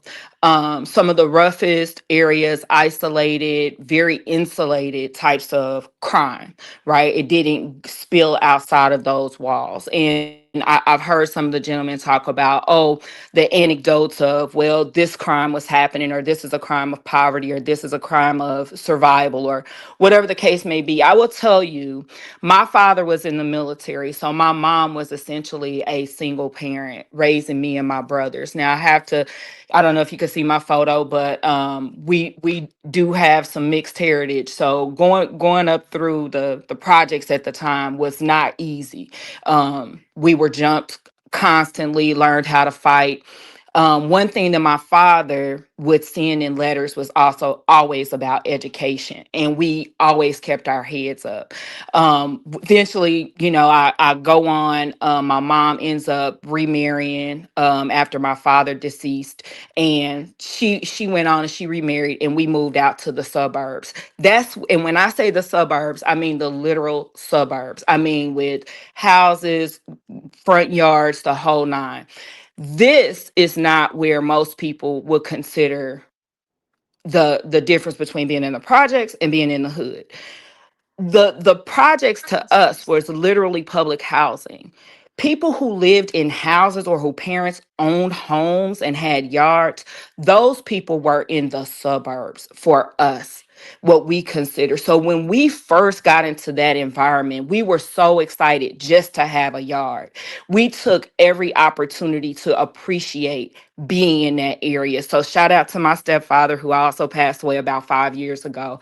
But he was the impetus for us to really get that extra education. Now, I say all of that to say that it was not easy at all. Again, going through legislation, going through redlining, you can use all the historical things, but I've listened to you often, Kwame, and we talk about where do we go from here? You could talk about the history. The history is irrelevant. I drive a Porsche to and from through my city all day. Police never stop me. I'm Black as can be. I bump my music, the whole nine.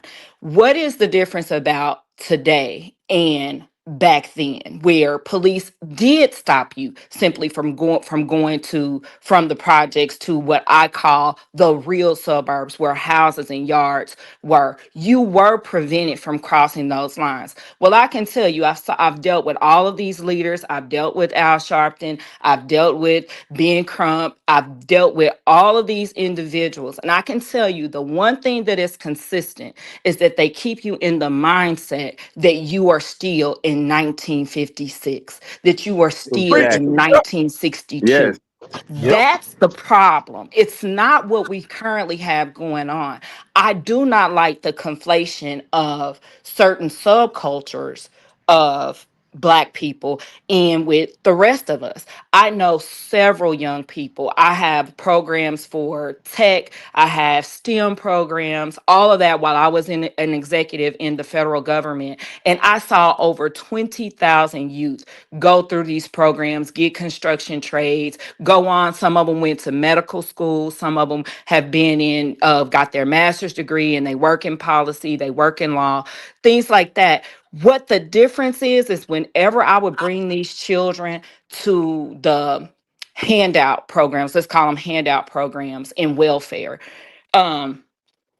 those people would tell them, well, you know that you need this extra help. They would push them towards DEI. Our programs were always about merit, about overcoming. You're going to always have obstacles. It doesn't matter if you're white. It doesn't matter if you're Asian. You're going to have obstacles. You don't get a handout. You work You through said they them. were, not to cut you off, you said they were pushing people towards DEI? Correct. Even those with high SAT scores, high tech scores, great capabilities with hands-on, they would push them into minority business development programs, minority workforce programs. They would always push them to where there were percentage goals. Can you tell us why do you think that is? Well, it's because you guys touched on it at the very front of this stream. You touched on it. It is a cost incentive to the individuals that line their pockets. And I'm not talking about your politicians. I'm telling you, the nonprofit organizations, our legacy organizations, Bingo. Urban Bingo. League, Urban Right there. Summit, the NAACP, the SCLC, most of them are defunct. They are literally ran on a shoestring budget, and anything that they can do to garner donations to their organizations that can in turn be salaries. It is a grift, but it is what we talk about, a working poor grift, right? So we talk about this subculture, this street culture that may rob you at gunpoint, right? And say, hey, come up off of that chain or come up off of those Lubus, right? Because I do wear my shoes in the hood, but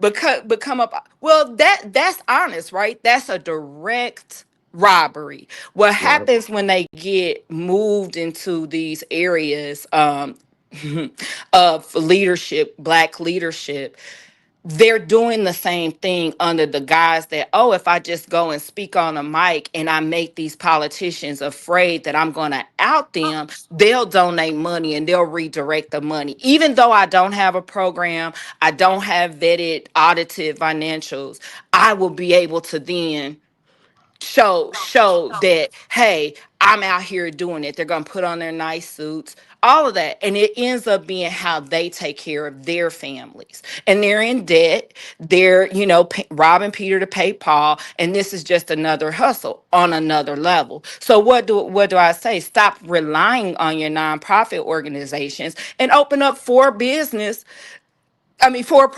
businesses in your community. In my community, I've opened up for-profit businesses. Anybody can come to my businesses and they're going to be treated the same way. I pay my taxes in my community. I don't cross state lines. I don't go to the to areas where my tax dollars don't benefit my community. Why can't you do that in the hood? You always want to open up a nonprofit, which is a whole other situation, but it ends up breeding corruption. Andrea, they take that money that they don't really give back to the kids, and that's why when people say build more programs, A lot of these programs don't work in the community's favor like you think. You need, like, if You're you try to right. take your own money and put towards a park or anything like Right, that, Mom. or build You a don't want to basketball do a goal or park. whatever, they You can't. You got to absolutely don't ask the want to do a politicians. park.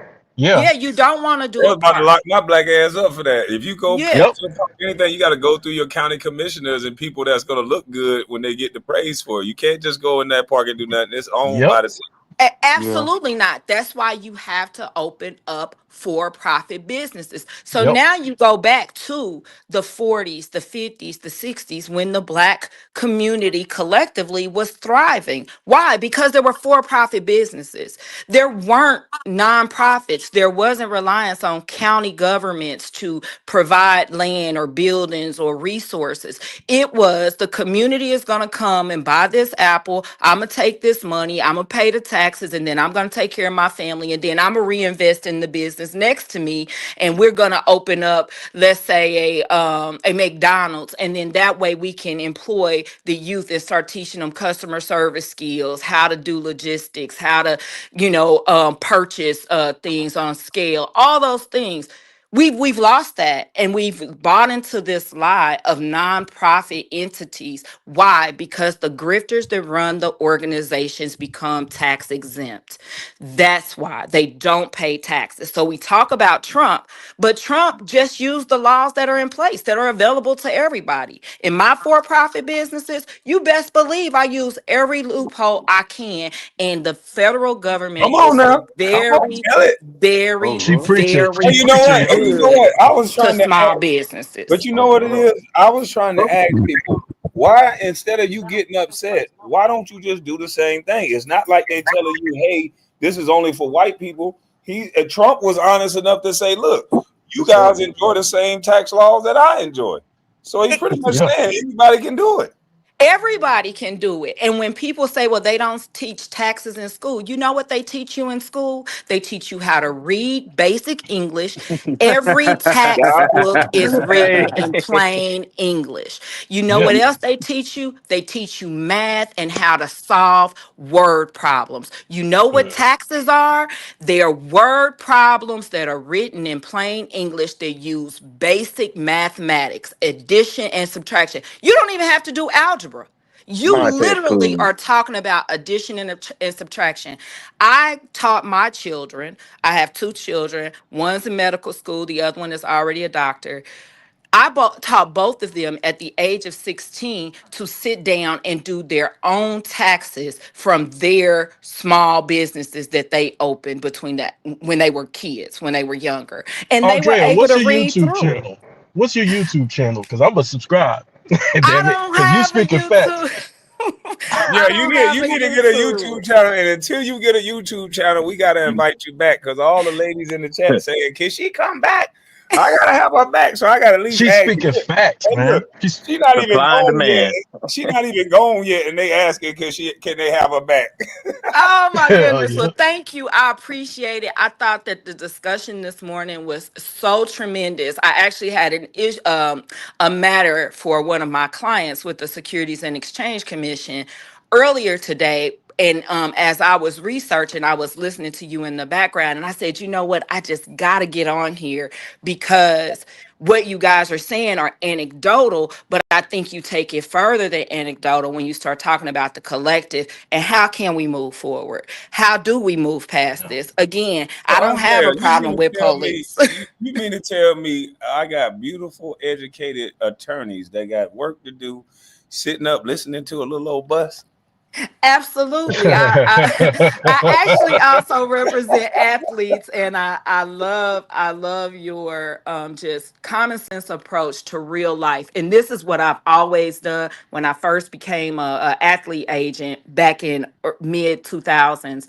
I had a program called College Bound Student Athlete, which with the focus on student the student aspect, right? And so I would walk them through like trades and things like that. Why is it important for you to get these backup skills in the event that you don't succeed, or what we call success, having this long career in your professional sport? What do you fall back on? What do you do to give back to your family? How do you Oh, they become work. that man? I can tell you right now. Most of them work in the back of warehouses, or they take some type of night shift or cooking job, or a lot of them are truck driving now. And I'm like, why can't you? Somebody need to tell you early. Like, I retired. It doesn't happen to me already. But a lot of these guys that's going to retire, it don't matter how much money you make. I know some of you making 20, 30, 40 million dollars, you're being stolen from. Trust me, I know. So everybody around you, when everybody around you is smarter than you at something, you in the wrong room. You are in the wrong room. And I've often said that as well. I also educate athletes that retain me. When they bring a contract to me, I walk them through that contract so that in the event I'm not available or somebody else is going to try to slick talk you, you will know exactly what's in that contract. And because of me coming from a single parent, and most of the athletes that I've encountered come from that same background, I know that they are probably dealing with the maternal, I trust you, I got you. I tell them I appreciate that, but let me walk you through how I could get you if I wanted to. I'm not going to do that, but I'm going to teach you so that you don't have that in the future. So yeah, I'm with you, Kwame. I absolutely love your show. I love the rhetoric between you and Gil. I love the whole thing. It's kind of my guilty pleasure there. And I do, for the record, in case Gil is listening, I do think that he should take this advice. While I can't give him legal advice because I don't represent him, but he should shut the fuck up on Friday. Oh, you gonna make him? Hey, look, you gonna make him DM me today, and you tell that attorney she don't know nothing. Hey, listen, how do I get in contact with you? Because you see beautiful one up there. She says, "Sister, you are brilliant. Please come back." Is there a way or email or anything that you can give out online? Because these people will attack you, or some way that I can contact you? Actually, I think it's in your StreamYard because I did register with you. But I also have, you can come over to I'll leave it in the chat because only you can see it. Okay, Right? yeah, put it in the back chat real quick, or email or something. Okay, I'll do that. And thank you again for inviting me on, and thank you for letting me interrupt the panel. You guys are doing a wonderful job. I think what you guys are talking about is very needed, and I appreciate the love here. I appreciate you. Yes, Queen. We appreciate your presence. Make sure you put it in the back chat before you drop down, because I don't think you can put it in the chat after you drop down.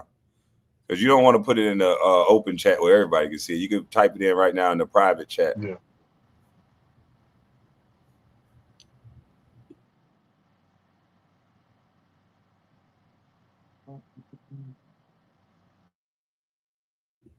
All right, and I'm gonna bring Malcolm Peterkin up here. I think that's his name. Malcolm, you on the panel? Hey, what's up, Kwame? What's going on? How you doing? All right. A big fan. I just want to say I appreciate what you do, what you bring to your community and the world. I don't think you're a bust, man. I think you accomplish like everybody should accomplish to do, which is take care of their family. And look to you. Same to you, brother. What's going on? What you got on the topic?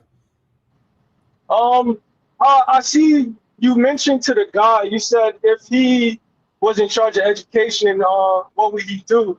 And I think the key to education is homeschooling. A lot of these. We lost you there for a second. You hear us?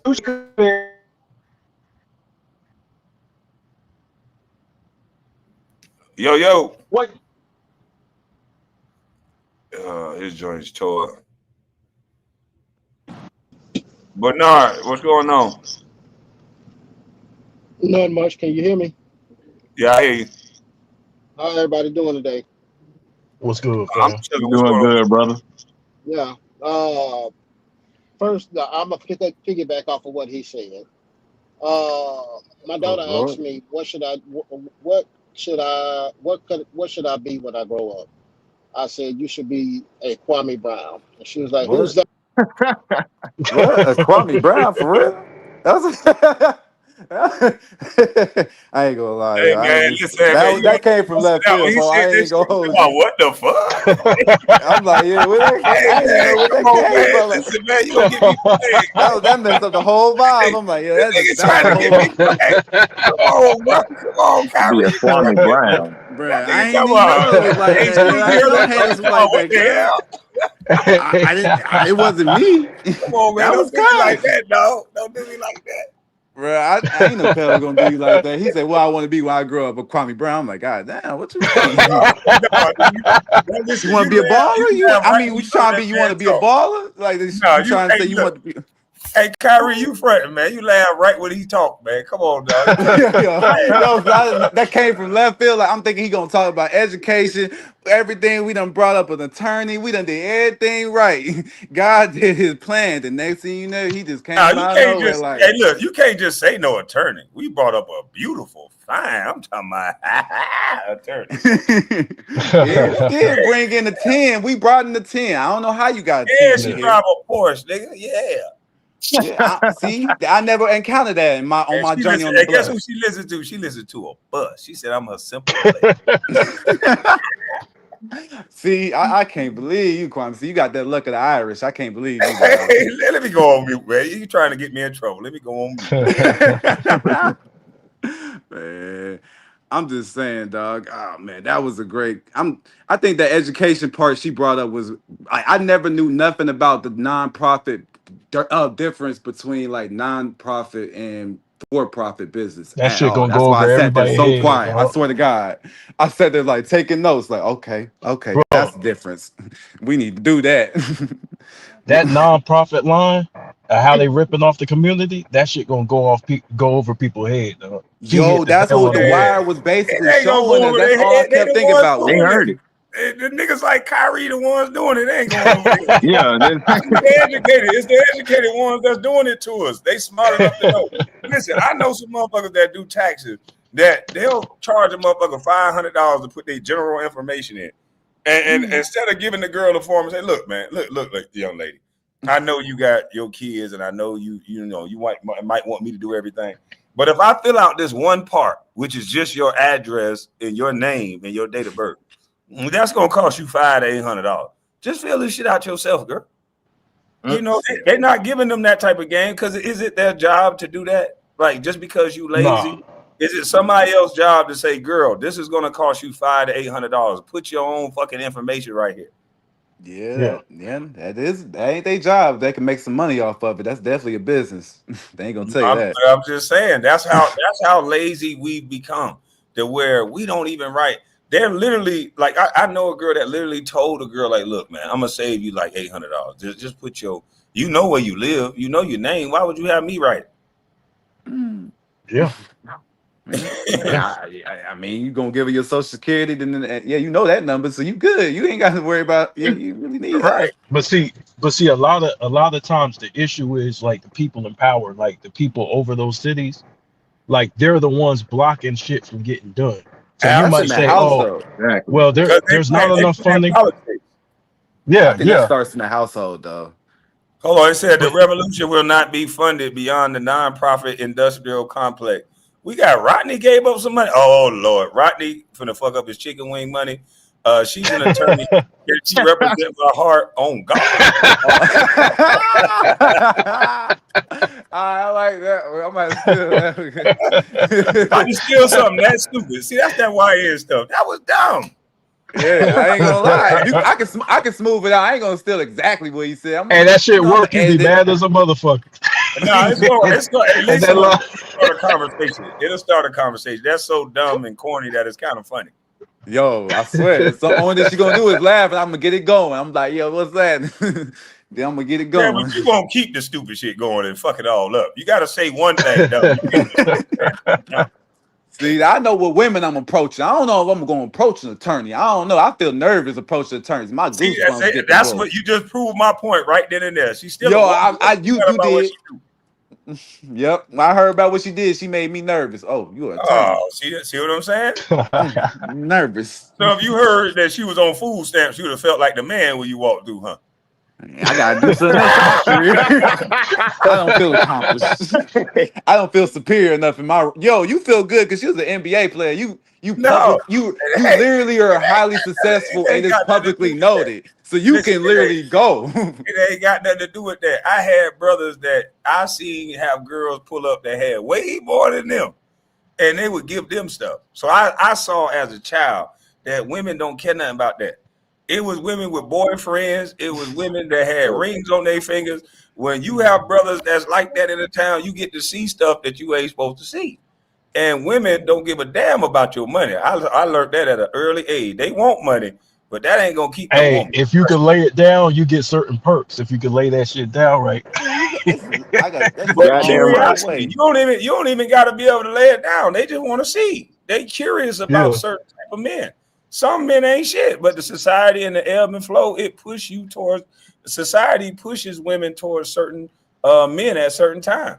First, it was the light-skinned niggas, then it was the dark-skinned niggas, and then it was now it's the street nigga era. First, it was the educated nigga. You couldn't fuck with a girl. Now they trying to make up. Now they trying to make all of them be with a nigga that's bisexual and all that bullshit. Well, yeah. Now you got to be with a nigga that's a gangster. He got to be a gangster. He got to be sensitive. He got to be able to know makeup, and he got to be able to know fashion. He got to be able to know A sensitive gangster is wild. I never wanted to be like Pharrell when I was growing up. I never wanted. That's wild, dude. No. Only one Yo, Kanye, sensitive one gangster Pharrell. is crazy. No, I'm cool on that. I'm just saying, yeah. I feel like women that literally make too much more. If a woman make too much more money than you, I don't think she's gonna talk to you. You know, most women usually seek a man who makes more than them. I've never seen too many successful relationships where the woman makes more than the man, and unless it looked very happy to me. That man looks miserable when that woman makes more than him. I swear to God, that nigga looks terrible.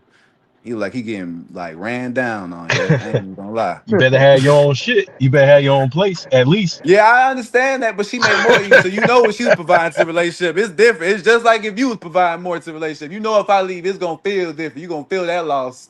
You know if she leave, you're gonna feel that loss. I ain't trying to be heartbroken. Nope. Yeah. Shit, you better. Your name better be on your shit, man. Whatever you own, your name better be on. See, y'all better than me, yo. Yeah, I will You say gotta- that. I admit it. You got to treat them like they regular. See, you treat them like they regular. How you do that?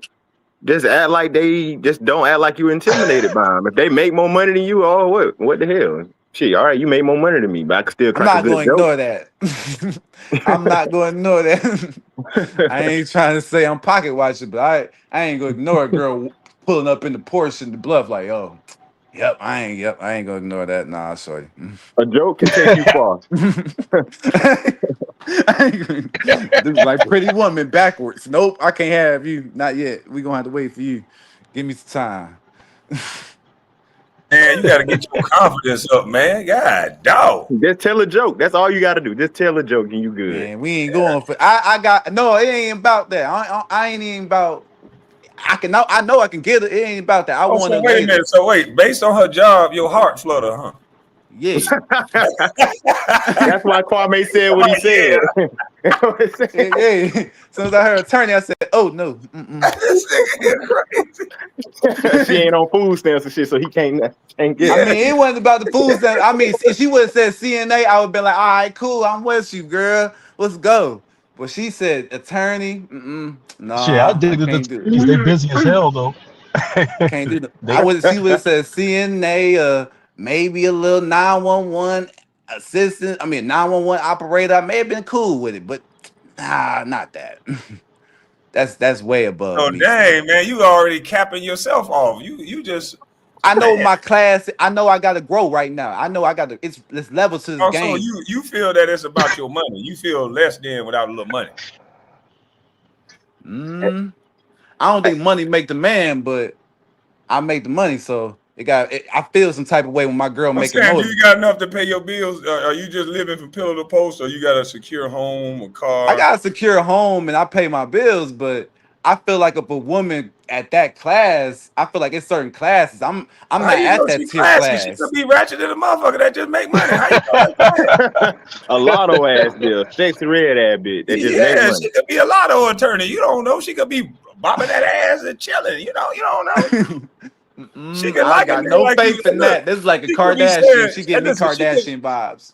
well, listen, she could be saying, look, I understand where I come from. I know I gotta, I might have to help a nigga out to get to where I'm at. But as long as he got the right mindset, you selling yourself short.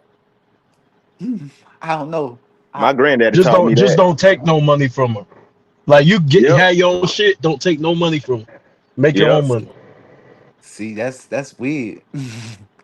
I couldn't imagine that type of relationship. My girl give me, hey baby, let me get $100. She really throw $100. Oh, that's weird.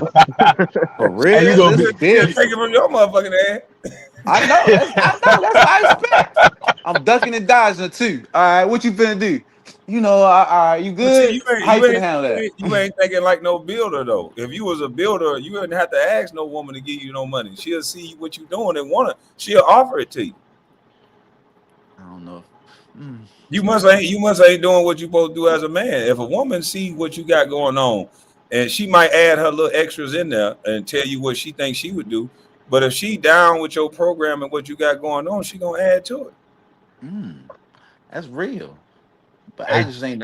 pay I just your don't like. bills and then she gonna Don't want you some feel say like you so. in debt when a girl give you something, Kwame? Like, don't you feel like she got something over your head? Like you just building a cloud, like over your head. The more she give you to help you, supposedly, that's what it start off as. I know. No, It all starts off you as. sound like she paying your bills or giving you some shoe money or some rent money. I'm talking No. That's parlay money. Yeah. This ain't that. No, I ain't Parlay never money. said. I ain't never got that. I wish I had a girl to do that day. You sound like you getting the Jordan money or the rent money. I'm talking about you already doing something. Like if she see you building, like if she see you doing Like something, she and see she me want to going help to culinary school and she wants to buy me a new knife set.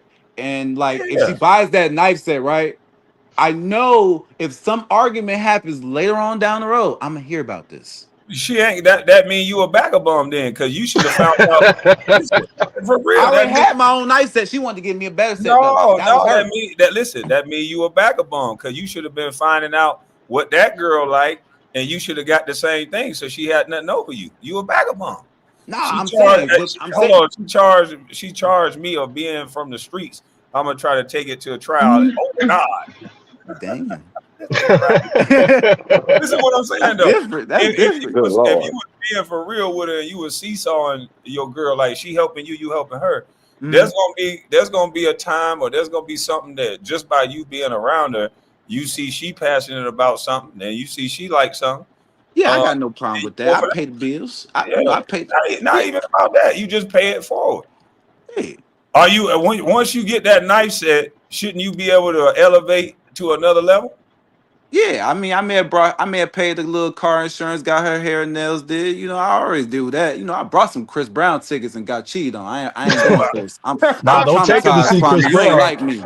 Rodney don't said, take I it to- heard she passed the bar, so let me raise the bar. Oh God. Oh man, Rodney. What's wrong with Rodney, man? I like Rod. He need to be a rapper. He trying to. I feel you, man. But that's what I'm saying though, bro.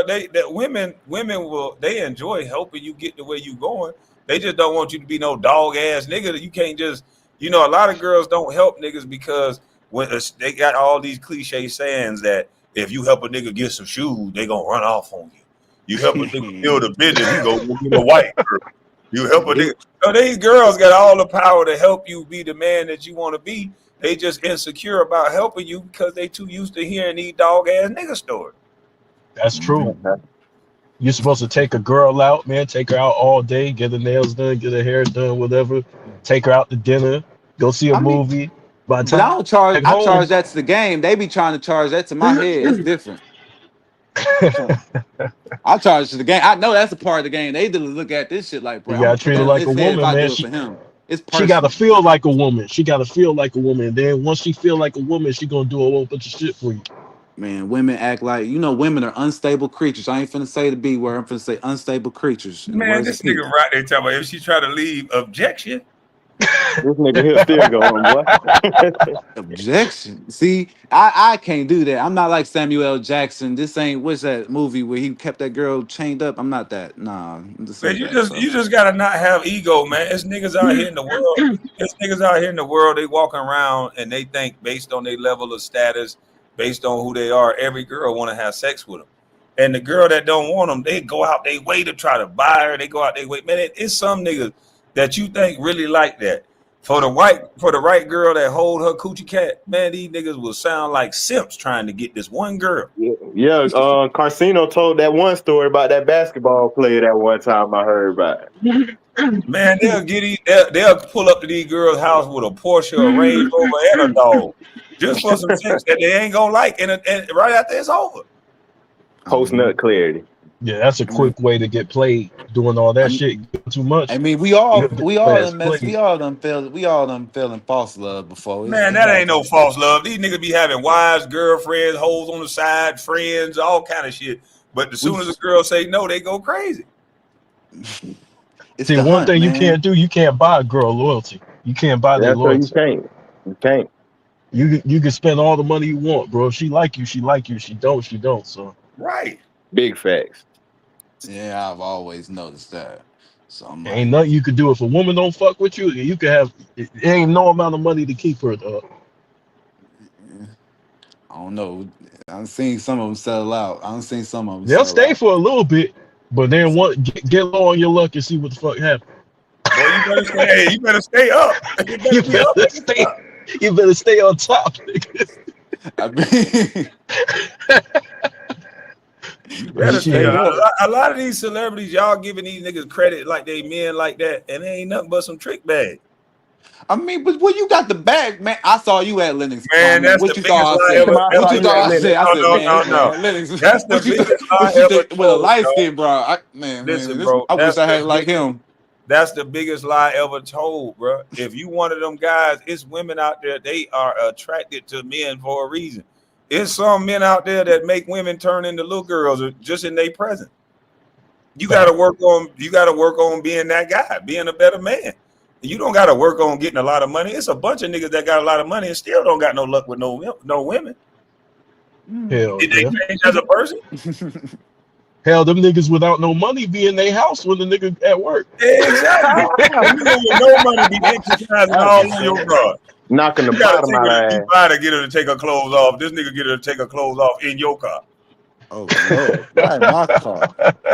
When I paid for, I just let you drive around in the car you bought. Yeah, you gotta fly out of Dubai to go take a trip, and she still give you the side sex while she doing acrobatics on this nigga, and he barely even like her. And that nigga leave the house like Broadman with your ass eating up all the sandwiches and shit. It's that ego. These girls be telling these niggas that they not into them, and they'll still, you just need to know. Man, look, if you not into me, I'm not trying to convince you to be into me. I don't give a fuck.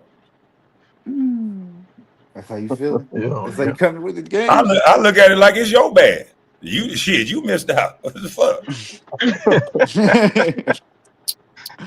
So like, how long do it take for you to realize she ain't into you like that? Like, I ain't gonna have that chance. Oh, it happens fast. They gonna be showing you the first night whether they into you or not. Like I told my homeboy, I said, don't spend it too much, because if you spend too much, bro, you ain't gonna know if she fuck with you or not. Like I told him, I said, yo, like I'll go with you out for dinner if you pay for the whole fucking thing. Nigga, what do you think she gonna do? Naomi? What's that? Huh? Hold on. Who was that? Somebody conversation. They remove his conversation coming through. Yeah, man, you pay for the whole meal. Shit, anybody go out with you if you pay for the whole damn meal. Yeah, I mean, I done gave girl $300 after the meal. I know. Yeah. You did what?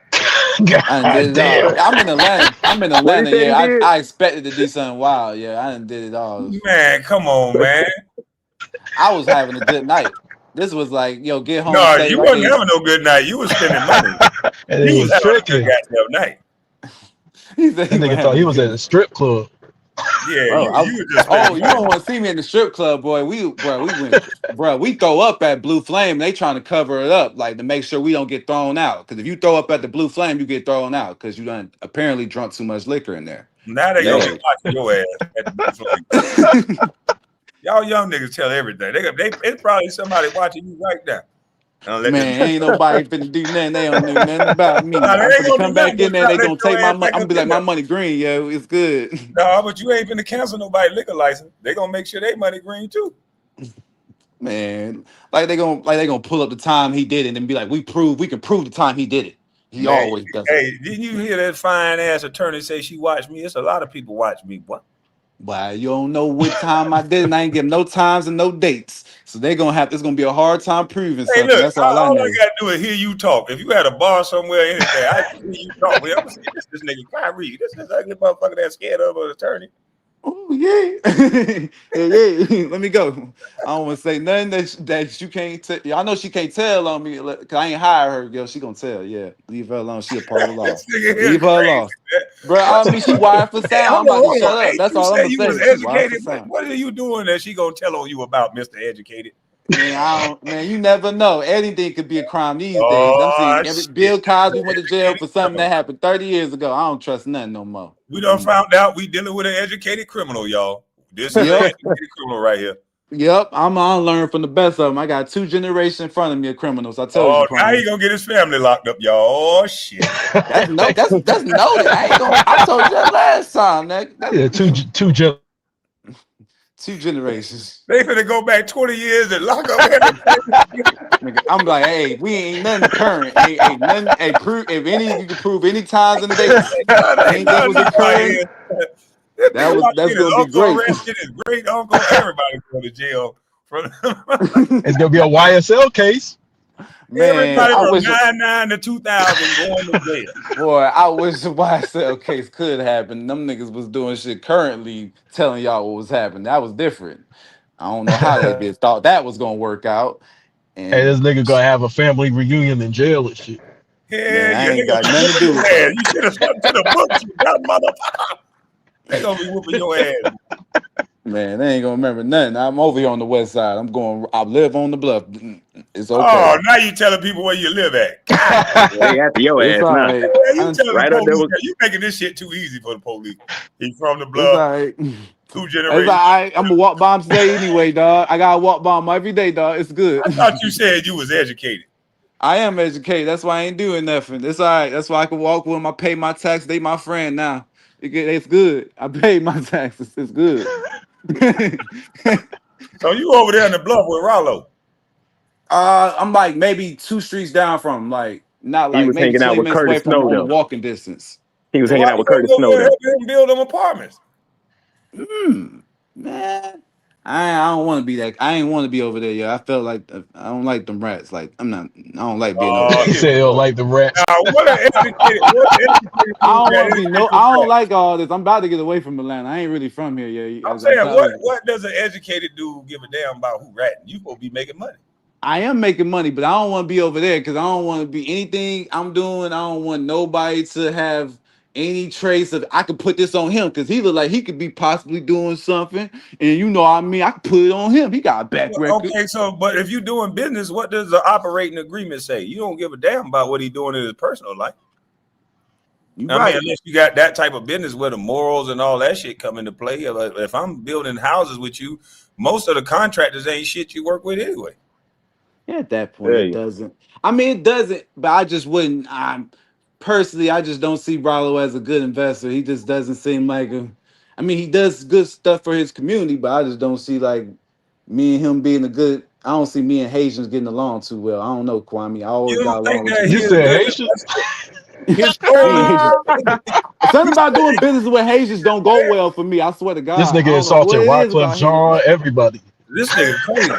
For him to be so liberal and progressive, that's the crazy I swear part. to God, it just I'm liberal. I'm not having a problem like a Hey, diplomatic my wife problem is with Haitian. them. Let We me just can't turn do this no business. down. Like I don't know about business and something Man, about this it. The nigga is translation crazy, it just go man. bad, and the Hey, Kwame, transaction always get fuzzy. my wife is Haitian. Let me turn this shit down. Oh yeah, she could have nut up on his head. I'm sorry. I ain't got nothing against y'all. I can't do business. Like something bad. I'm like, I don't know Damn. why. So you They don't like doing privileged. business with me. So They don't you like doing privileged. business Let me with ask you this. Yeah, you FDA, you foundational Black American. I told people this is how liberals really think. This nigga prejudiced, man. a little bit. I mean, You talking about a little bit? A prejudiced I am liberal. judgmental. Damn, I am in America. Damn, what y'all think? Hey, that's We real weren't though. judging people after all these years. Trip. I mean, I'm sorry, y'all. It's just hard to do business with every Black person. Like, it's hard to do Well, business but with did you hear his foreigners. plan though? He trying to make he trying to have 100 homes and make at least 2,500 out of 100 homes. That's great. I would like to do the same similar structure, So but why you can't just do it with him? Cause I you don't live want to do right nothing here, with right? them. I could do something. I would like to do it on my own. I like to start the same So how you program. gonna start? How you gonna start? You gotta start with- We gonna find some investors around the community. We're gonna You try got an to see investor if we right can. around the corner. You just said. I don't know about. I always seem like something goes. It's something fishy about that. The numbers ain't gonna come back to you right. I know what you're saying, Kwame. The numbers Hey, sound listen, we right got on this paper. educated nigga worried about who a snitch and who ain't. Hey, listen, Look, I know, but look, even if it's straight business, it's something about the Haitians that the numbers always gonna come back short to me. They're gonna come back short and I'm oh be like, wow. they're gonna come back short. So is Somebody Rollo putting a some extra in their pocket. I don't know. It sounds good on paper, but some odd reason I don't believe it's gonna turn out to be that. Something's gonna turn So out you wrong. saying because he a Haitian, he gonna steal from him? I ain't saying just because he a Haitian. I'm just saying culturally, I don't think me and No, the Zoes has culturally, you ever trying to did say business Literally what the well. fuck you just said. Personally, man, you making somebody this else shit can do worse, it. I boy. ain't saying nobody Hey, else hey, shouldn't do it. I'm saying me Oh my personally, I God. can't do it. You making this shit worse, boy. If you were hey, white, this they'd gonna cancel your ass. this I'm nigga's not. afraid of Mickey Mouse. He's afraid of Mighty Mouse. He's afraid of Chuck E. Cheese. he, he He hates can't Chuck be E. around Cheese. Son, look. that's He why I don't like vote no. rats, no. I don't like. Nope. I don't Nigga like don't none of like that. rats. No. Nope. 21 games for sure, yo. Forget Hey, man, this boy that. is funny as hell, man. 21 games for sure. How this nigga was talking? This nigga was up here pumping education at first. Now he a street nigga. I'm not a street nigga. I'm just telling you, if it had to You pick a ain't hearing side, the you'd street rather nigga pick the side principle. that isn't the. I don't like Nah, animals. it's just the fact that we all know he liberal as fuck and he just said that. Like that's just what threw me off. Yeah. I'm sorry. It's just hard to do business with. It's just hard to do business with a Damn Haitian. rats. He's a street guy. You want me to do business with a known Philly street guy, and then you want me to take it out like the element and just like eliminate that and just say he's a businessman? Nope, I can't. Hard to do Well, so that. what is your average politician? What do you think they do? They I break mean, laws all the time. they break laws all the time, but they No, have they education. create. They They got do worse. They educational create the background. laws. They not Listen, known for being the. He's are you taking kidding me? liberal notice. He's taking liberal public notice of. He's been caught No, you moving talk drugs a on lot. You planes. don't Like I listen can't enough. note that. Like these politicians ain't doing that. Nah, I ain't seen my politicians Man, do it. is you crazy? The politicians are the biggest. They got They the both. beneficiaries, but they not the dude on the plane with it. They They the not on. They not beneficiaries. firsthand. They got smarter. I'm sorry. They graduated. They went to college. That's why Oh they did it. God. Oh yeah, we Oh back my in God, college. dog. I'm sorry. The education separates us. That's why they did it. What is this? What is the separation? Because you sound crazy as hell, and you You educated. do. I'm sorry. It sounds crazy because we all lost in translation right now. That's Oh what it is. shit! There ain't no Listen. loss in translation. We heard you loud and clear. I said what I said because we have a street Haitian guy you want me to do business with. And you said, do you want me to invest in the same program as him? And I said, no, I don't want to do it for this It's reason. real estate, bro. It's real Hey, estate. I can do the same thing on my own. I don't have to go in business with him. Just because I turned down that option The with him girl doesn't mean just I bought you can't a do it knife on the set. other You side. can't do it on your own when a girl just bought you a knife set for culinary school. in car Wow. defense, Rollo is known for selling people dog There is food. a such So thing as digital, like investing in real estate. Digital called Fundrise. You can invest in that too. Get your little program going on, build your little digital real estate funds, become an investor in that, get the benefits of getting some real estate off that. I mean, there are some other programs that I don't have to do it that certain type of way. So you wouldn't do business with Kodak Black at all. You wilding, y'all. I'm not doing I'm no just real fucking with you. estate deal with no Kodak Black. No, I'm not doing but real estate plan with a at least nigga with who's Wycliffe throwing though. goddamn No, perks no in his mouth. Wyclef. No, At you're least with right. I'm Wycliffe. not. You No right. You Wyclef. right. By who? Wyclef Man, this Jean. nigga is black and prejudiced as hell, man. That's fucked up. What you mean? That's precious. You gonna do? Man, What you you mean? just not You just working. gonna put your money? You gonna all right for real? We just gonna put our money. We gonna gamble with anybody. We just gonna put our money and trust it with everybody. I hope my money grow Man, with I'm this. just picturing you as a white guy and thinking how racist you would sound if you was Look, yo, Kwame, yeah. Think about this. Is my money, yo. I'm sorry. I'm just like a white man I about don't my know. money. You I sound don't know like if a that is. redliner right now, dog. If that is racist, then okay. You sound racist as hell. For real, Sound like yeah, a that's redliner. Well, right. you might be a Trump supporter. I'm not a supporter, but I did not like stop his run, if that made any sense. You watch Duck Dynasty, don't you? I wasn't like, I wasn't for Kamala Harris and I wasn't for Joe Biden. So I was like, okay, if he wins, he wins. Whoever, it's like a coin toss. So you was okay with Kamala Harris winning? I wouldn't have been too happy. No way forward. I wouldn't have been too happy with it, but would have had to deal with it just like I got to deal with Trump. You know what I mean? It's not what you want, but hey, take what you got. But wait a minute, ain't she? It ain't what you want. The man want to send the National Guard to save your black life. Man, ain't gonna send the man. National Guard ain't saving my black life, bro. Isn't her father Haitian or something like that? Her father was Haitian or Jamaican or something. Indian or some shit like that. I don't know. Yeah, she's Indian. Kamala is it's in her name, but I'm just saying, like, just think about this for a second, y'all. Like, we gotta really think about when we think about money and investing. We gotta think about who we're investing with. We're just gonna invest with a bunch of drug dealers on a real estate fund. Like, that's very wild. I'm sorry, it's not 1980s. We Why just don't not do that no more. You've been taught by them liberal white folks, because I can hear them sounding like that at a congressional meeting. We're just gonna work with these animals. They're drug dealers and pimps and whores. I'm not saying just because they sold drugs. No, bro. I'm like, we gonna trust they back. Like, I don't trust the. Nope. I gotta see some other people around them. He gonna have to bring some other people in the room. Man, that's fucked up, man. You wrong, man. In his defense, Rollo is known for selling people dog food and shit. Yeah, I'm like, what is he known for? Yeah, I'm not he trying to acknowledged say that. it He online said- for yo, but I'm like, what is he known for? You But think I'm look, finna he- do this? but look, he I'm finna trust acknowledged his that. judgment on this. I can trust your Hold judgment on on, something else. bro. But he acknowledged that. He said, I used to destroy my community. Now it's time to build my community and give jobs. Ain't that what you want people to do, is have redemption? Yeah, I do. He changed, man. He did. Yeah, he did change. I hope he finds somebody to invest It's in. But he crazy gonna how do me. it's crazy though how we praised him when he was saying ox shit, pop shit, 12 can't stop shit. Exactly. We were praising him then. But when the man say, you know what, man, that shit is lame. Like that. It's lame to do this. Let's do this. Let's do that. Now we worried about if he a rat or not. Like, that's crazy. And some If he, I mean, if he is a rat, it kind of does like. not even a street cat. You shouldn't give a fuck who a rat and who ain't. You should be doing business. I mean, I am doing business, but you do gotta look at both sides. So of if the a coin. white guy was I'm a a rat, Gemini. I'm a listen, Gemini. would you work with Kwame. Sammy You gotta the Bull? understand. You gotta look at both sides of the coin. Would you work with a white guy that told on a bunch of white people? Hell yeah. You wouldn't even ask. You wouldn't even ask the white guy. Did he tell on You locked somebody? up a bunch of white people? Like, I mean, if he was wearing a wire and told up on some black people, no, I wouldn't work with him. But if he Man, told you some white wouldn't people, even- you hell wouldn't even yeah. ask no You know, white there ain't guy. too many white people in jail anyway. Fuck yeah. I'd be like, you Bro, took it's white not, people in it's jail? not even in white people culture for somebody to ask them, hey, look, before we do business, I just gotta know, are you a snitch? That shit sounds so wrong too. That shit sounds stupid. They'll be like, what? Am I what? What the fuck? Unless you Italian. You're gonna make 20% on the deal. Unless you Italian.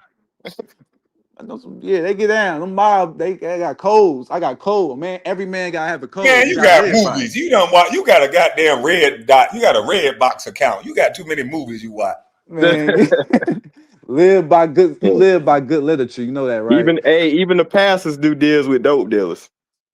I don't like them either. You know what I mean? Ain't been a big fan of no pastor. I don't do business with pastors. No, I'm good on that too. No, I'm good. Ain't seen too many churches. I mean, ain't trying to strike upon God, but I'm cool on the pastor. But I'm just saying. Man, this nigga don't like nobody. This nigga cool on pastors. He cool on this. Who do you like? Man, I like my ballers. I like my, you know what I mean? I like my football players. I like my. You like all entertainers. Okay, got it. I like my entertainers. Yeah, Good yeah. I like my Lord. You lost, my entertainers, boy. athletes. I like my working back black people. Outside the law. And You I from like my Baltimore? drug dealers. I You just just don't like like doing you business just with like them. the average everyday thought. You like athletes and ballers and shot callers, huh? Hey man, I don't like the way you said that. Pause. But Listen, I'm just gonna listen say what you that. just I'm gonna said. say that right You now sound like a for the chick that's record. That's going to the pause. club. I'm I'm gonna pausing find that me a all day. baller. No, Hey, every groupie that go to the club, that she looking for exactly what you just said. You from Baltimore, Car? my mom is from Baltimore. I'm from East Oakland. Oh, okay. But I'm just saying to you, like, think about this. I like to hang around the same people as them because that's who I grew up around. I don't like to be around outside people outside my element. This is weird. I ain't grew up around people who just were big law enforcement, police officers, military people. No, didn't grow up around attorneys, so that's kind of weird. So I mean, it's certain things like that law that it's certain levels of uncomfortability that you're familiar with. That's why I like being around y'all. I was familiar with athletes because I'm used to going to the gym and being around people. Like I grew up trying to play ball. My family played ball. Like have athletes in there. I met JR. I met what's his name? JR Ryder in the gym. I met Jalen Brown. I've seen a lot of the athletes I'm seeing today. So it's not very weird for me. And then it's Atlanta. You know what I mean? It's just a land of entertainers. So it's what we see all the time. I'm not used to being around people that have bad raps. That's not what I'm trying to be around. Because when you're around them, you get associated with people like that. You hang around them, you damn near become them. Oh, you hanging around him now? You start to Hey, get you that. from the Atlanta Fools Gold where they trick you, man. It's a lot of people that Exactly. acting like they got money. It's a lot of girls acting like they got that they popping, and they home girl just had that dress on the night before. A lot of girls acting like they girls when they really dudes too. That Hey, too. But a lot of these chicks that these niggas spending all this bread up on, this girl literally just washed the drawers of her home girl on her last leg and borrowing dresses and shoes to go out to meet you, and you paying your last dollar for it. It don't make no sense. You got to stop rushing into bed with people and get to know these people. If a woman not an adult, if she's not able to take care of herself, then nigga, you the lick, you the job. It's everything is backwards now. Some of these women will let a nigga come to their house, fuck the dog shit out of them in their house, drive their car, you spend up their money, and some of you dudes, you chasing the chick that ain't got nothing. I don't understand it. You scared of the girl that got something that can help you build something, but you run into the chick with food stamp because she can give you her car.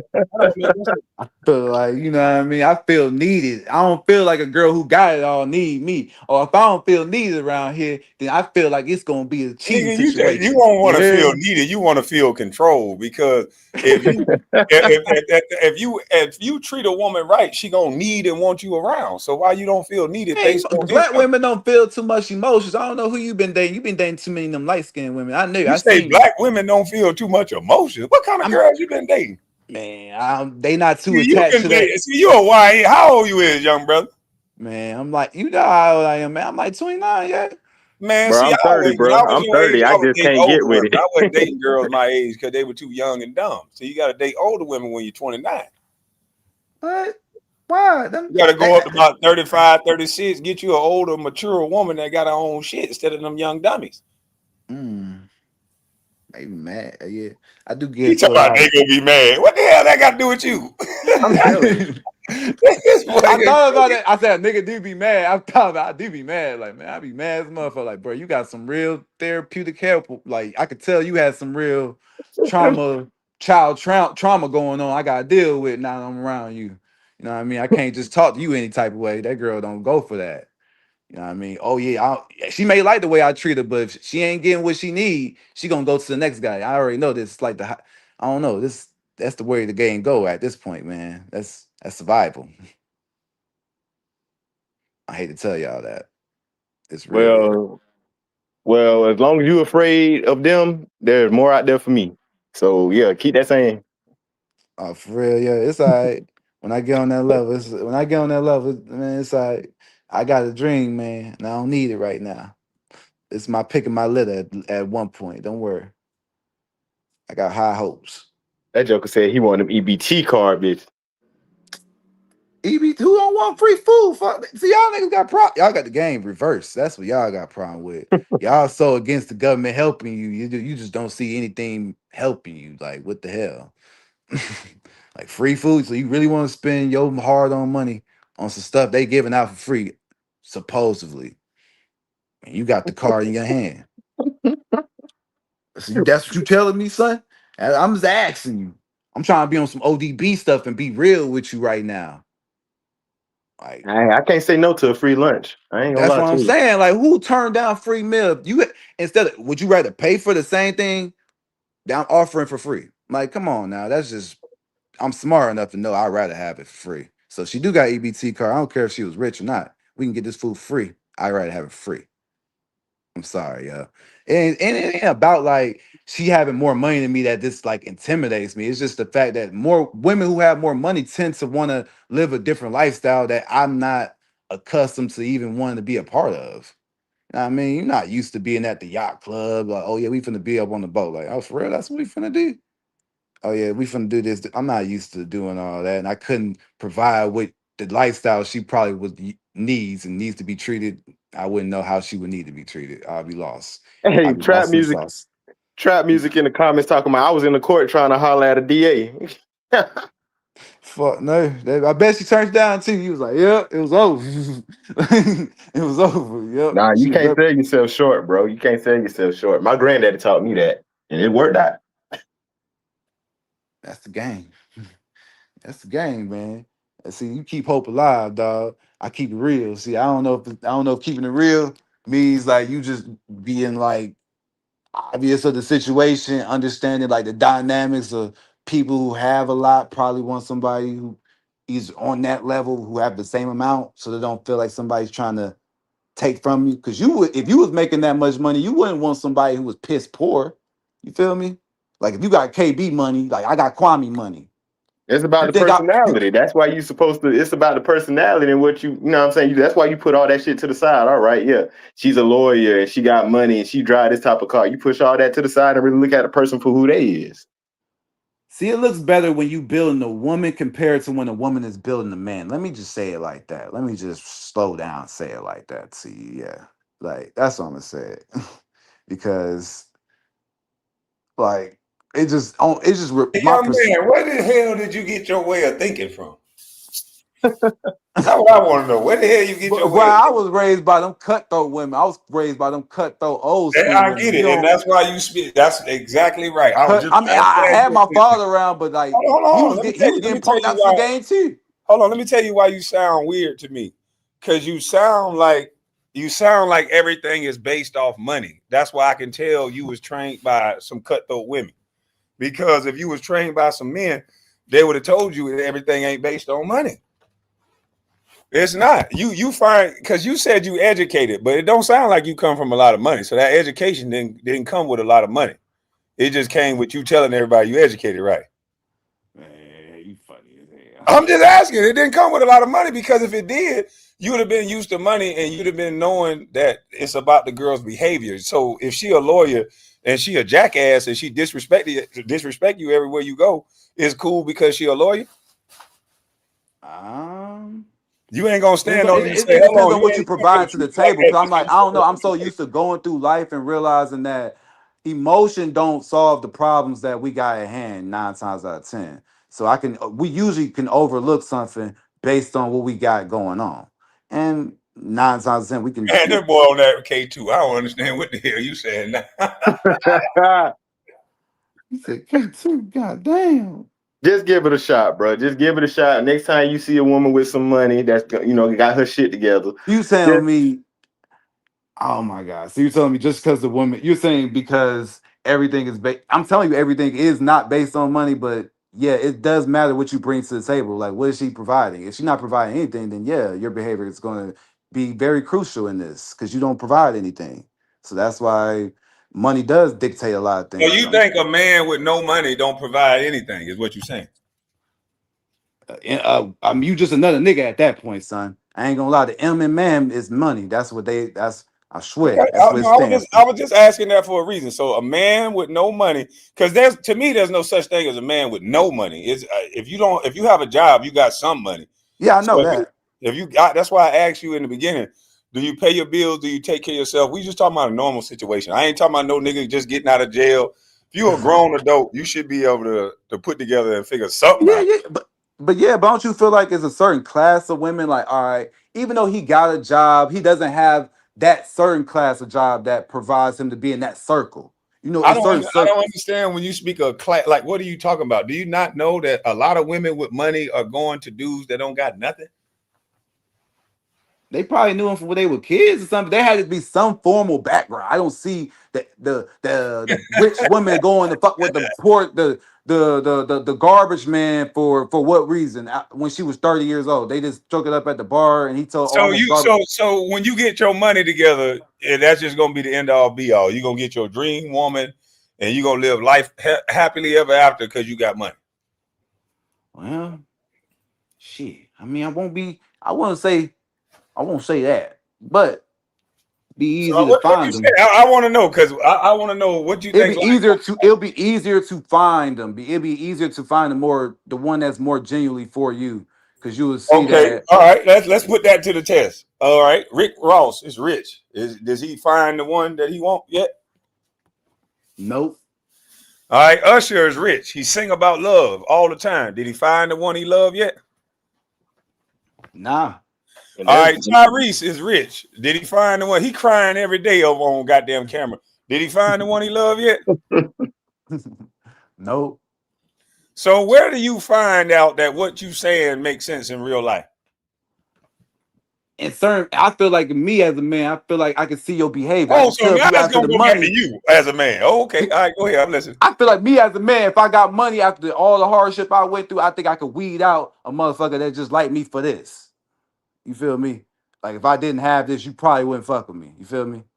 Oh, I'm saying, like, if you can't find love right now while you don't have a lot of money, then that's how you find it when you genuine. Like, if you saying you don't got a lot right now, then that means that a woman that finds you attractive right now and she want to be with you right now, wouldn't you say that she wants you for you? Yeah, but I say real life.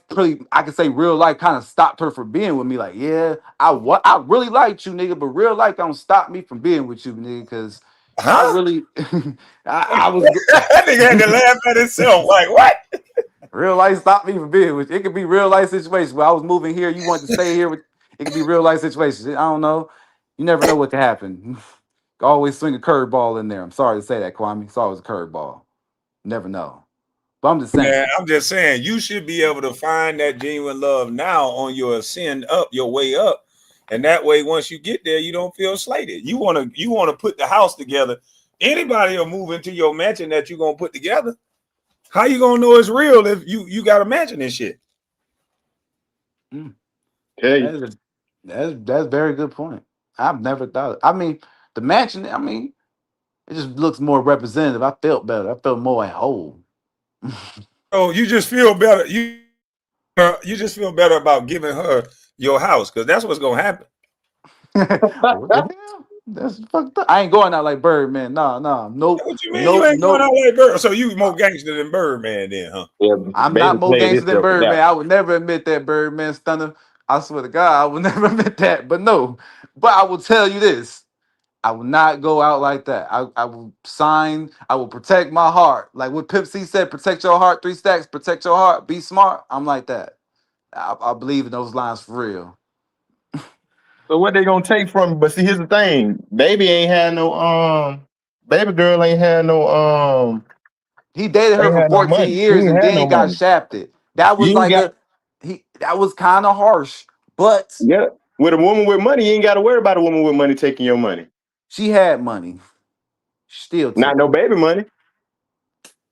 What that mean? You got I don't understand at this You point. saying you were saying Hey, she brother, had I more don't know money about than you. that. Kim Kardashian taking a lot of money from Kanye West, and she got money. I guess it wasn't. I mean, Kanye, he ascended. He ascended when he got with the Kardashians. He went from $100 million nigga to $1 billion nigga. Then she said, all right, it's over.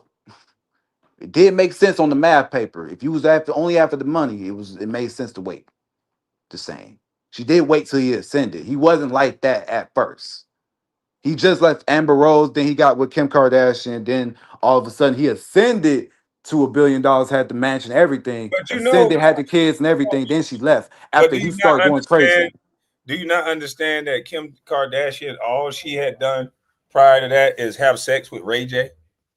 And she was dating all the NFL athletes like So that these. brought her value, just using up her coochie with other men. It brought her I value. mean, I hate to say beauty is value, but beauty is value in this world. In America, at least, I'm not gonna say in this world, but in America, beauty is value. I hate to be so fucking superficial and say that. Yes, it is. I remember Cassie just got on the Diddy stand. They said we literally just picked her out because she was pretty. She had no vocals. We just thought you were very pretty and wanted to make you a model. That's what models are. Very pretty women that we put on the pages that we all look at to distract us. That's why Kwame be telling y'all, stop getting idolized by these celebrities. Y'all. Don't live the life of a celebrity. They do everything backwards. I mean, it's. He's saying that it brought value. Pretty brings value. I wasn't talking about pretty. Nothing holds value that's been used. So the moment you drive a car off the lot, it depreciates in value. And you're saying that she gained value by having sex with multiple men and dating multiple men. That's all she had done up until that point. But her last name still held weight. It wasn't just she was doing this. No, it's Kim Why does her last Kardashian. name? Why She does her represent- last name hold weight? Her last name still held weight. It still- Why? Why does her last name hold weight? Because her father was attached to a trial with who? O.J. Simpson. And what attorney? Johnny Conkers. Johnny Conkers. And that's it. But all they did was have sex with black men to get on. That's it. I mean, what else did she do prior to that and have sex with black? If that's pimping is the oldest job. It was probably the first job they ever had in America. It was pimping. So then how come the other girls that slept with Ray J? This is how crazy we are for light skin and every other race women. How come all the black women that was sleeping with Ray J, thank you, they didn't get the same luck and fortune that everybody wanted to keep up with with whatever her name is that had sex with them? Because we started keeping up with the Kardashians after they had sex with black people. Yeah, then they had For the Love of Ray J at the same time, but we watched that. And Yeah.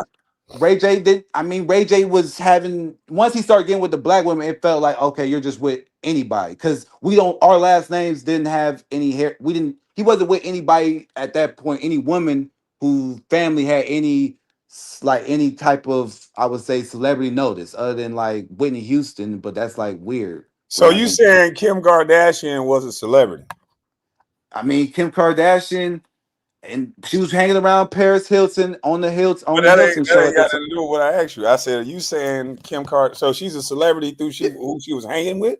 Yeah, she was a celebrity. you Due to can her last pass name on- and due to her So father let me and understand everything this. else, she was a Let celebrity. me Yes. understand this. Somebody can pass on their celebrityness.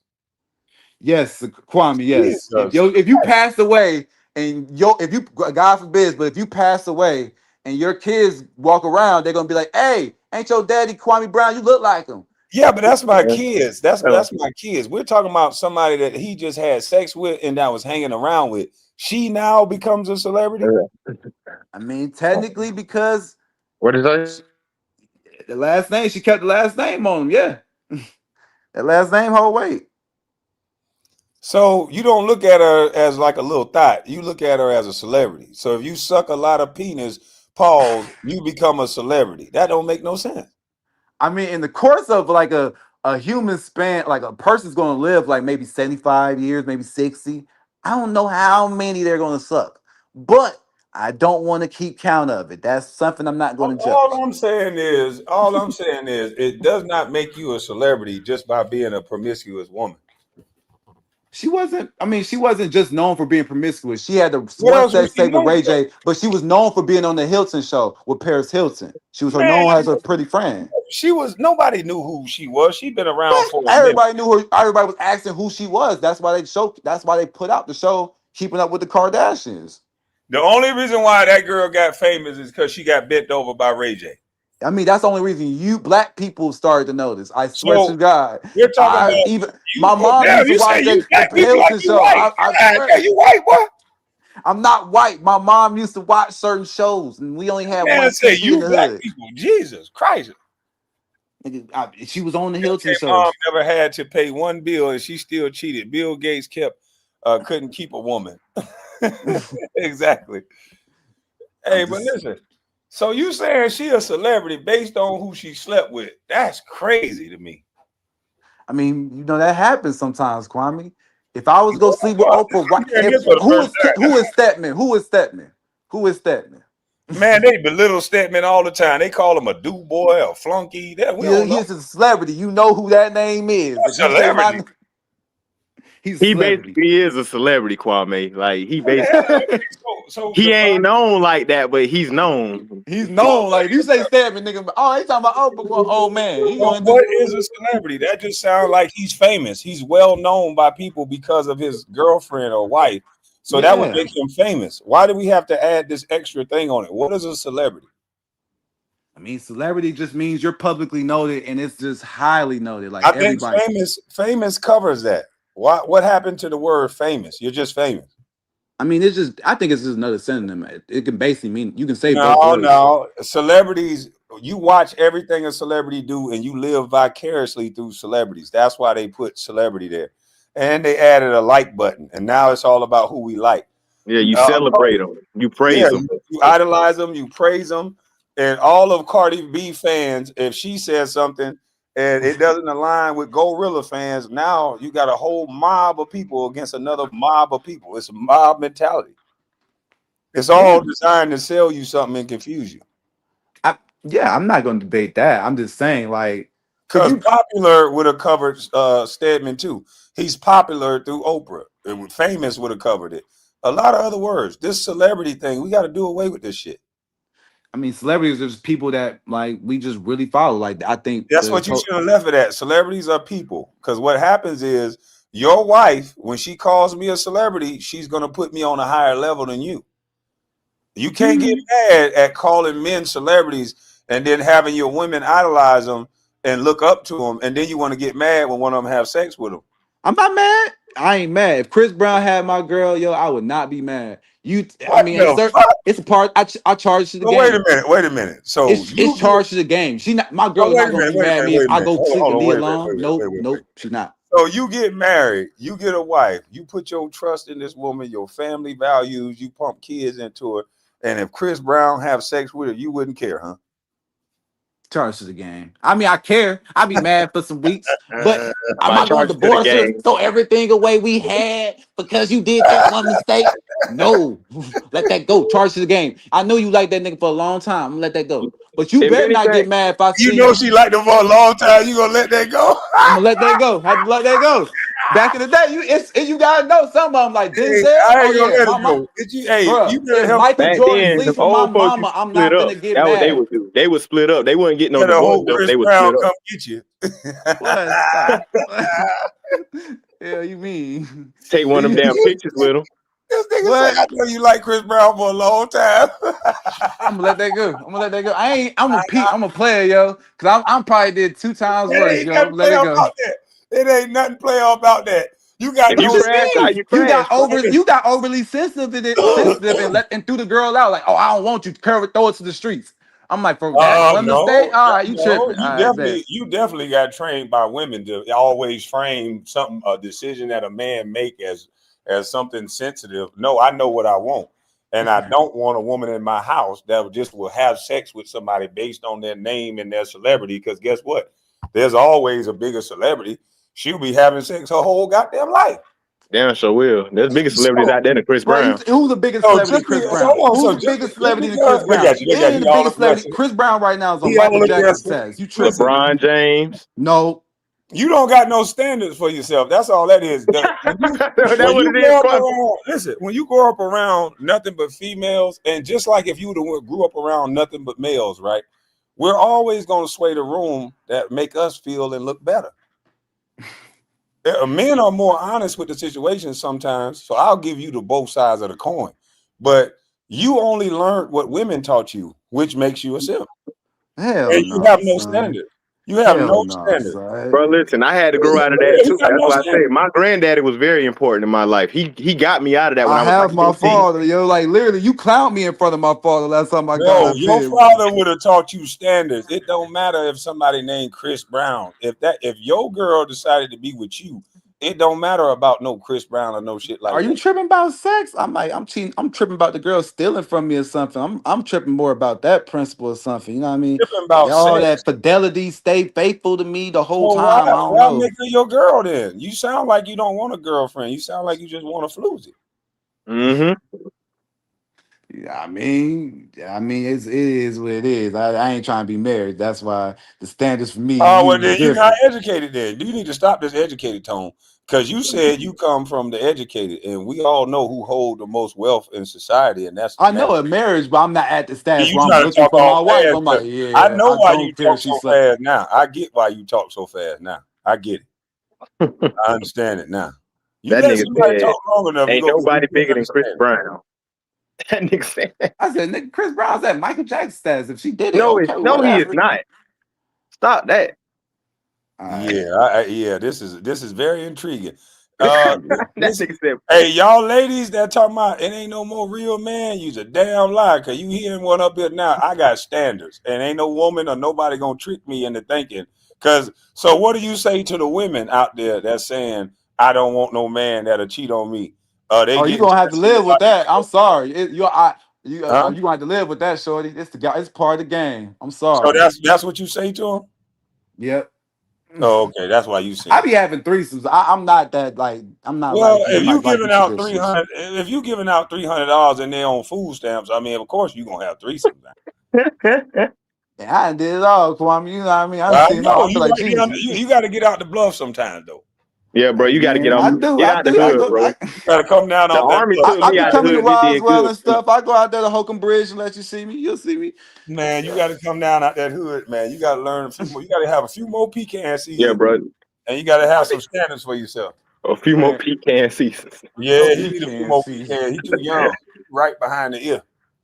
I'm his age. I'm 30 years old, man. I'm saying though, Well, like he been sheltered a little bit. You know, he only know what he know because he educated, but he got that hood education. So, you I'm know, from the hood too. I had to depart from that shit though. Once I joined the military and I saw what was up, yeah, I was like, see, yeah. he a military vet. I knew something was different. What that mean? he gonna call you lame He now. a structured black That man. He nigga ain't got real. discipline. He lame. He got broken before. He done broke your ass before. I ain't doing it. They They ain't ain't break break me. me. They They ain't broke break me you. at all. They broke you. They told you to get up at what time every day. They made you He talking shave your about they broke mustache and you because shit. they Fuck gave that. you. Hey, they gave you discipline. He classified that as breaking you. That's They not broke breaking you. me, bro. They broke I've you. They been had said you gonna discipline. say yes sir. The things they tell Fuck you is that. easy is 1, 2, 3. The things they tell you, get up and do this. All right, you get up and do that. Don't be a dumbass about it. Hey, no, you learned the level of discipline. He said you got broke. This You nigga gotta say I crazy. You got call it what programmed. you want to. You got broke. They broke him. He Oh different. man. He different. Hey, We look not the here. same. You trained to run in. You trained to run in the buildings, and you trained as a military man. He's scared to talk to a female. We different. We got different Oh fears. yeah, y'all definitely different. He said we different. You fucking bro. I got your ass, yeah. I'm just Oh my saying, yo, God. we all got different gifts in this world, yo. You just gotta look at it. You just gotta understand it. I You got it understand in my you gift. too. Listen, you got it in you too, bro. You just don't want to bring it out. You too scared to bring it out, man. Man, it ain't meant for Hey, the you world know to what, see. man? The moment you scared to talk, the moment you stop being scared to talk to a woman based on her what her job is, you're gonna be all right, man. Telling What? you. I'm not never gonna get over the fact a female make more than me. I'm gonna be like, You nah, ain't gonna nah. Ain't never. no You girl gonna just be 29 right now. Your brain just developing. man, damn that You gonna Kwame. think totally different when you get a little change up under your belt. When you got a few more pecan season. When you probably go, a woman gonna show you ain't no player. You know, once they What? show you that, you gonna learn. What you so you telling me, Kwame, if you go get with Oprah Winfrey right now, you not finna be the same alpha, you finna be the same alpha man in the house stomping around. You ain't gotta listen to what Oprah tell you what to do, none of that. Like you setting the rules of an Oprah house now that you with her. You can do That's that in the very relationship simple. now. It's very simple. I'm not gonna get with Oprah. What the fuck can Oprah old ass do for me? You know what she could do. She gonna provide Man, generational see, wealth. you thinking about money. Oprah, Yep, you know what I'm thinking about. yeah. If I see Oprah in a pair of thongs, that's not gonna make me want to do the stanky leg. You got to get the honey pack. Yeah, no, I don't want no honey pack with Oprah. I want me a girl that's for me. I don't want no motherfucking Oprah. Man, Oprah gonna thank you for that honey pack. You're gonna be like, man, I broke back off that honey pack. It's gonna be good. The next thing you know, she gonna be good. Next thing you know, she gonna set the family up straight. Everybody gonna have land. You gonna set the community I up. told you, you said it best. You was raised by some stump down ass women.